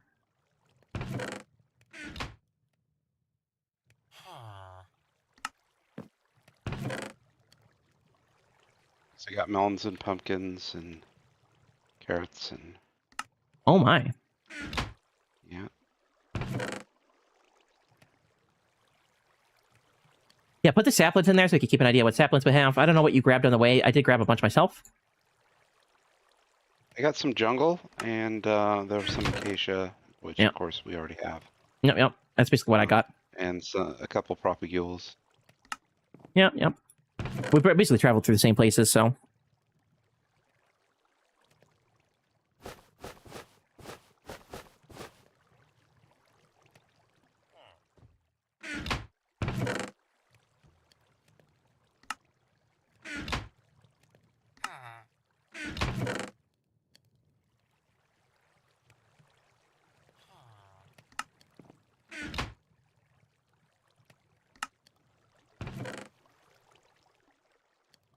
I'll store the ores in the bottom chest, I guess. I got some a little bit of a copper and lots of iron and coal.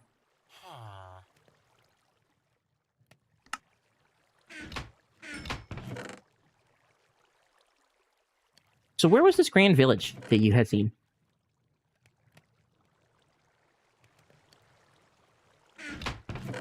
Well, it was like between your base and the outpost, pretty much in a straight line. Have you been to the outpost already? I guess that was on the way here. No, it wasn't. Probably should have, but I didn't.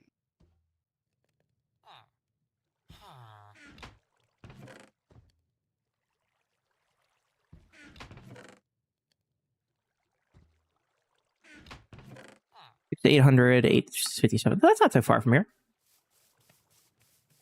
We're going on an adventure, fellas. I'll be back.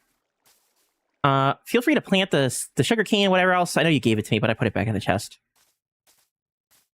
Do whatever you feel is necessary. I'm not your boss. Have fun. We are partners in this endeavor.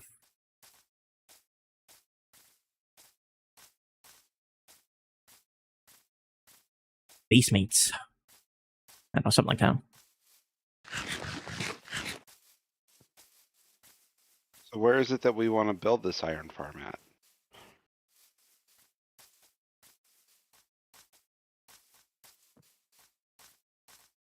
That's a good question.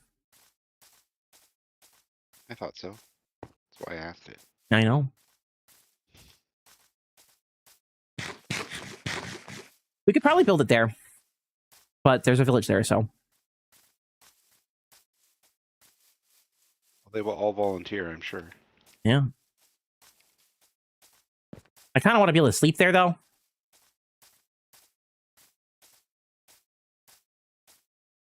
Well, you gonna want an iron farms trading hall inside the main base area anywhere, or like underneath the base, or You could put it, if you could fit it under the mountain. That could be fun, like a secret underground area. I'm not sure though. I don't want to overburden you by saying, yeah, dig out a massive area for it. I know you've done it before, and you're not you're not allergic to digging, but I don't want to be overly burdensome by saying, yeah, let's put it under the mountain. But if we put it under the mountain, I wouldn't have to decorate it, and we could have it like now. decorate it later and make it part of the murder basement. I mean, the basement. Yeah, that's kind of what I was thinking. I mean, it's a whole mountain. There's so much space under it. So you could do your calculation, make sure it's not close to that village, because I do want to be able to sleep there. And maybe not too close to the top of the mountain, so I can put a bed up there. But everywhere else, I don't mind. World is our oyster. That's a massive hole in the ground. I guess that's not an oyster.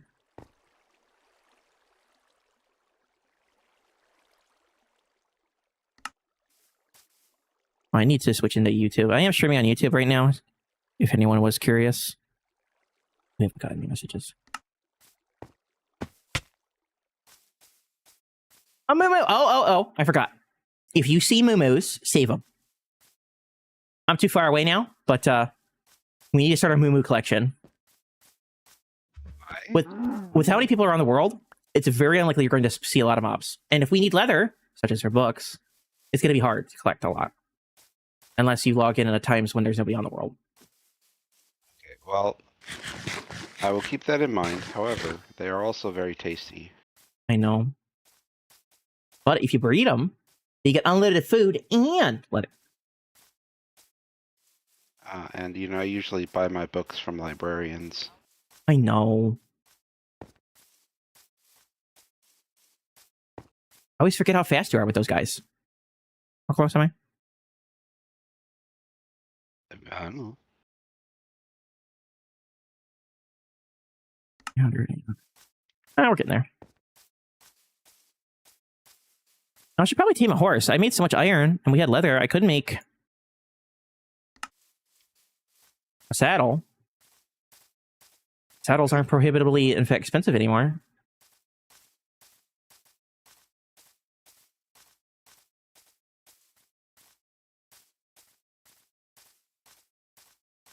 You cannot make something.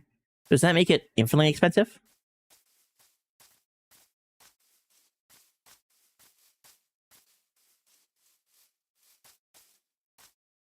Or is it priceless? Yeah. Are priceless and infinitely expensive the same thing? Not technically. Yeah. Feels like it. Because you couldn't craft saddles before, which meant them, you know, they're very, very expensive. Ooh, flowers. Moo-moos! Couldn't There's so craft many. saddles. However, if you had a raid farm, you were throwing them away. So. And you did claim an outpost, did you not? I did. Yeah. So. When you mentioned if we should claim the outpost or the hut, I was like, I didn't say it, but I was thinking maybe the outpost is more useful because of all the stuff it drops. Yeah, it's at 6850, 850. I'm on my way. I got to walk past a big white capped mountain. I'm not walking on that. This is a good way to die.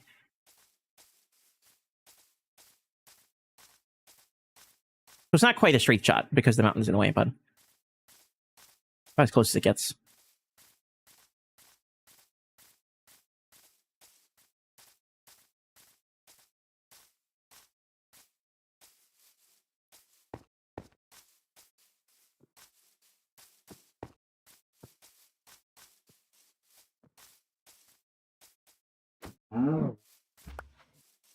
Got some water in the way.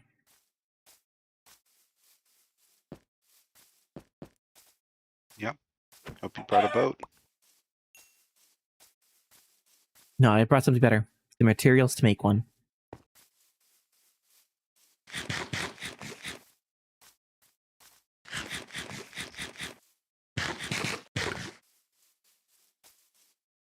I do love the teleporting when you eat. You get to bounce around and basically live in the Matrix, you know, dodging bullets. Maybe that's our strategy, right? When a skeleton shoots at us, just eat your food and you'll dodge all its bullets. It just seems weird to me that it's only when you eat, you know? There are two of you. Can't you each claim a structure? Says Mickey. Yes, we could.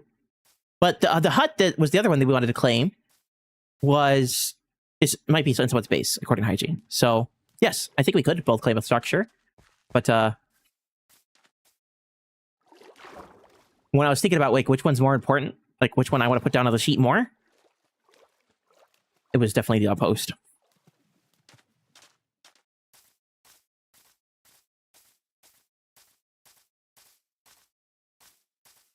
Did you even see the raid farm I made on last season?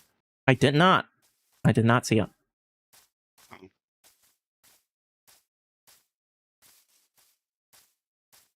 You go around and lock the villagers in safety places. I did. They're big wood boxes. Some of them might be Okay. still loose, but I locked up like 4 or 5. All right. It's right over there. Now let's make a... I might have accidentally left all my wood. That's okay.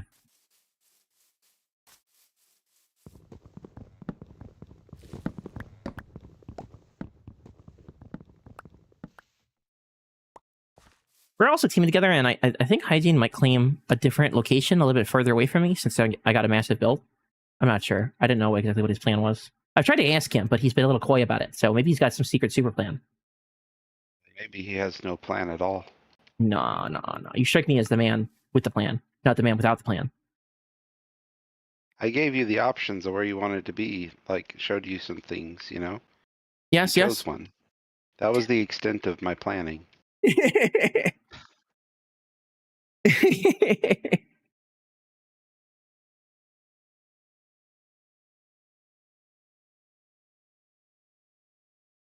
Oh, I need to find a dark oak forest. That's what I was thinking about. We need dark oak. So I'll be out here looking for some chocolate. Some spruce wouldn't be bad either. Spruce wood is going to be used in the big door on the front. The logs of spruce look fantastic. I love the brownish green they have going on. Like they got moss growing on them. I do love dark oak logs too, but dark oak logs are very brown. And like slightly gray.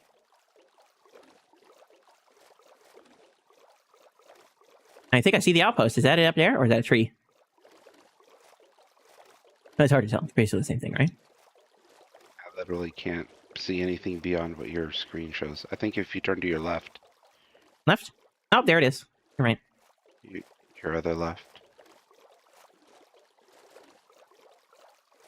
Another left. Should I start spinning? Sorry, all I can do is respond to the stream. So No, I know. I know. with the delay, it's interesting.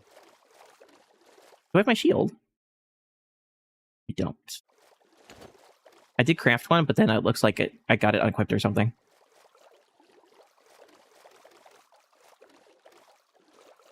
I mean, I forgot to craft one. Who knows? You know, all these emerald blocks that we got here, I don't think we want to like break any of them, right? No. Emerald blocks are really rare. Emerald ores, I should say. And I think they'd be really pretty for like a vault of some kind, like to silk touch them. So. Silk touch them, and you could even open like a rare ores shop. Yeah. We could do all sorts of cool stuff. So I want to keep my options open and not destroy them. I did mine like one or two on the other mountain, but then I decided against it. Okay, this one's only got a golem. No allay. No way to allay our fears here.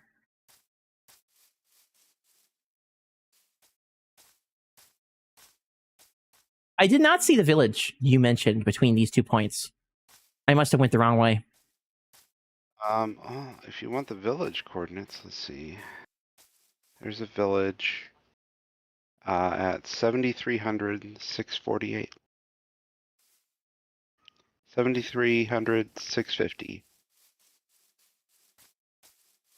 It is a plains village.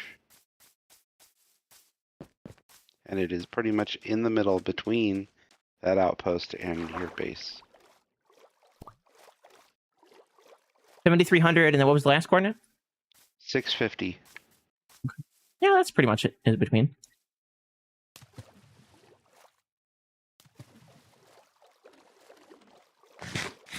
Haha, they've despawned. Their one weakness. Chuck borders. Watchful.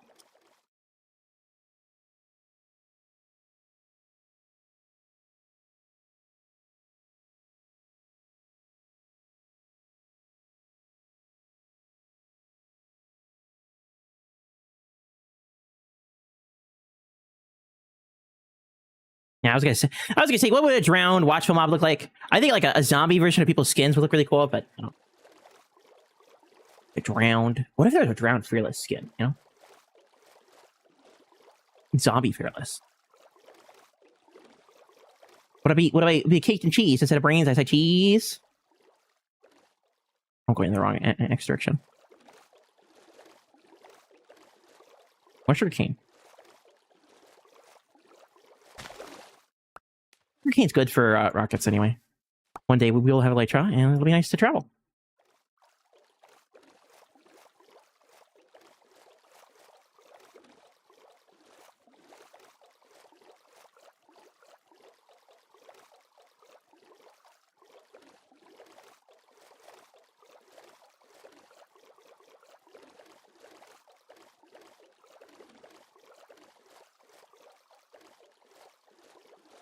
Also, you know, there is definitely a lectern that is down inside the ancient cities, you know, underneath the warden portal.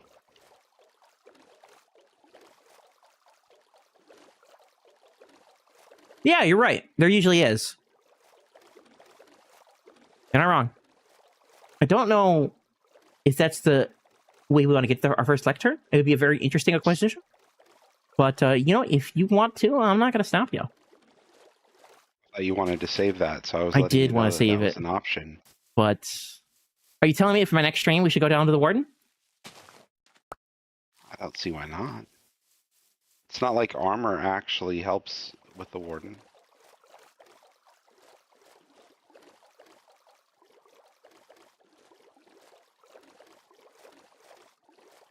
That'd be a good way to get some diamond gear. Mm-hmm. Mm-hmm. Interesting. Interesting. Okay. You're winning me over on this one. Watchful left the game. I hope he didn't just rage quit.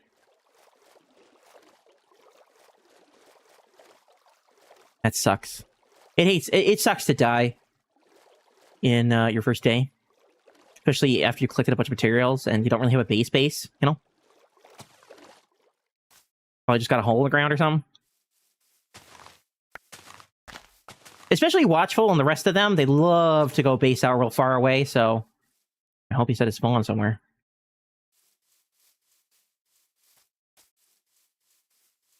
I mean, I'm also based, like, nowhere close to spawn. It took me 2 hours to get there. And I also didn't set my spawn. But, you know, that was just stream entertainment at that point, yeah?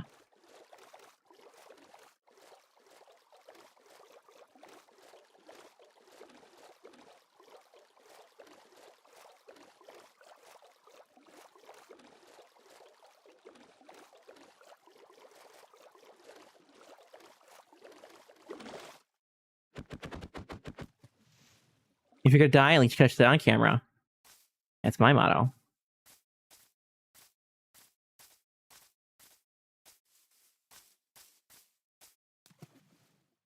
If you had a motto, Hygiene, what would it be?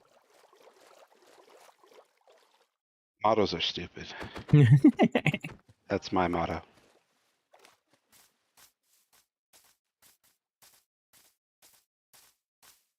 That's a pretty good motto, you know? It's an anti-motto. Or, actions speak louder than words. How about that one? That one's a good one. I think mine is cheese speaks Even louder though than the actions. motto itself is words, you know? Mhm.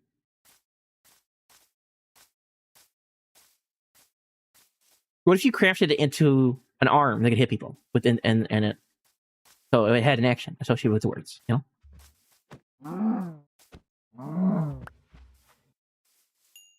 How are you crafting words into an arm?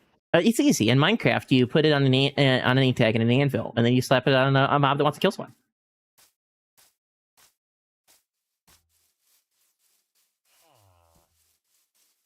These poor villagers are not going to have a good time. It is getting noised out here, so... Oh, they're already taking little naps. Little napsy doodles. Oh, this is the village I was actually here earlier. My inventory is full, though, so I skipped it. So I remember storing the apples and the whatever in that order. So I have been to this village. You're right, it was literally like a straight path.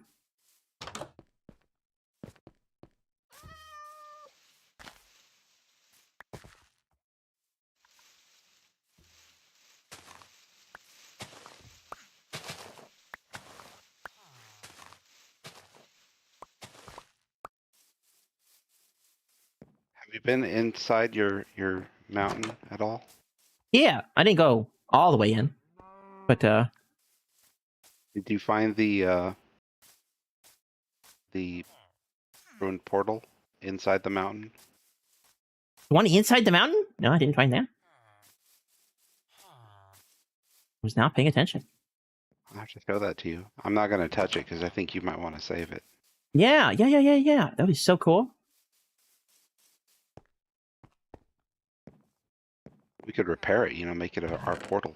Yeah, oh, I found another bundle! A bundle of joy. Congratulations. Thank you. It's a sack, not a boy or a girl. Some evil amalgamation of all those things. Just put it all the way away. There we go. My inventory is so much cleaner now.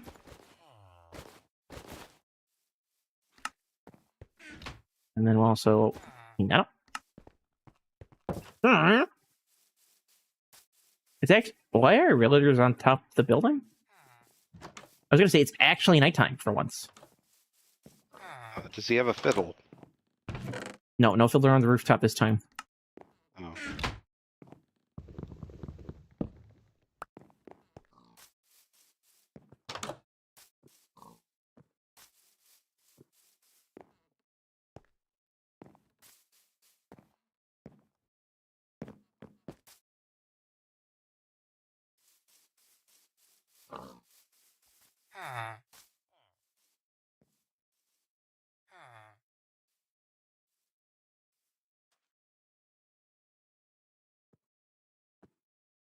Night is the perfect time to eat some cheese.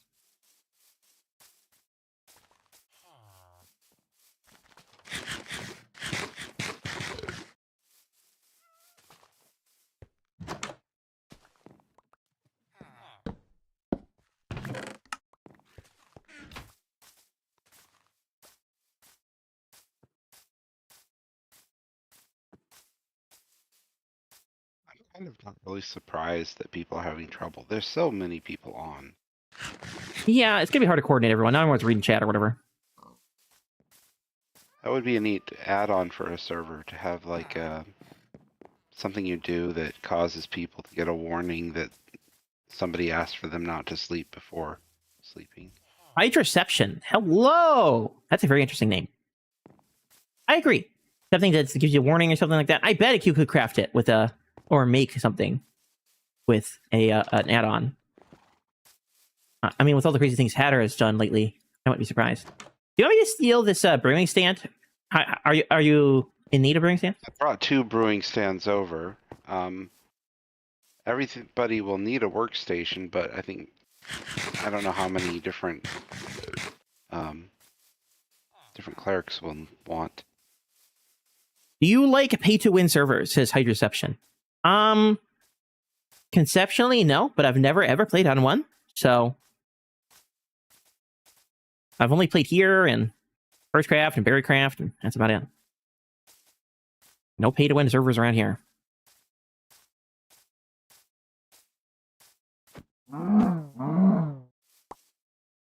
In fact, my my own server, CourageCraft, is more like a communist utopia than a pay-to-win server. Pretty much the opposite.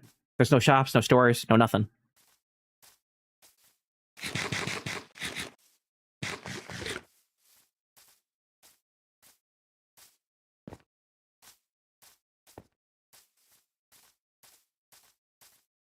Yeah, I've not had any luck finding books. I didn't see any books in that building.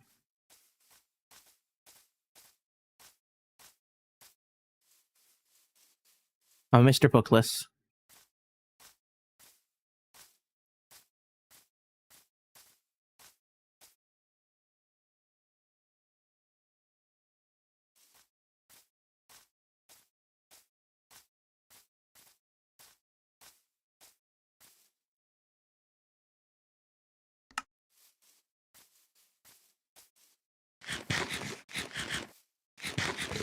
If you'd like to head to your mountain, we can kind of nail down where you want things.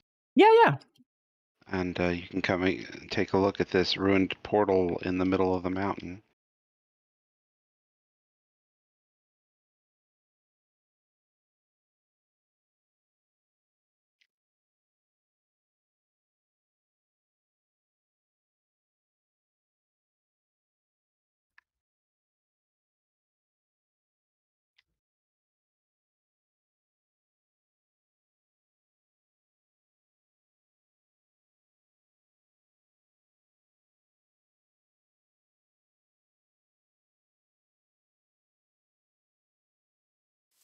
Yeah, I understand some people's frustration with there being no night for these last couple days. I mean, there hasn't really been a full night the entire time we played so far.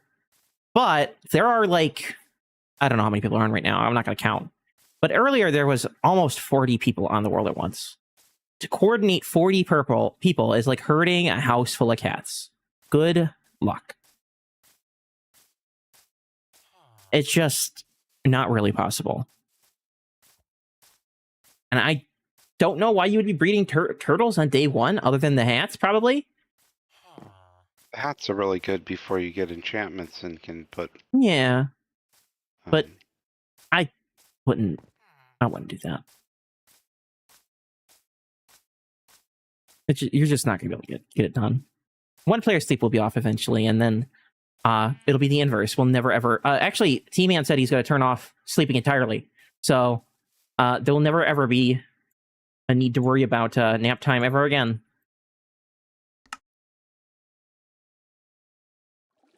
It's best just to wait for those things, rather than getting frustrated of them not working now.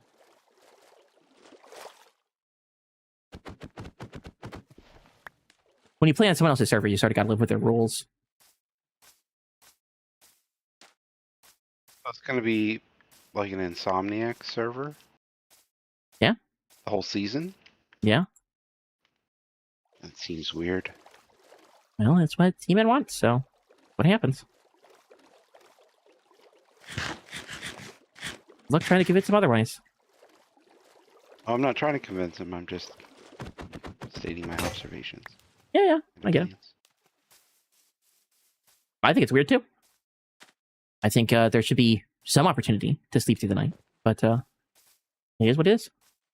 I think put it like 50% or whatever, or if you're the only one on the server,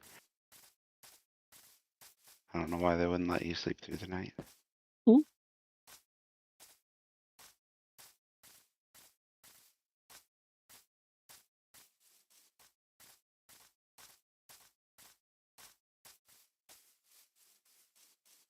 I'm back home now. I'm in the caldera. Okay, I'll climb up. On the edge of it by the water. Speaking of calderas, I was thinking of calling this Caldera Castle or something like that. I think there's something there, you know? The alliterative C's sounds pretty nice to me. No.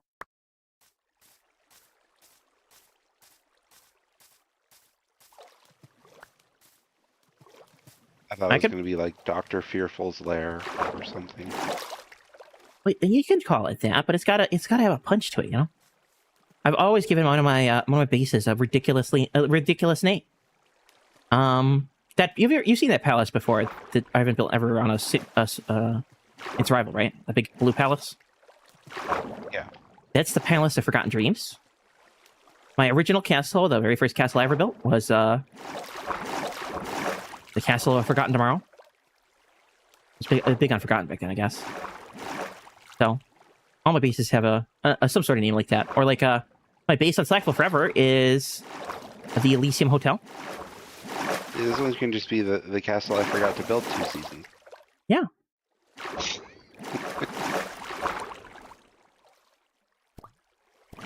The never-ending castle. We're gonna have trolls sing the theme song.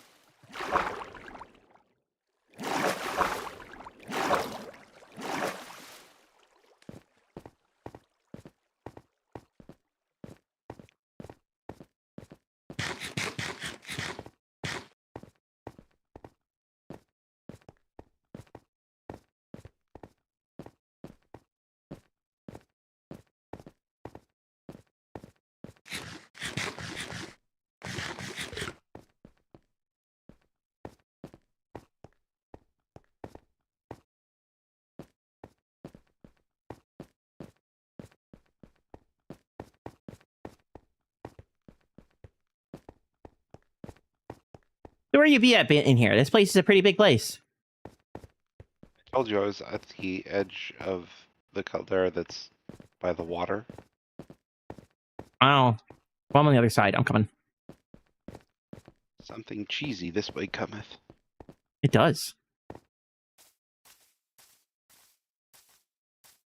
When you said the water, I was like, are you talking about a river? Or... And then I was like, oh, you're just talking about the bay. I'm talking about the body of water. The body of water? The body of water. What about the legs of water? The hands of water? The arms of water? I'm sorry. I'm almost there. I'm riding the right edge from coming from the other side. I suppose if you're facing into the caldera, I'll be coming through your left. Yeah, I'm waiting. I just I'm I'm really there? watching your stream, but at the same time, you're not within my render distance, apparently. I don't see you either, so. See my torches, so there you are. Yes.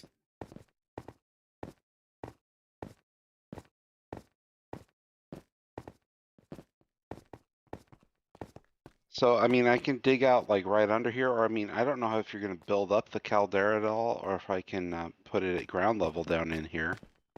Or I can go literally inside the mountain to put the iron farm trading hall. But down this walkway, I mean cave,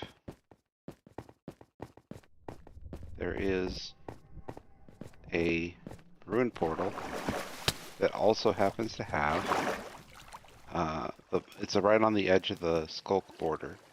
I was about to say, we're getting off the close.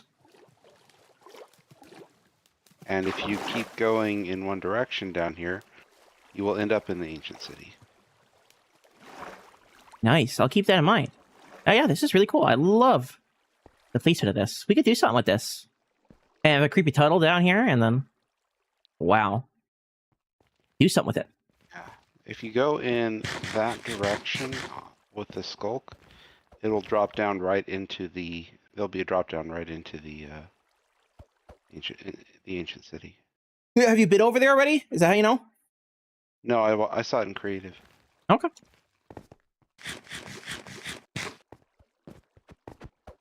There's also some kind of spawner in that wall over there. I don't remember. Might have been spider. Most of the ones I notice around here are spider.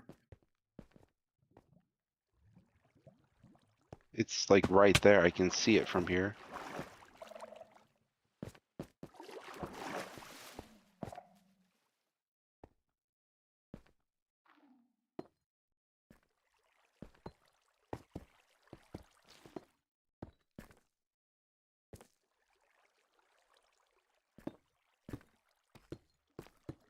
You know, I've never really been in a skull cave this big. Usually they're pretty tiny.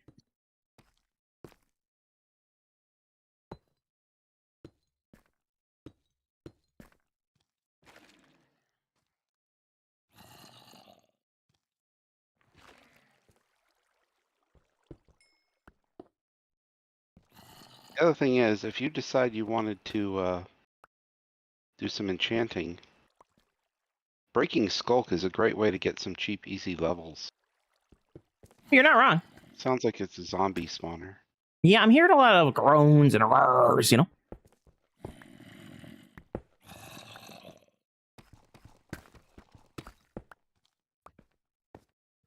Hey, fellas.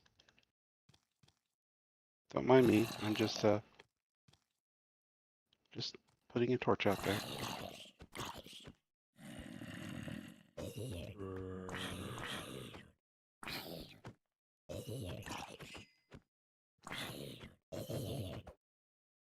Radar asks, llamas have milk? And I tell him, try to milk them. Every time I try to milk a wither, it never works out. You know? So you never know unless you try.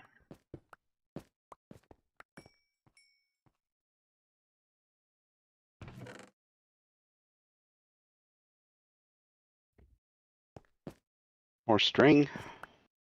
Nice. It's gonna be hard to get that otherwise. I'll grab a bunch of it. I got stuff. And we got a disc.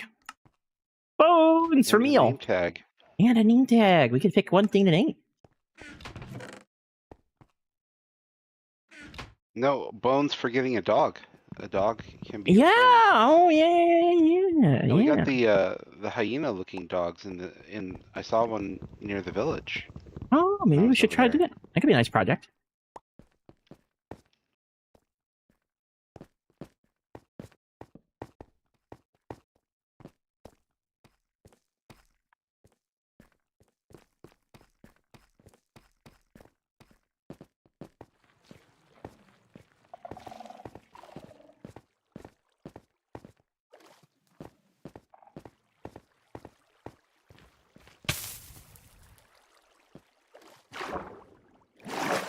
Would I lose my hat again? No.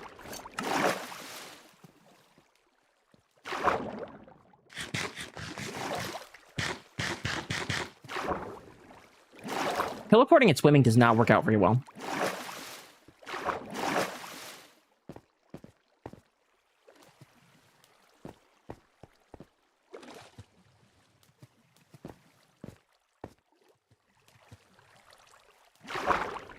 I'm going to go back up to the surface. Yep, I'm on my way too. And you can answer the question I asked about or where I should put the village. Yeah.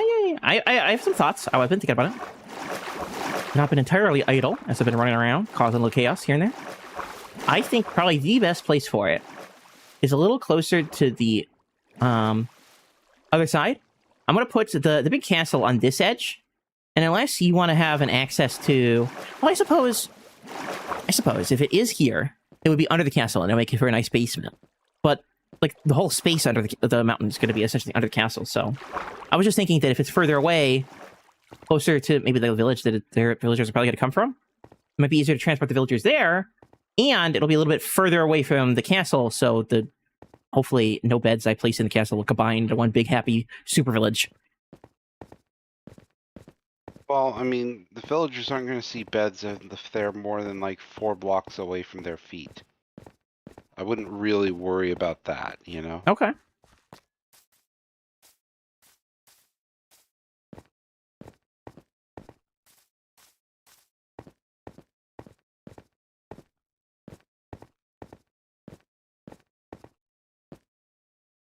Well, the castle is going to be essentially like right here on the edge of this lip. Just like 10, 20 blocks in. So, I mean, I am a terrible judge of distances, but the castle sits right above the lowest elevation at the front of the caldera. So, if you wanted it under the castle, essentially under there would be the best place. But I'm not entirely opposed to... Anyway, right? I'm trying to think of like ease of access, first off, so we can get down there when we need to. Which, early game will probably be fairly frequently. And, secondly, ease of building it, right? So, just trying to think of it. And, like, I don't want it to be in the way of anything. I don't have massive plans for a super big underground area. I mean, but we have massive amount of room. I mean, even the bottom of the caldera is Y130, so like Y130 to Y120. Maybe it's a little bit lower than that. Let's see. Y111 is the lowest point, essentially, in the caldera. And that's a massive amount of space underground. We could fit 100 million iron farms under this space. 100 billion. 100 quadrillion. Oh, actually, that was my plan. Oh, yeah? Quadrillion. Yeah. Sounds good to me. It right on the nose. I'm just good like that, you know? We're mentally synced together. So I'll just build it right dead smack in the middle of it on the surface of the caldera at the low point. Is that the plan? Or no? No, I was thinking a little bit below the surface, so it doesn't poke out. Okay. If that works. Sure. How below? How far below? Well, I'm going to cover the surface in lava and other things. Okay. So it's not like I plan on digging all that much. So it doesn't need to be that deep. Just like a couple blocks at least. And probably don't make it a wood. So who sleeps this night away, do you think? I'm not sure. You know, it doesn't tell you who's sleeping. So the culprit Didn't it used gets to? away with it. It did used to. You're not wrong. It did. It doesn't anymore for whatever reason. Ever since they added the sleeping command, it doesn't.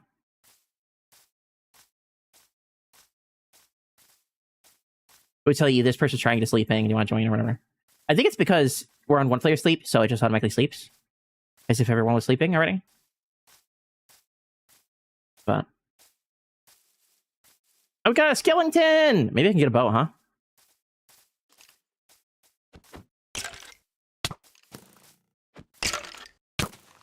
He's got an enchanted bow too. I don't know what he's got, but no luck on the bow. He's got your number. That's what he's got. Well, he must not have had a good number because the reception was pretty poor. He did not make it out. He got a few hits in, you know? He did, yeah.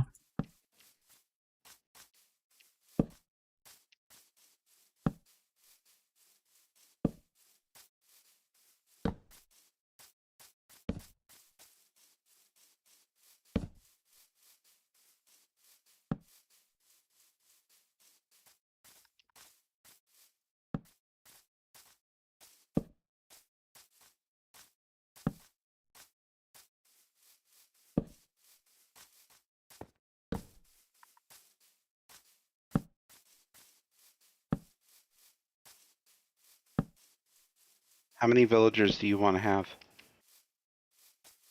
I'm not sure if it's going to be a limit this season, but Last I heard, the limit was 40 per iron farm. does 40 increase the amount of iron we get? It can. 20 is generally what people do because you need 20 beds anyways. 30 for every 10 villagers, you can get a possible extra golem spawn. So, what do you usually do? villagers. 20? I usually just do 20, but I there's enough room to do 60, you know, and that's way too many for this world. But you know, I have the room. If we wanted to have extra trades, I don't usually go off and do all these other things, but I can get, you know, a whole bunch of villagers in there if we wanted to do trading for things like stonemasons and even wool farmers or whatever. Yeah, I think that would be a good idea. Is getting a few more trades in of things we might not usually do, just to get more material. I'm happy to get wool, and the stone cutters, they could drop some good stuff like mozzarella, which would be otherwise really hard to get. So. AKA quartz, the other thing is, all these mountains over here, I don't know I think we were the only ones that claimed one of them.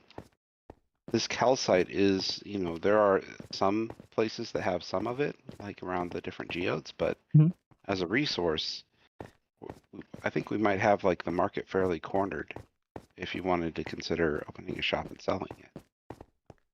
Maybe in the rare ores shop, you know, I don't know. Calcite in bulk is hard to get.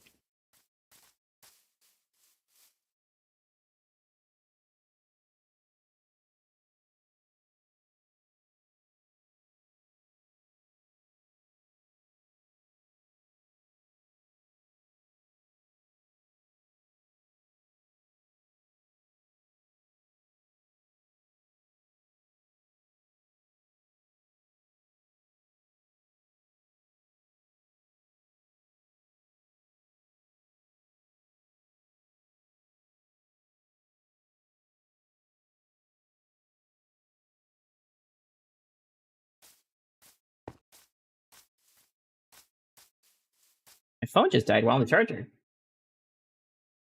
Time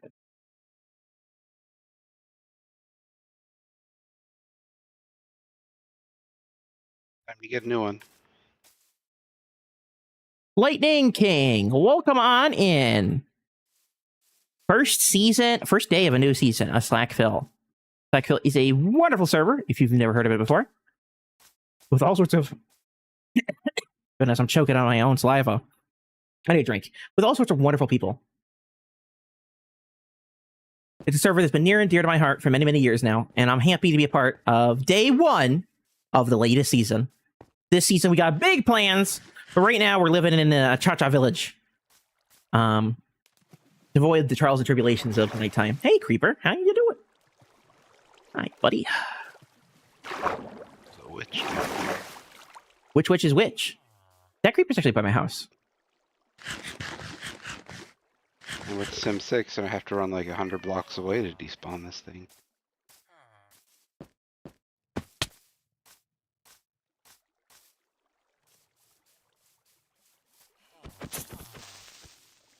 Now do it. There we go. Gunpowder acquired.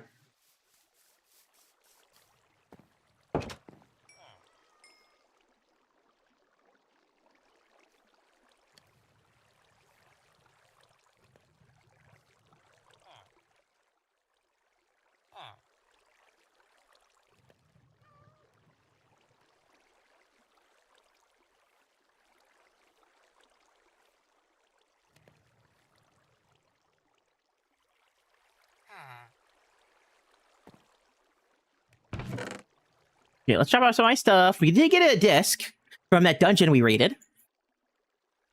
And that'll go great with my super evil base and the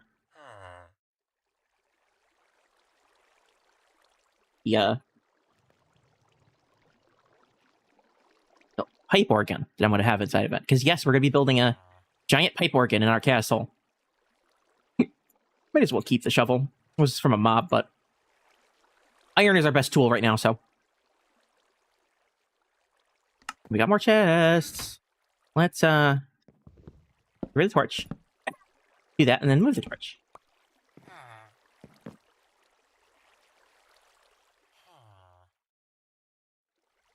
So we're gonna need lots of beds, which means lots of wool. I do have some, but not a lot. Right. I might want to start by making the wool farm.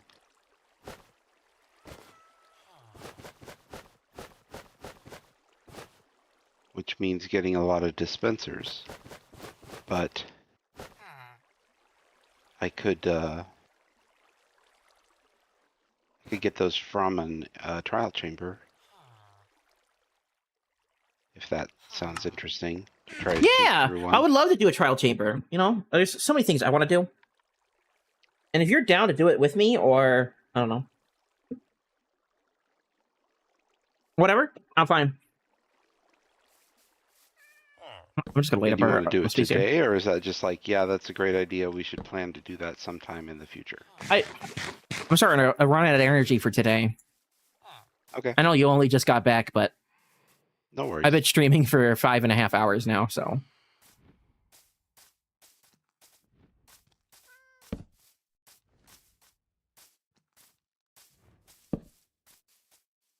Sure, I missed some spots, but the caldera is much more lit up than it was.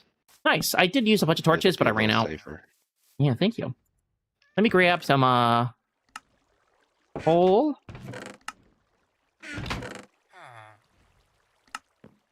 Coal is something that we really aren't going to run out of. I think No, this season. there's so much. There's so much. Until I start building with it. There's a lot. A lot. It's really be good fortune. Yeah, you get fortune, and it'll be 2.5 times as much.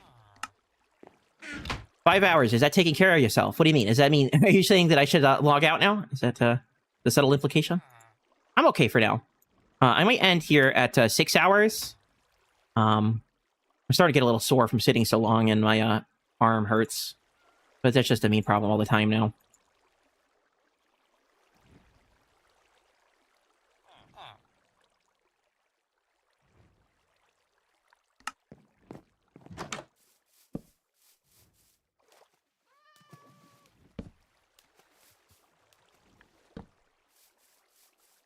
Ooh, dogs. You got hyena friends. Ah, do you have the stuff? Oh, I found an Enderman. I had a couple bones. This one doesn't want to be my friend. He just want, oh, there we go. Just wanted to eat all the bones. Sounds like he's having a good time. Possible UHC tonight. I don't know. I have no idea what Jade's up to. But tonight, I'm going to be very busy. We didn't do everything, me and the family did not do everything we wanted to do for July 4th yesterday, because it was just so busy. So we might end up doing s'mores and sparklers today. So, and it's already 8 p.m. for me. UHC would only be in 3 hours. No. Yeah, 3 hours. 3.5 hours.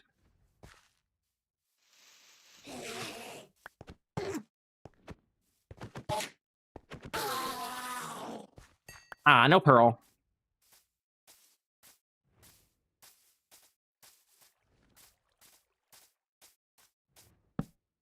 I might not be able to make UHC tonight, is all I'm saying.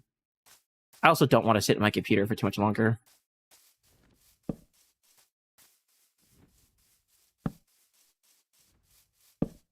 Are you opposed to me running through a trial chamber and just like covering up the spawners and snagging the dispensers?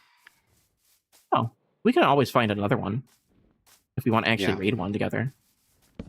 I'm just worried about the ancient cities. Those are fairly rare, so And like the ones under are under the house are essentially special.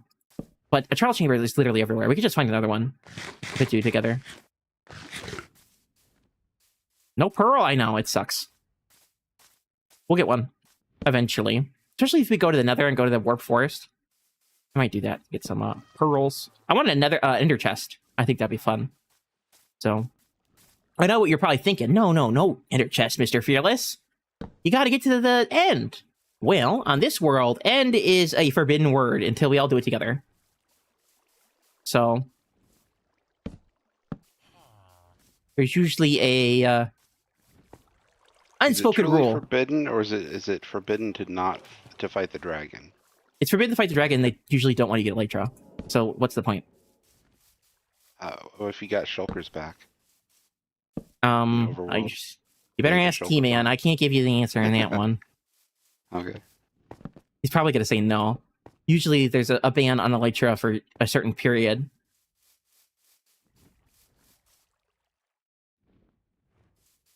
But anyway, that's why I'm thinking Ender Chest, or just collecting some Eyes of Ender if we want to be one of the ones that contribute to the portal as a team. We usually fight the dragon as a server. And then they open the end from reading. I don't know if he explicitly pointed that in the rules. I might have to reach out to him and let him know if he wants to do that. He may better make it explicit. We do have new people on the server, and they may not be aware. I mean, Hygiene doesn't seem totally aware. So I knew that we couldn't fight the dragon. Yeah. That's definitely a server thing. But I swear that it seemed like by the time I got on last season that they'd already had, shulker farms set up. So I wasn't sure if it was like... I thought we already fought the dragon by the time you got on. What Slack does on TV, when he like goes to the end and raids stuff and then kills, puts stuff in an ender chest and sets it, goes back to his spawn. Well, I know, and I understand 100% what you mean. You kill yourself and put things in the ender chest. But I don't think we allow that on the server. I don't know. I've never done it before. I don't go rend raiding before anyone else does. I'm never in a rush to go to the end. I've played Minecraft so many times, I'm not usually in a rush to do anything. And that usually means I don't get things done. But I'm in no rush to go to the end right now. We have 2 ancient cities under our base. We're going to probably raid some trial chambers. All the things we could ever get in the end, other than shulker boxes and Elytra, are immediately at our fingertips. So I'm not in explicitly a rush to go anywhere. And I usually am not. I just don't do that. So I've never tested the limits of that.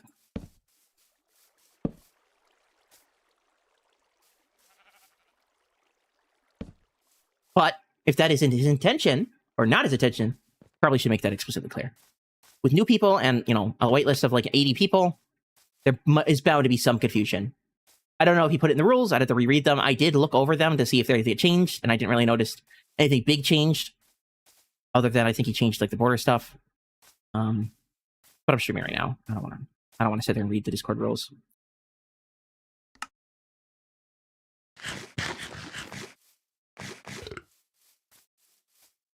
Family first, says Neon. Yeah. It just, all my family is technically here. And that's not usually what happens. Okay? My brothers are big boys now.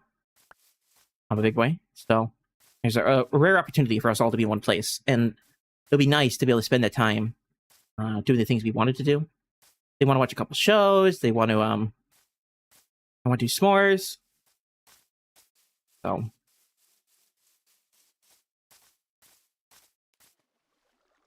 I just may not have the opportunity to do all those other things.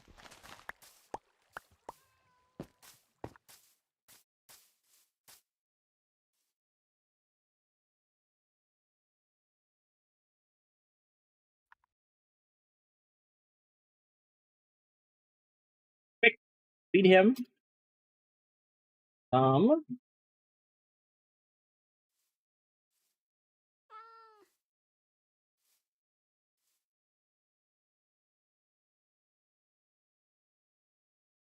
Early on rating, they must go out 30,000 for cities. Is them the rules? I don't know.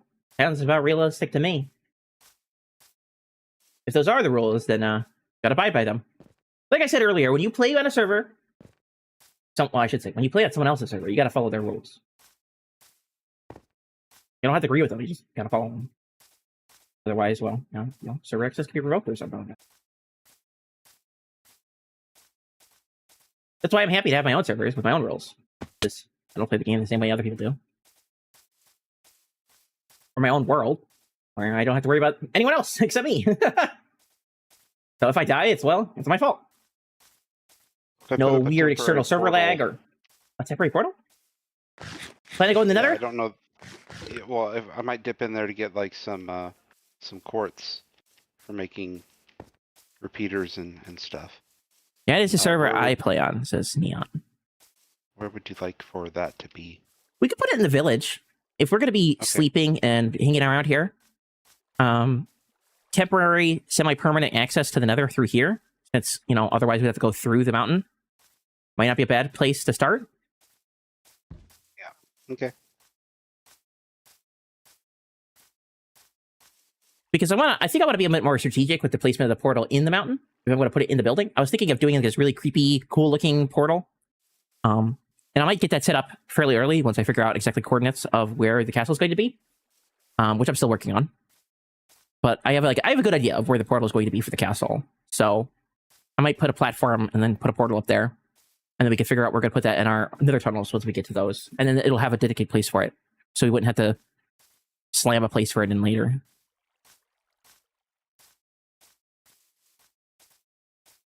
Our sugarcane is growing, which is good news. We're well on our way to making books the old-fashioned way. I might, dig a tunnel through to the caldera, to the backside where the village is. Yeah, you could do that. Because I'm going to be going back and forth, and it's very hilly. Yeah. I was thinking something the same.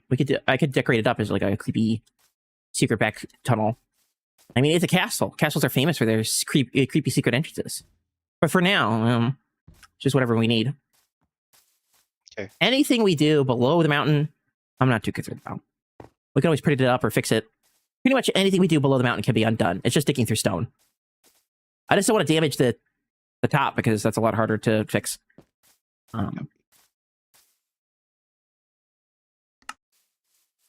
to look around for cows. I see llamas and armadillos. Armadillos don't drop anything nice, right? They will drop scoot if you leave them alone. They don't drop anything when you kill them. They shed their scoot. How do you get the scoot? For dog armor. You just kind of leave them alone every 5 minutes or so, they'll drop scoot. You can put them on top of a hopper and put trapdoors around them to keep them in that space.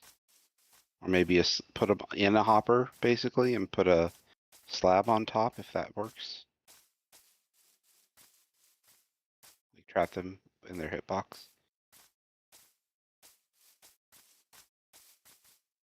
But we can also set up an XP farm with them.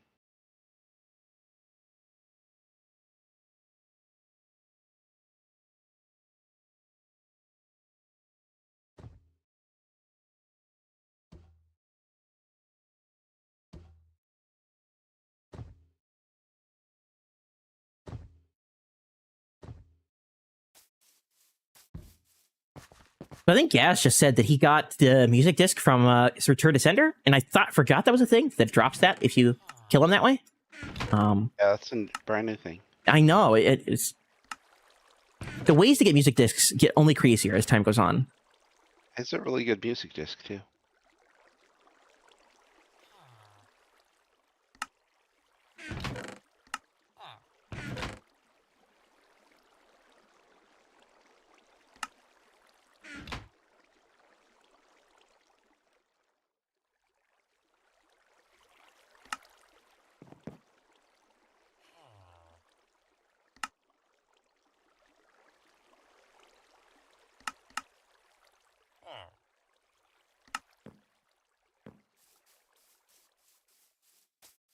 Is there a way to tempt the Armadillos? armadillos so they don't despawn? Yes, a spider eye. I don't think I have one of those. Well, I didn't say you had one. I said that there is a way. Yeah. I get it. But I was trying. I fought some spiders earlier, but I did not get an eye. No eye for an eye. But I do have the materials to set up a quick farm if you want to do that. Since you got a dog, and we were thinking about maybe getting dogs in general. It'd be nice to get them some armor. I've not played with the armor ever, so it'd be a nice, fun side project. I'll put it in the chest in my little house, one by my bed. Okay.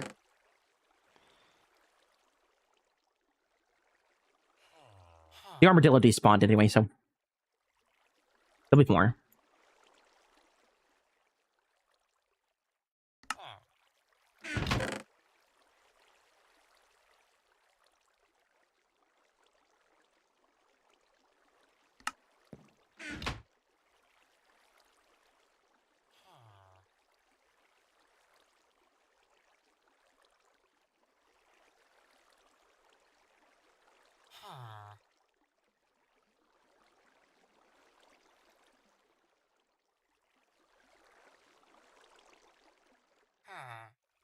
Can't believe some of the other SlackVille people are still streaming. Like Bloody is still streaming, and then I think Radar started up.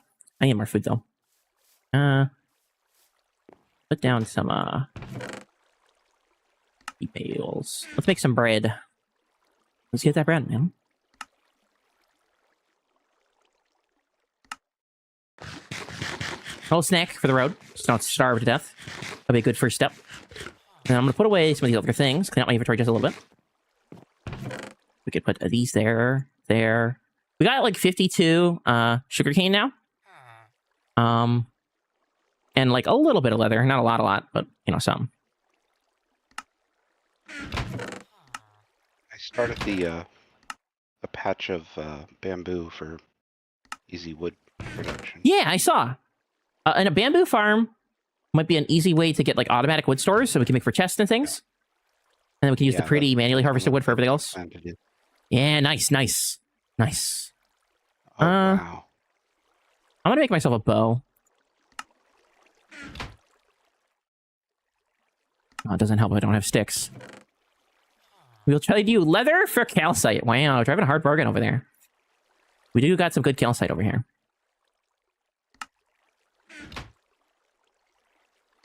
Let me make... Just don't mention how much calcite we have on the other hills. Yeah. We gotta sell it to them like it's rare. Yeah, like they don't know that those aren't bases that we've claimed. Yeah. Okay, let's make a bow. Or a wob. You know what a wob is? It's a bow with backwards. Where you put the string where the bow goes. And the sticks where the string go.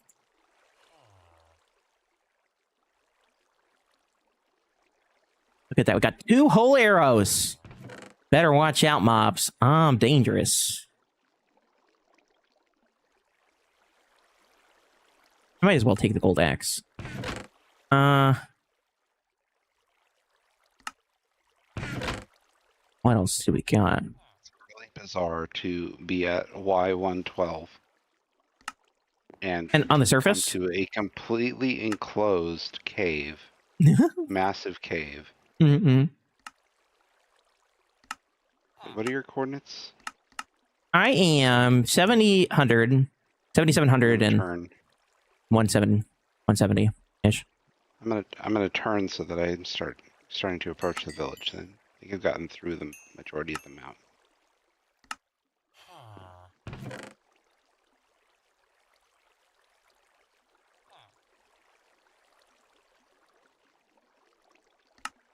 Make that shield now.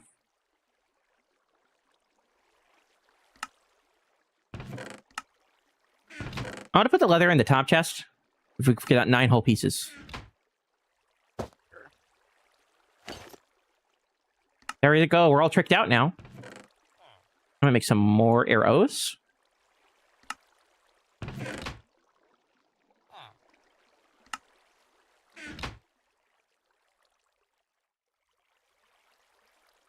Here we go. Look at that. A few more arrows. Drop off the string. Our cha-chas. Dort, I guess. For that, I'll keep that.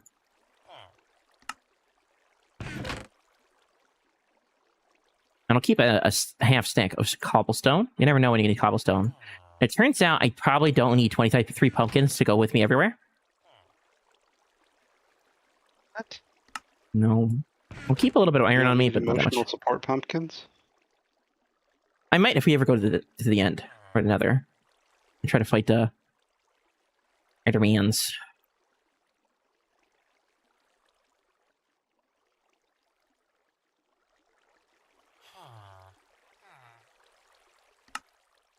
Okay. Bow acquired, a couple arrows acquired.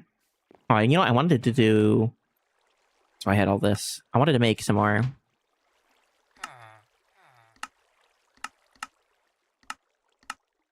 Torches.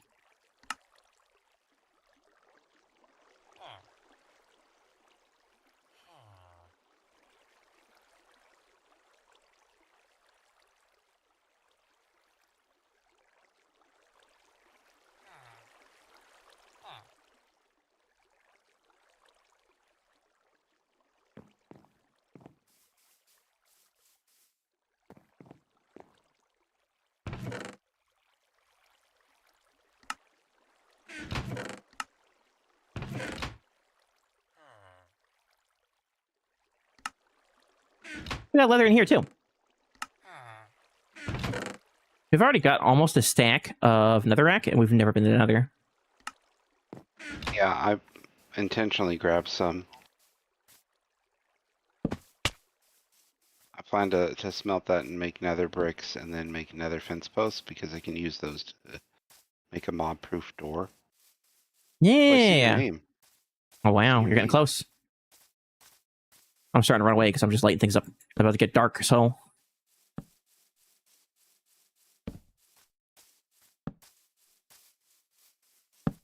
Oh, that's pretty good. Pretty close.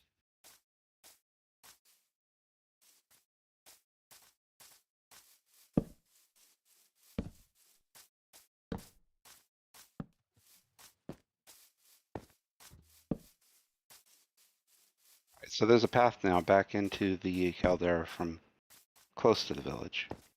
Fantastic. I'll take a look at it once I place a few more torches.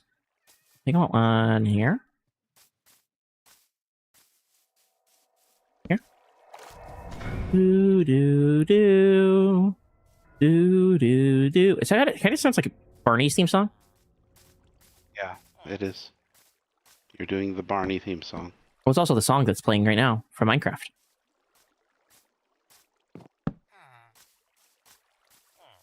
I think Barney just copied Minecraft. That poser. How could he?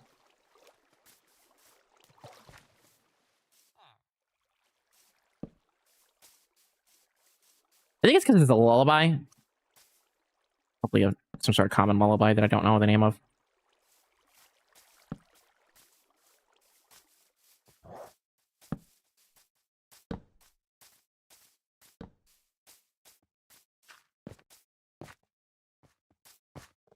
Knock knock, it's a neighborly glow stick. Is that us?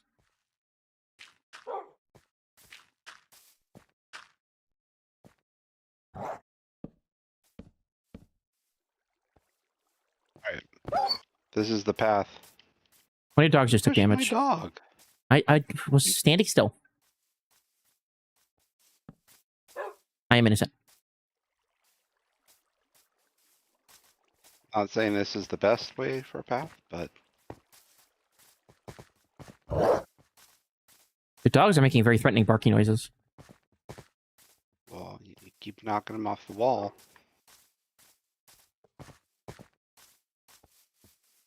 You see, you put runaway lights. Yeah. I had to make it so you wouldn't get lost.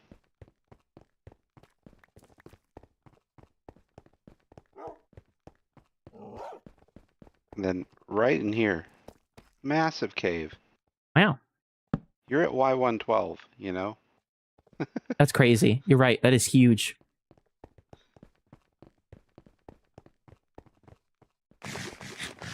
There's more tunnels around here.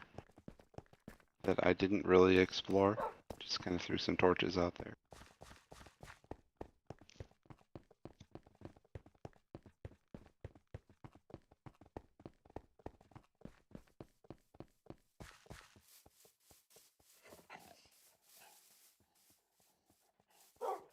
Here you go.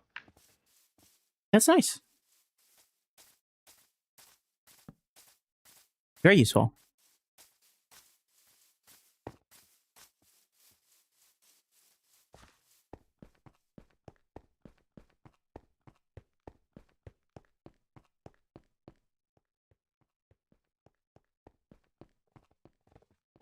Want some bones?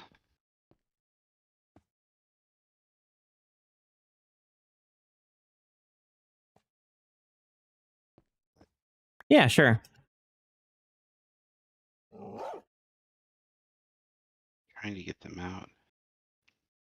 There we go. I put them in the bundle. Like the first thing, so they're at the end of the bundle.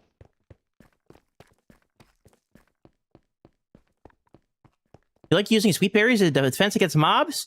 Well, I can advocate for the advocacy. Advocate for the advocacy of the danger of sweet berries. One time when I was on the world called CourageCraft, and the irony is not lost on me, a witch had poisoned me while I was building our beautiful, beautiful library with another fellow member of that server, Blue Juice. He had logged off, and I continued to work on it. Was poisoned, and when you get poisoned, if the poison works its magic, you will go all the way down to half a heart, and then, well, half a heart is about as much damage as a bush does immediately upon touching it. So I exploded. I backed into the berry bush, exploded, and then when I came back, all my stuff was literally everywhere. Literally everywhere. But I couldn't find my axe. I had this nice, beautiful diamond axe. This is well before we had netherite, so it was a good diamond axe. And as I was looking and searching, I just couldn't find it. So I back up far, far away from the building. And at the end of my render distance, I see my axe on top of the roof of the building I was working on. It was like a 12-block tall building. And my axe was on the roof. So I run over there, jump on the roof, grab my axe, and as I look down, the last couple items that were on the floor that I didn't pick up had despawned. Thankfully, it's like stone and more berries. So it wasn't exactly I was losing Fort Knox. But I was literally like less than a second away from losing my pickaxe. I mean, it's my regular axe. So they are dangerous. Don't let them fool you.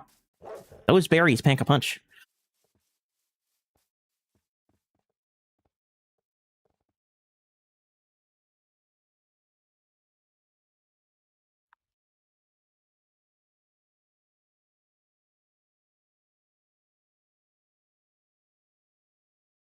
I made the mistake of taking my max fishing rod in a cave and lost it to gravel. I've died to gravel a couple times. You get sort of used to nearly suffocating when you're mining sometimes. And that complacency can lead to getting killed. I was They've changed it so that the gravel, when it falls on you, doesn't necessarily push you off of the block now. Yes, well, I mean, you saw that when we were in UHC, did you not? Yeah, I did. Yeah. They have changed the gravel suffocating mechanic. I'm not sure what they did, but it's different. You don't take as much damage immediately. In the past, you would... Oh, no, I've fallen! In the past, you would take so much damage that you would die pretty quickly. Now, it feels like it takes like a second or two before you start taking suffocation damage. Unless it's lagging, then good luck. You'll start taking it immediately. So it's not quite the instant death sentence that it used to be. But what I was going to say is, in old generation, gravel used to generate in much bigger packets than it does now. It still generates plenty. But in the past, before they changed world generation, you would get massive groupings of gravel. And it would make it really hard to mine in some areas. But then again, it also made it easy to farm gravel if you needed it for whatever reason. Like for concrete, you could find these massive veins, dozens of blocks big.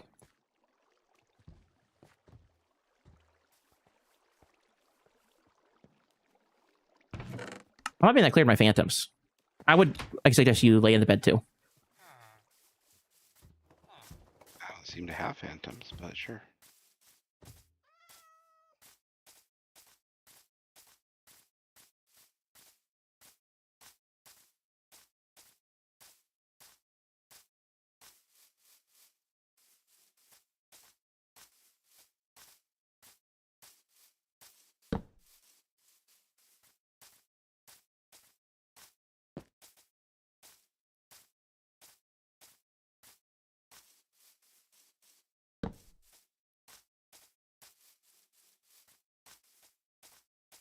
Well, I want to see if you if that works in preventing phantoms, because I had them earlier. I feel like I missed way more than 3 nights of sleep. And I thought it was supposed to start spawning them at 3 nights.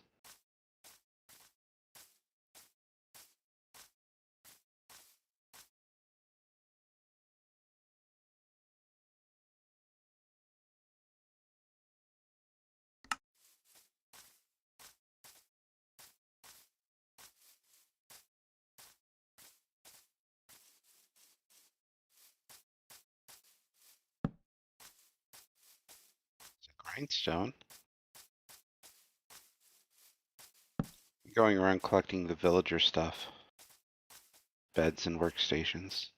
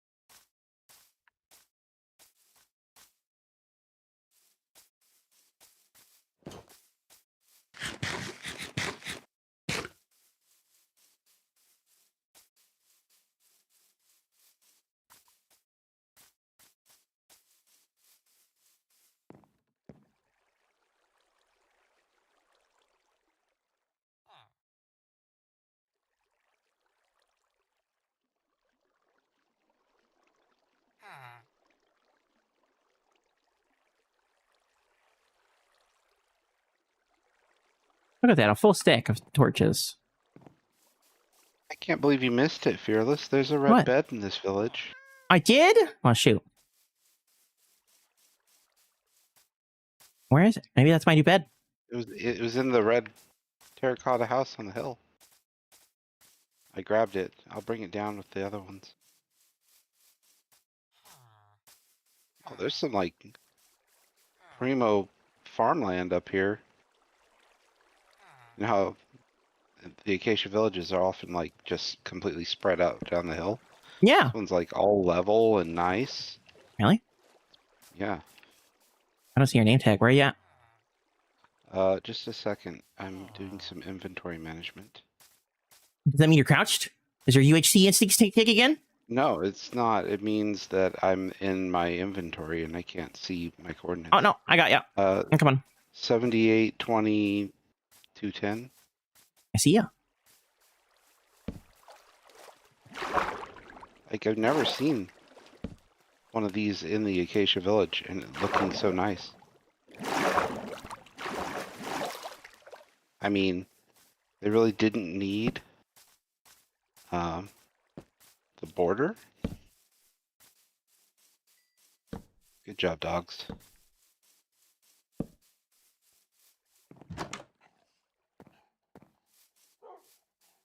Might steal this grindstone.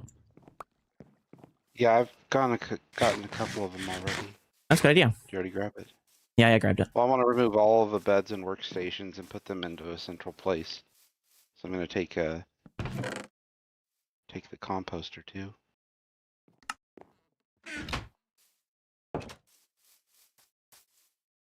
You guys think the sun is cheese flavored? I mean, it's orange.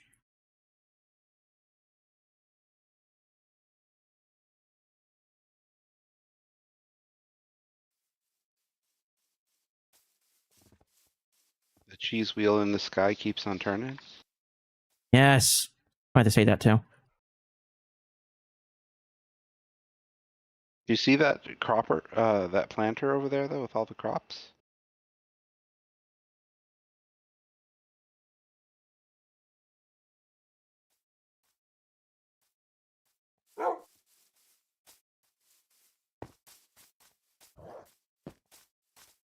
Yeah.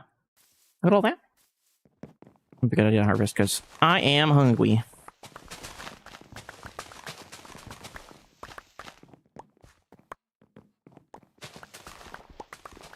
You know, these planter boxes are so much nicer than the original ones that the game had. Like, these are cute, and they're like perfectly spaced and whatnot. In the past, the original planter boxes were kind of a bit of an eyesore. What I don't understand is why they would separate it, why they would need 4 water sources. They look pretty. Listen, farmers do lots of things. Usually not because they look pretty.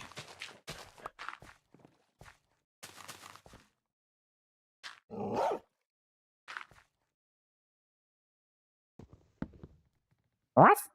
I don't have a hoe, so That's okay. I'm Mr. Holeless.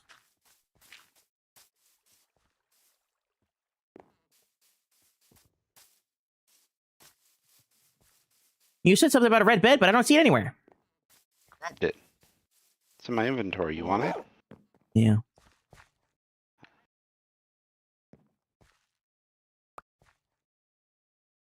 Yes. Red bed.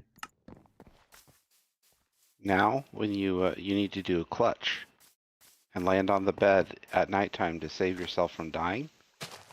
I think that needs to be redeemed. No, I'm not gonna do that of my own free will. Red bed redemption. Redeem.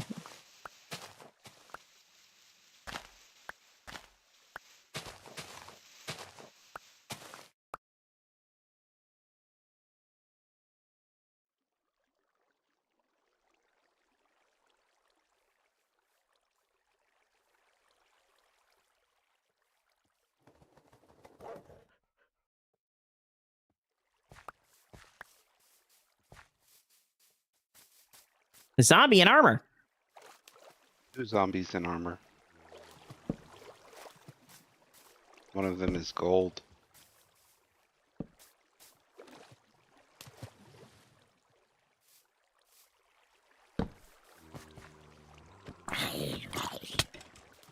Ow.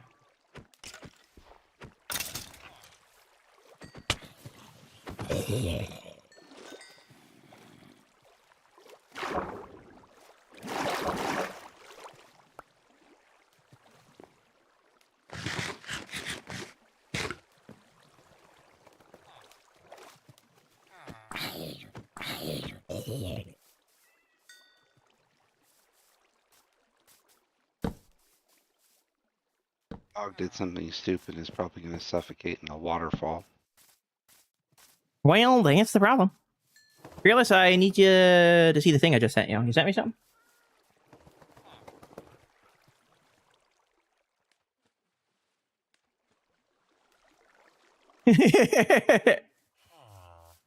You know, the dangerous ones do tend to be the cute ones.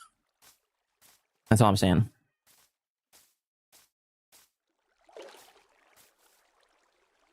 Let's light this up. I'm seeing zombos, and you know, I'm not a big zombo fan, I have to say. Zombarinos, and I don't get along on a regular basis.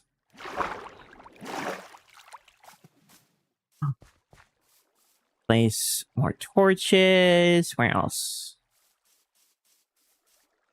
It's just about the opposite, as opposite of a science as it gets. But what is this? Almost didn't feel naturally generated. That was so strange.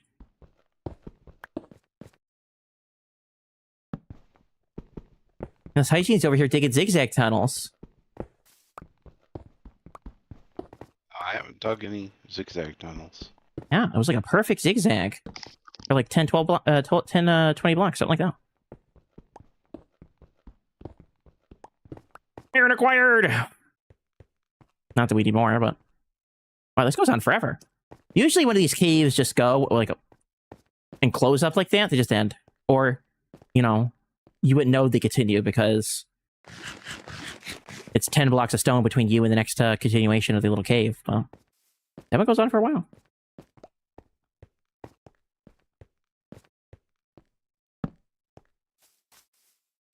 Look at that. Isn't that like perfect?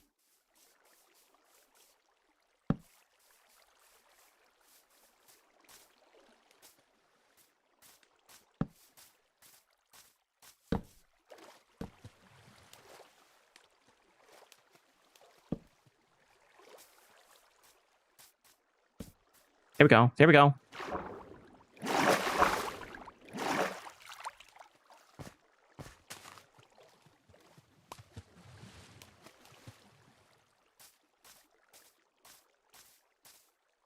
Far up and down does water hydrate farmland?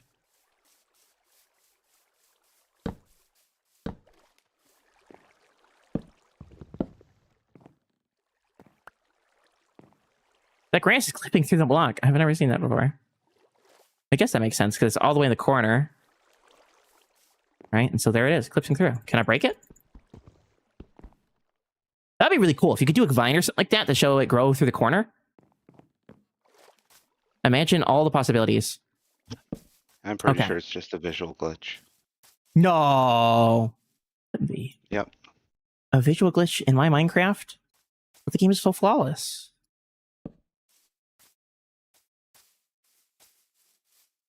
Flawless is as flawless does. Minecraft ain't flawless.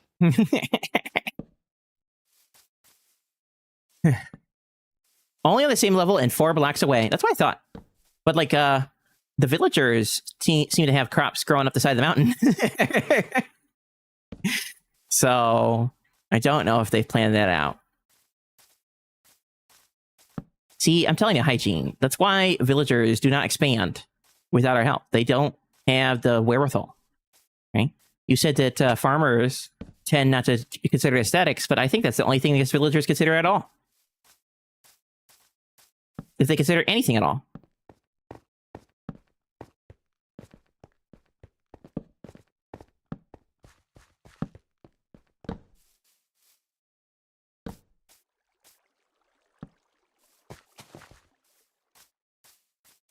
It's all about how pretty it looks. Because I had to say, the crops growing on this side of the mountain do look kind of nice. Let's get a good vantage point on it. I did step over one and destroy it. That was a bit of a whoopsies moment. Did my phone just die again? Oh, what are you doing? What are you doing? Okay. Clearly, it's begging to be replaced. It's brand new. It better not need replaced. It better just be the charger. I'm watching it now. We get over here. You can sort of see them, a little bit of the crops along the edge. It does look nice.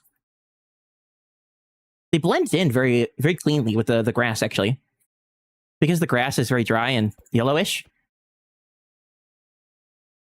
It's almost the same color as the wheat. That's wheat right there. That's wheat right there. And there. And there. And there.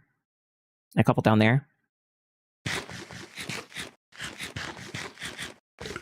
And then some right there.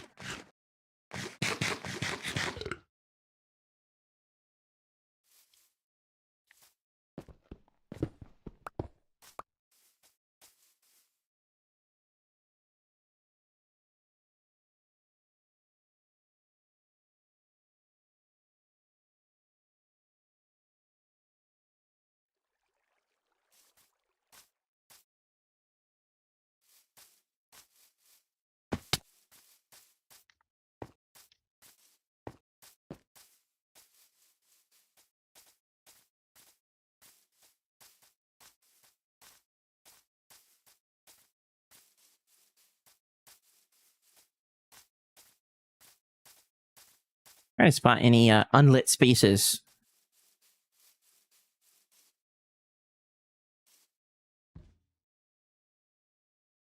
I think the village is fairly well lit. Not that highest house up there isn't that well lit, but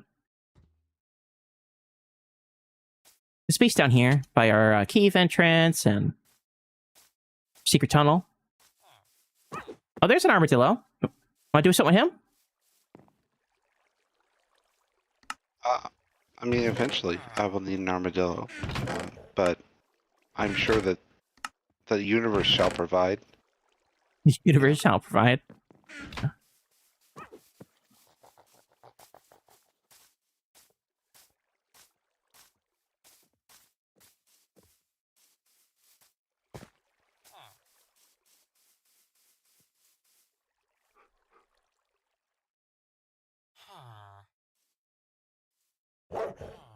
Gotta go help my wife for a bit, so I'm not sure when you're going to be done streaming, but I'll be back in a little bit. I might stream now. I've been streaming for 6 hours, so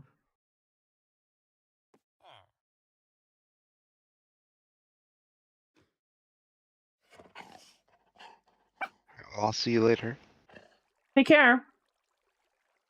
You too.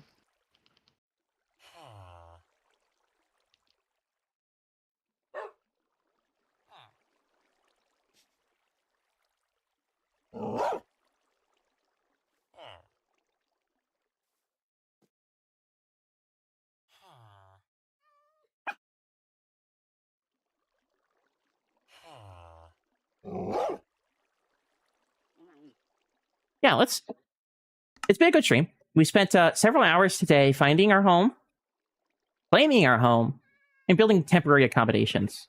Over the next couple streams, I want to collect some materials together, get better tools, and maybe build myself a more semi-permanent home down here at the base of our mountain. There's lots of space here. A nice little house might go a long way. I've always wanted to build like a type of farmhouse with some wavy wheat out front.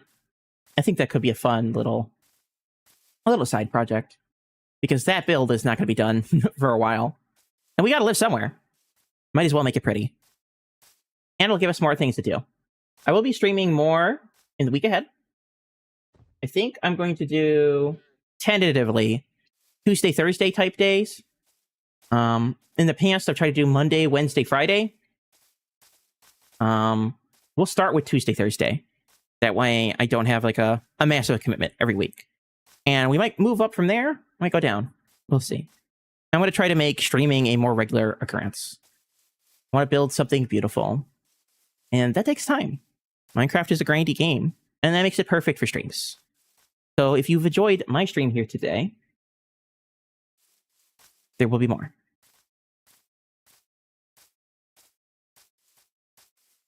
Hope you all had a fantastic day today. Oh my goodness!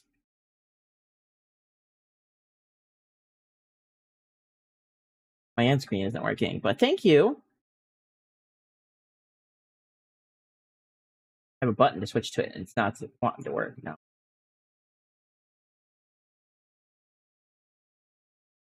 And I got to launch the edits manually. But thank you for the subscription.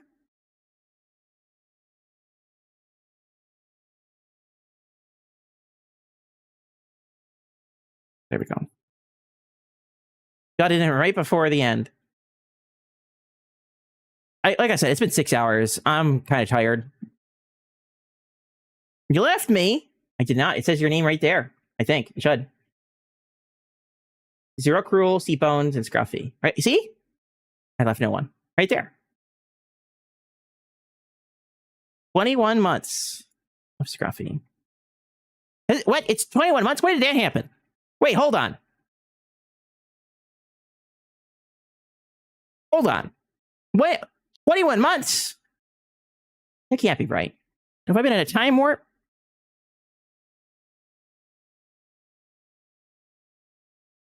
I don't know, says Scruffy. I don't know either.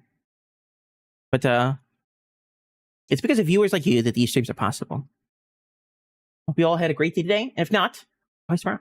I want to thank the brand new followers. We had Subshadow, Mrs. Stace, Cap, Moosey, Mummy, Nixify, Eric. I don't know why Mummy had to resub. She should have been subbed to me before, or not subbed, followed. I don't know. I'm pretty sure she followed before, but maybe it was a refollow, because sometimes it unfollows you. It's the way the cookie crumbles. And of course, we had Ski Bones. Who else was it? Scruffy and Zero as a resubs today.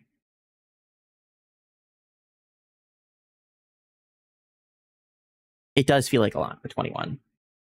And of course, thank you to the wonderful moderators who helped the stream stay safe today. Apparently, Slack was AFK in our stream today. And then we also had Mo and Chad was here for a moment, I think. And Sköll was our moderator at the beginning of the stream today. I streamed so long that he actually had to go to bed. So I think we have the perfect raid target as well. There's one last person live on the server right now, and that'd be Radar. He started to stream a little bit ago, and I'm going to log out in my house just so I'm safe, and we'll send him over there. But just because he's a friend of the stream does not mean he's immune to the Fearless raid message. Let's go here. Here. There we go. Fearless raid, hide your cheese. It's a hashtag Fearless raid. Feel free to copy and paste that message directly into chat. Let's grab raid button.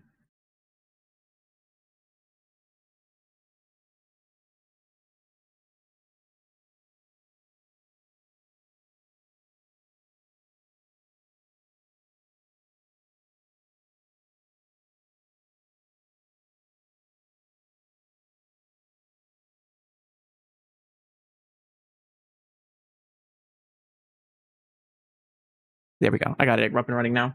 Took me a moment to find his channel. On our next stream, we're going to gather more materials, get a little bit more ready, start the foundations of our temporary home. Work on getting diamond. I don't have diamond yet. I do take things a little bit slow, but it's sometimes nice to enjoy the moment as it lasts. In no time at all, we will be in tip-top shape, ready to rumble. Take care, everyone.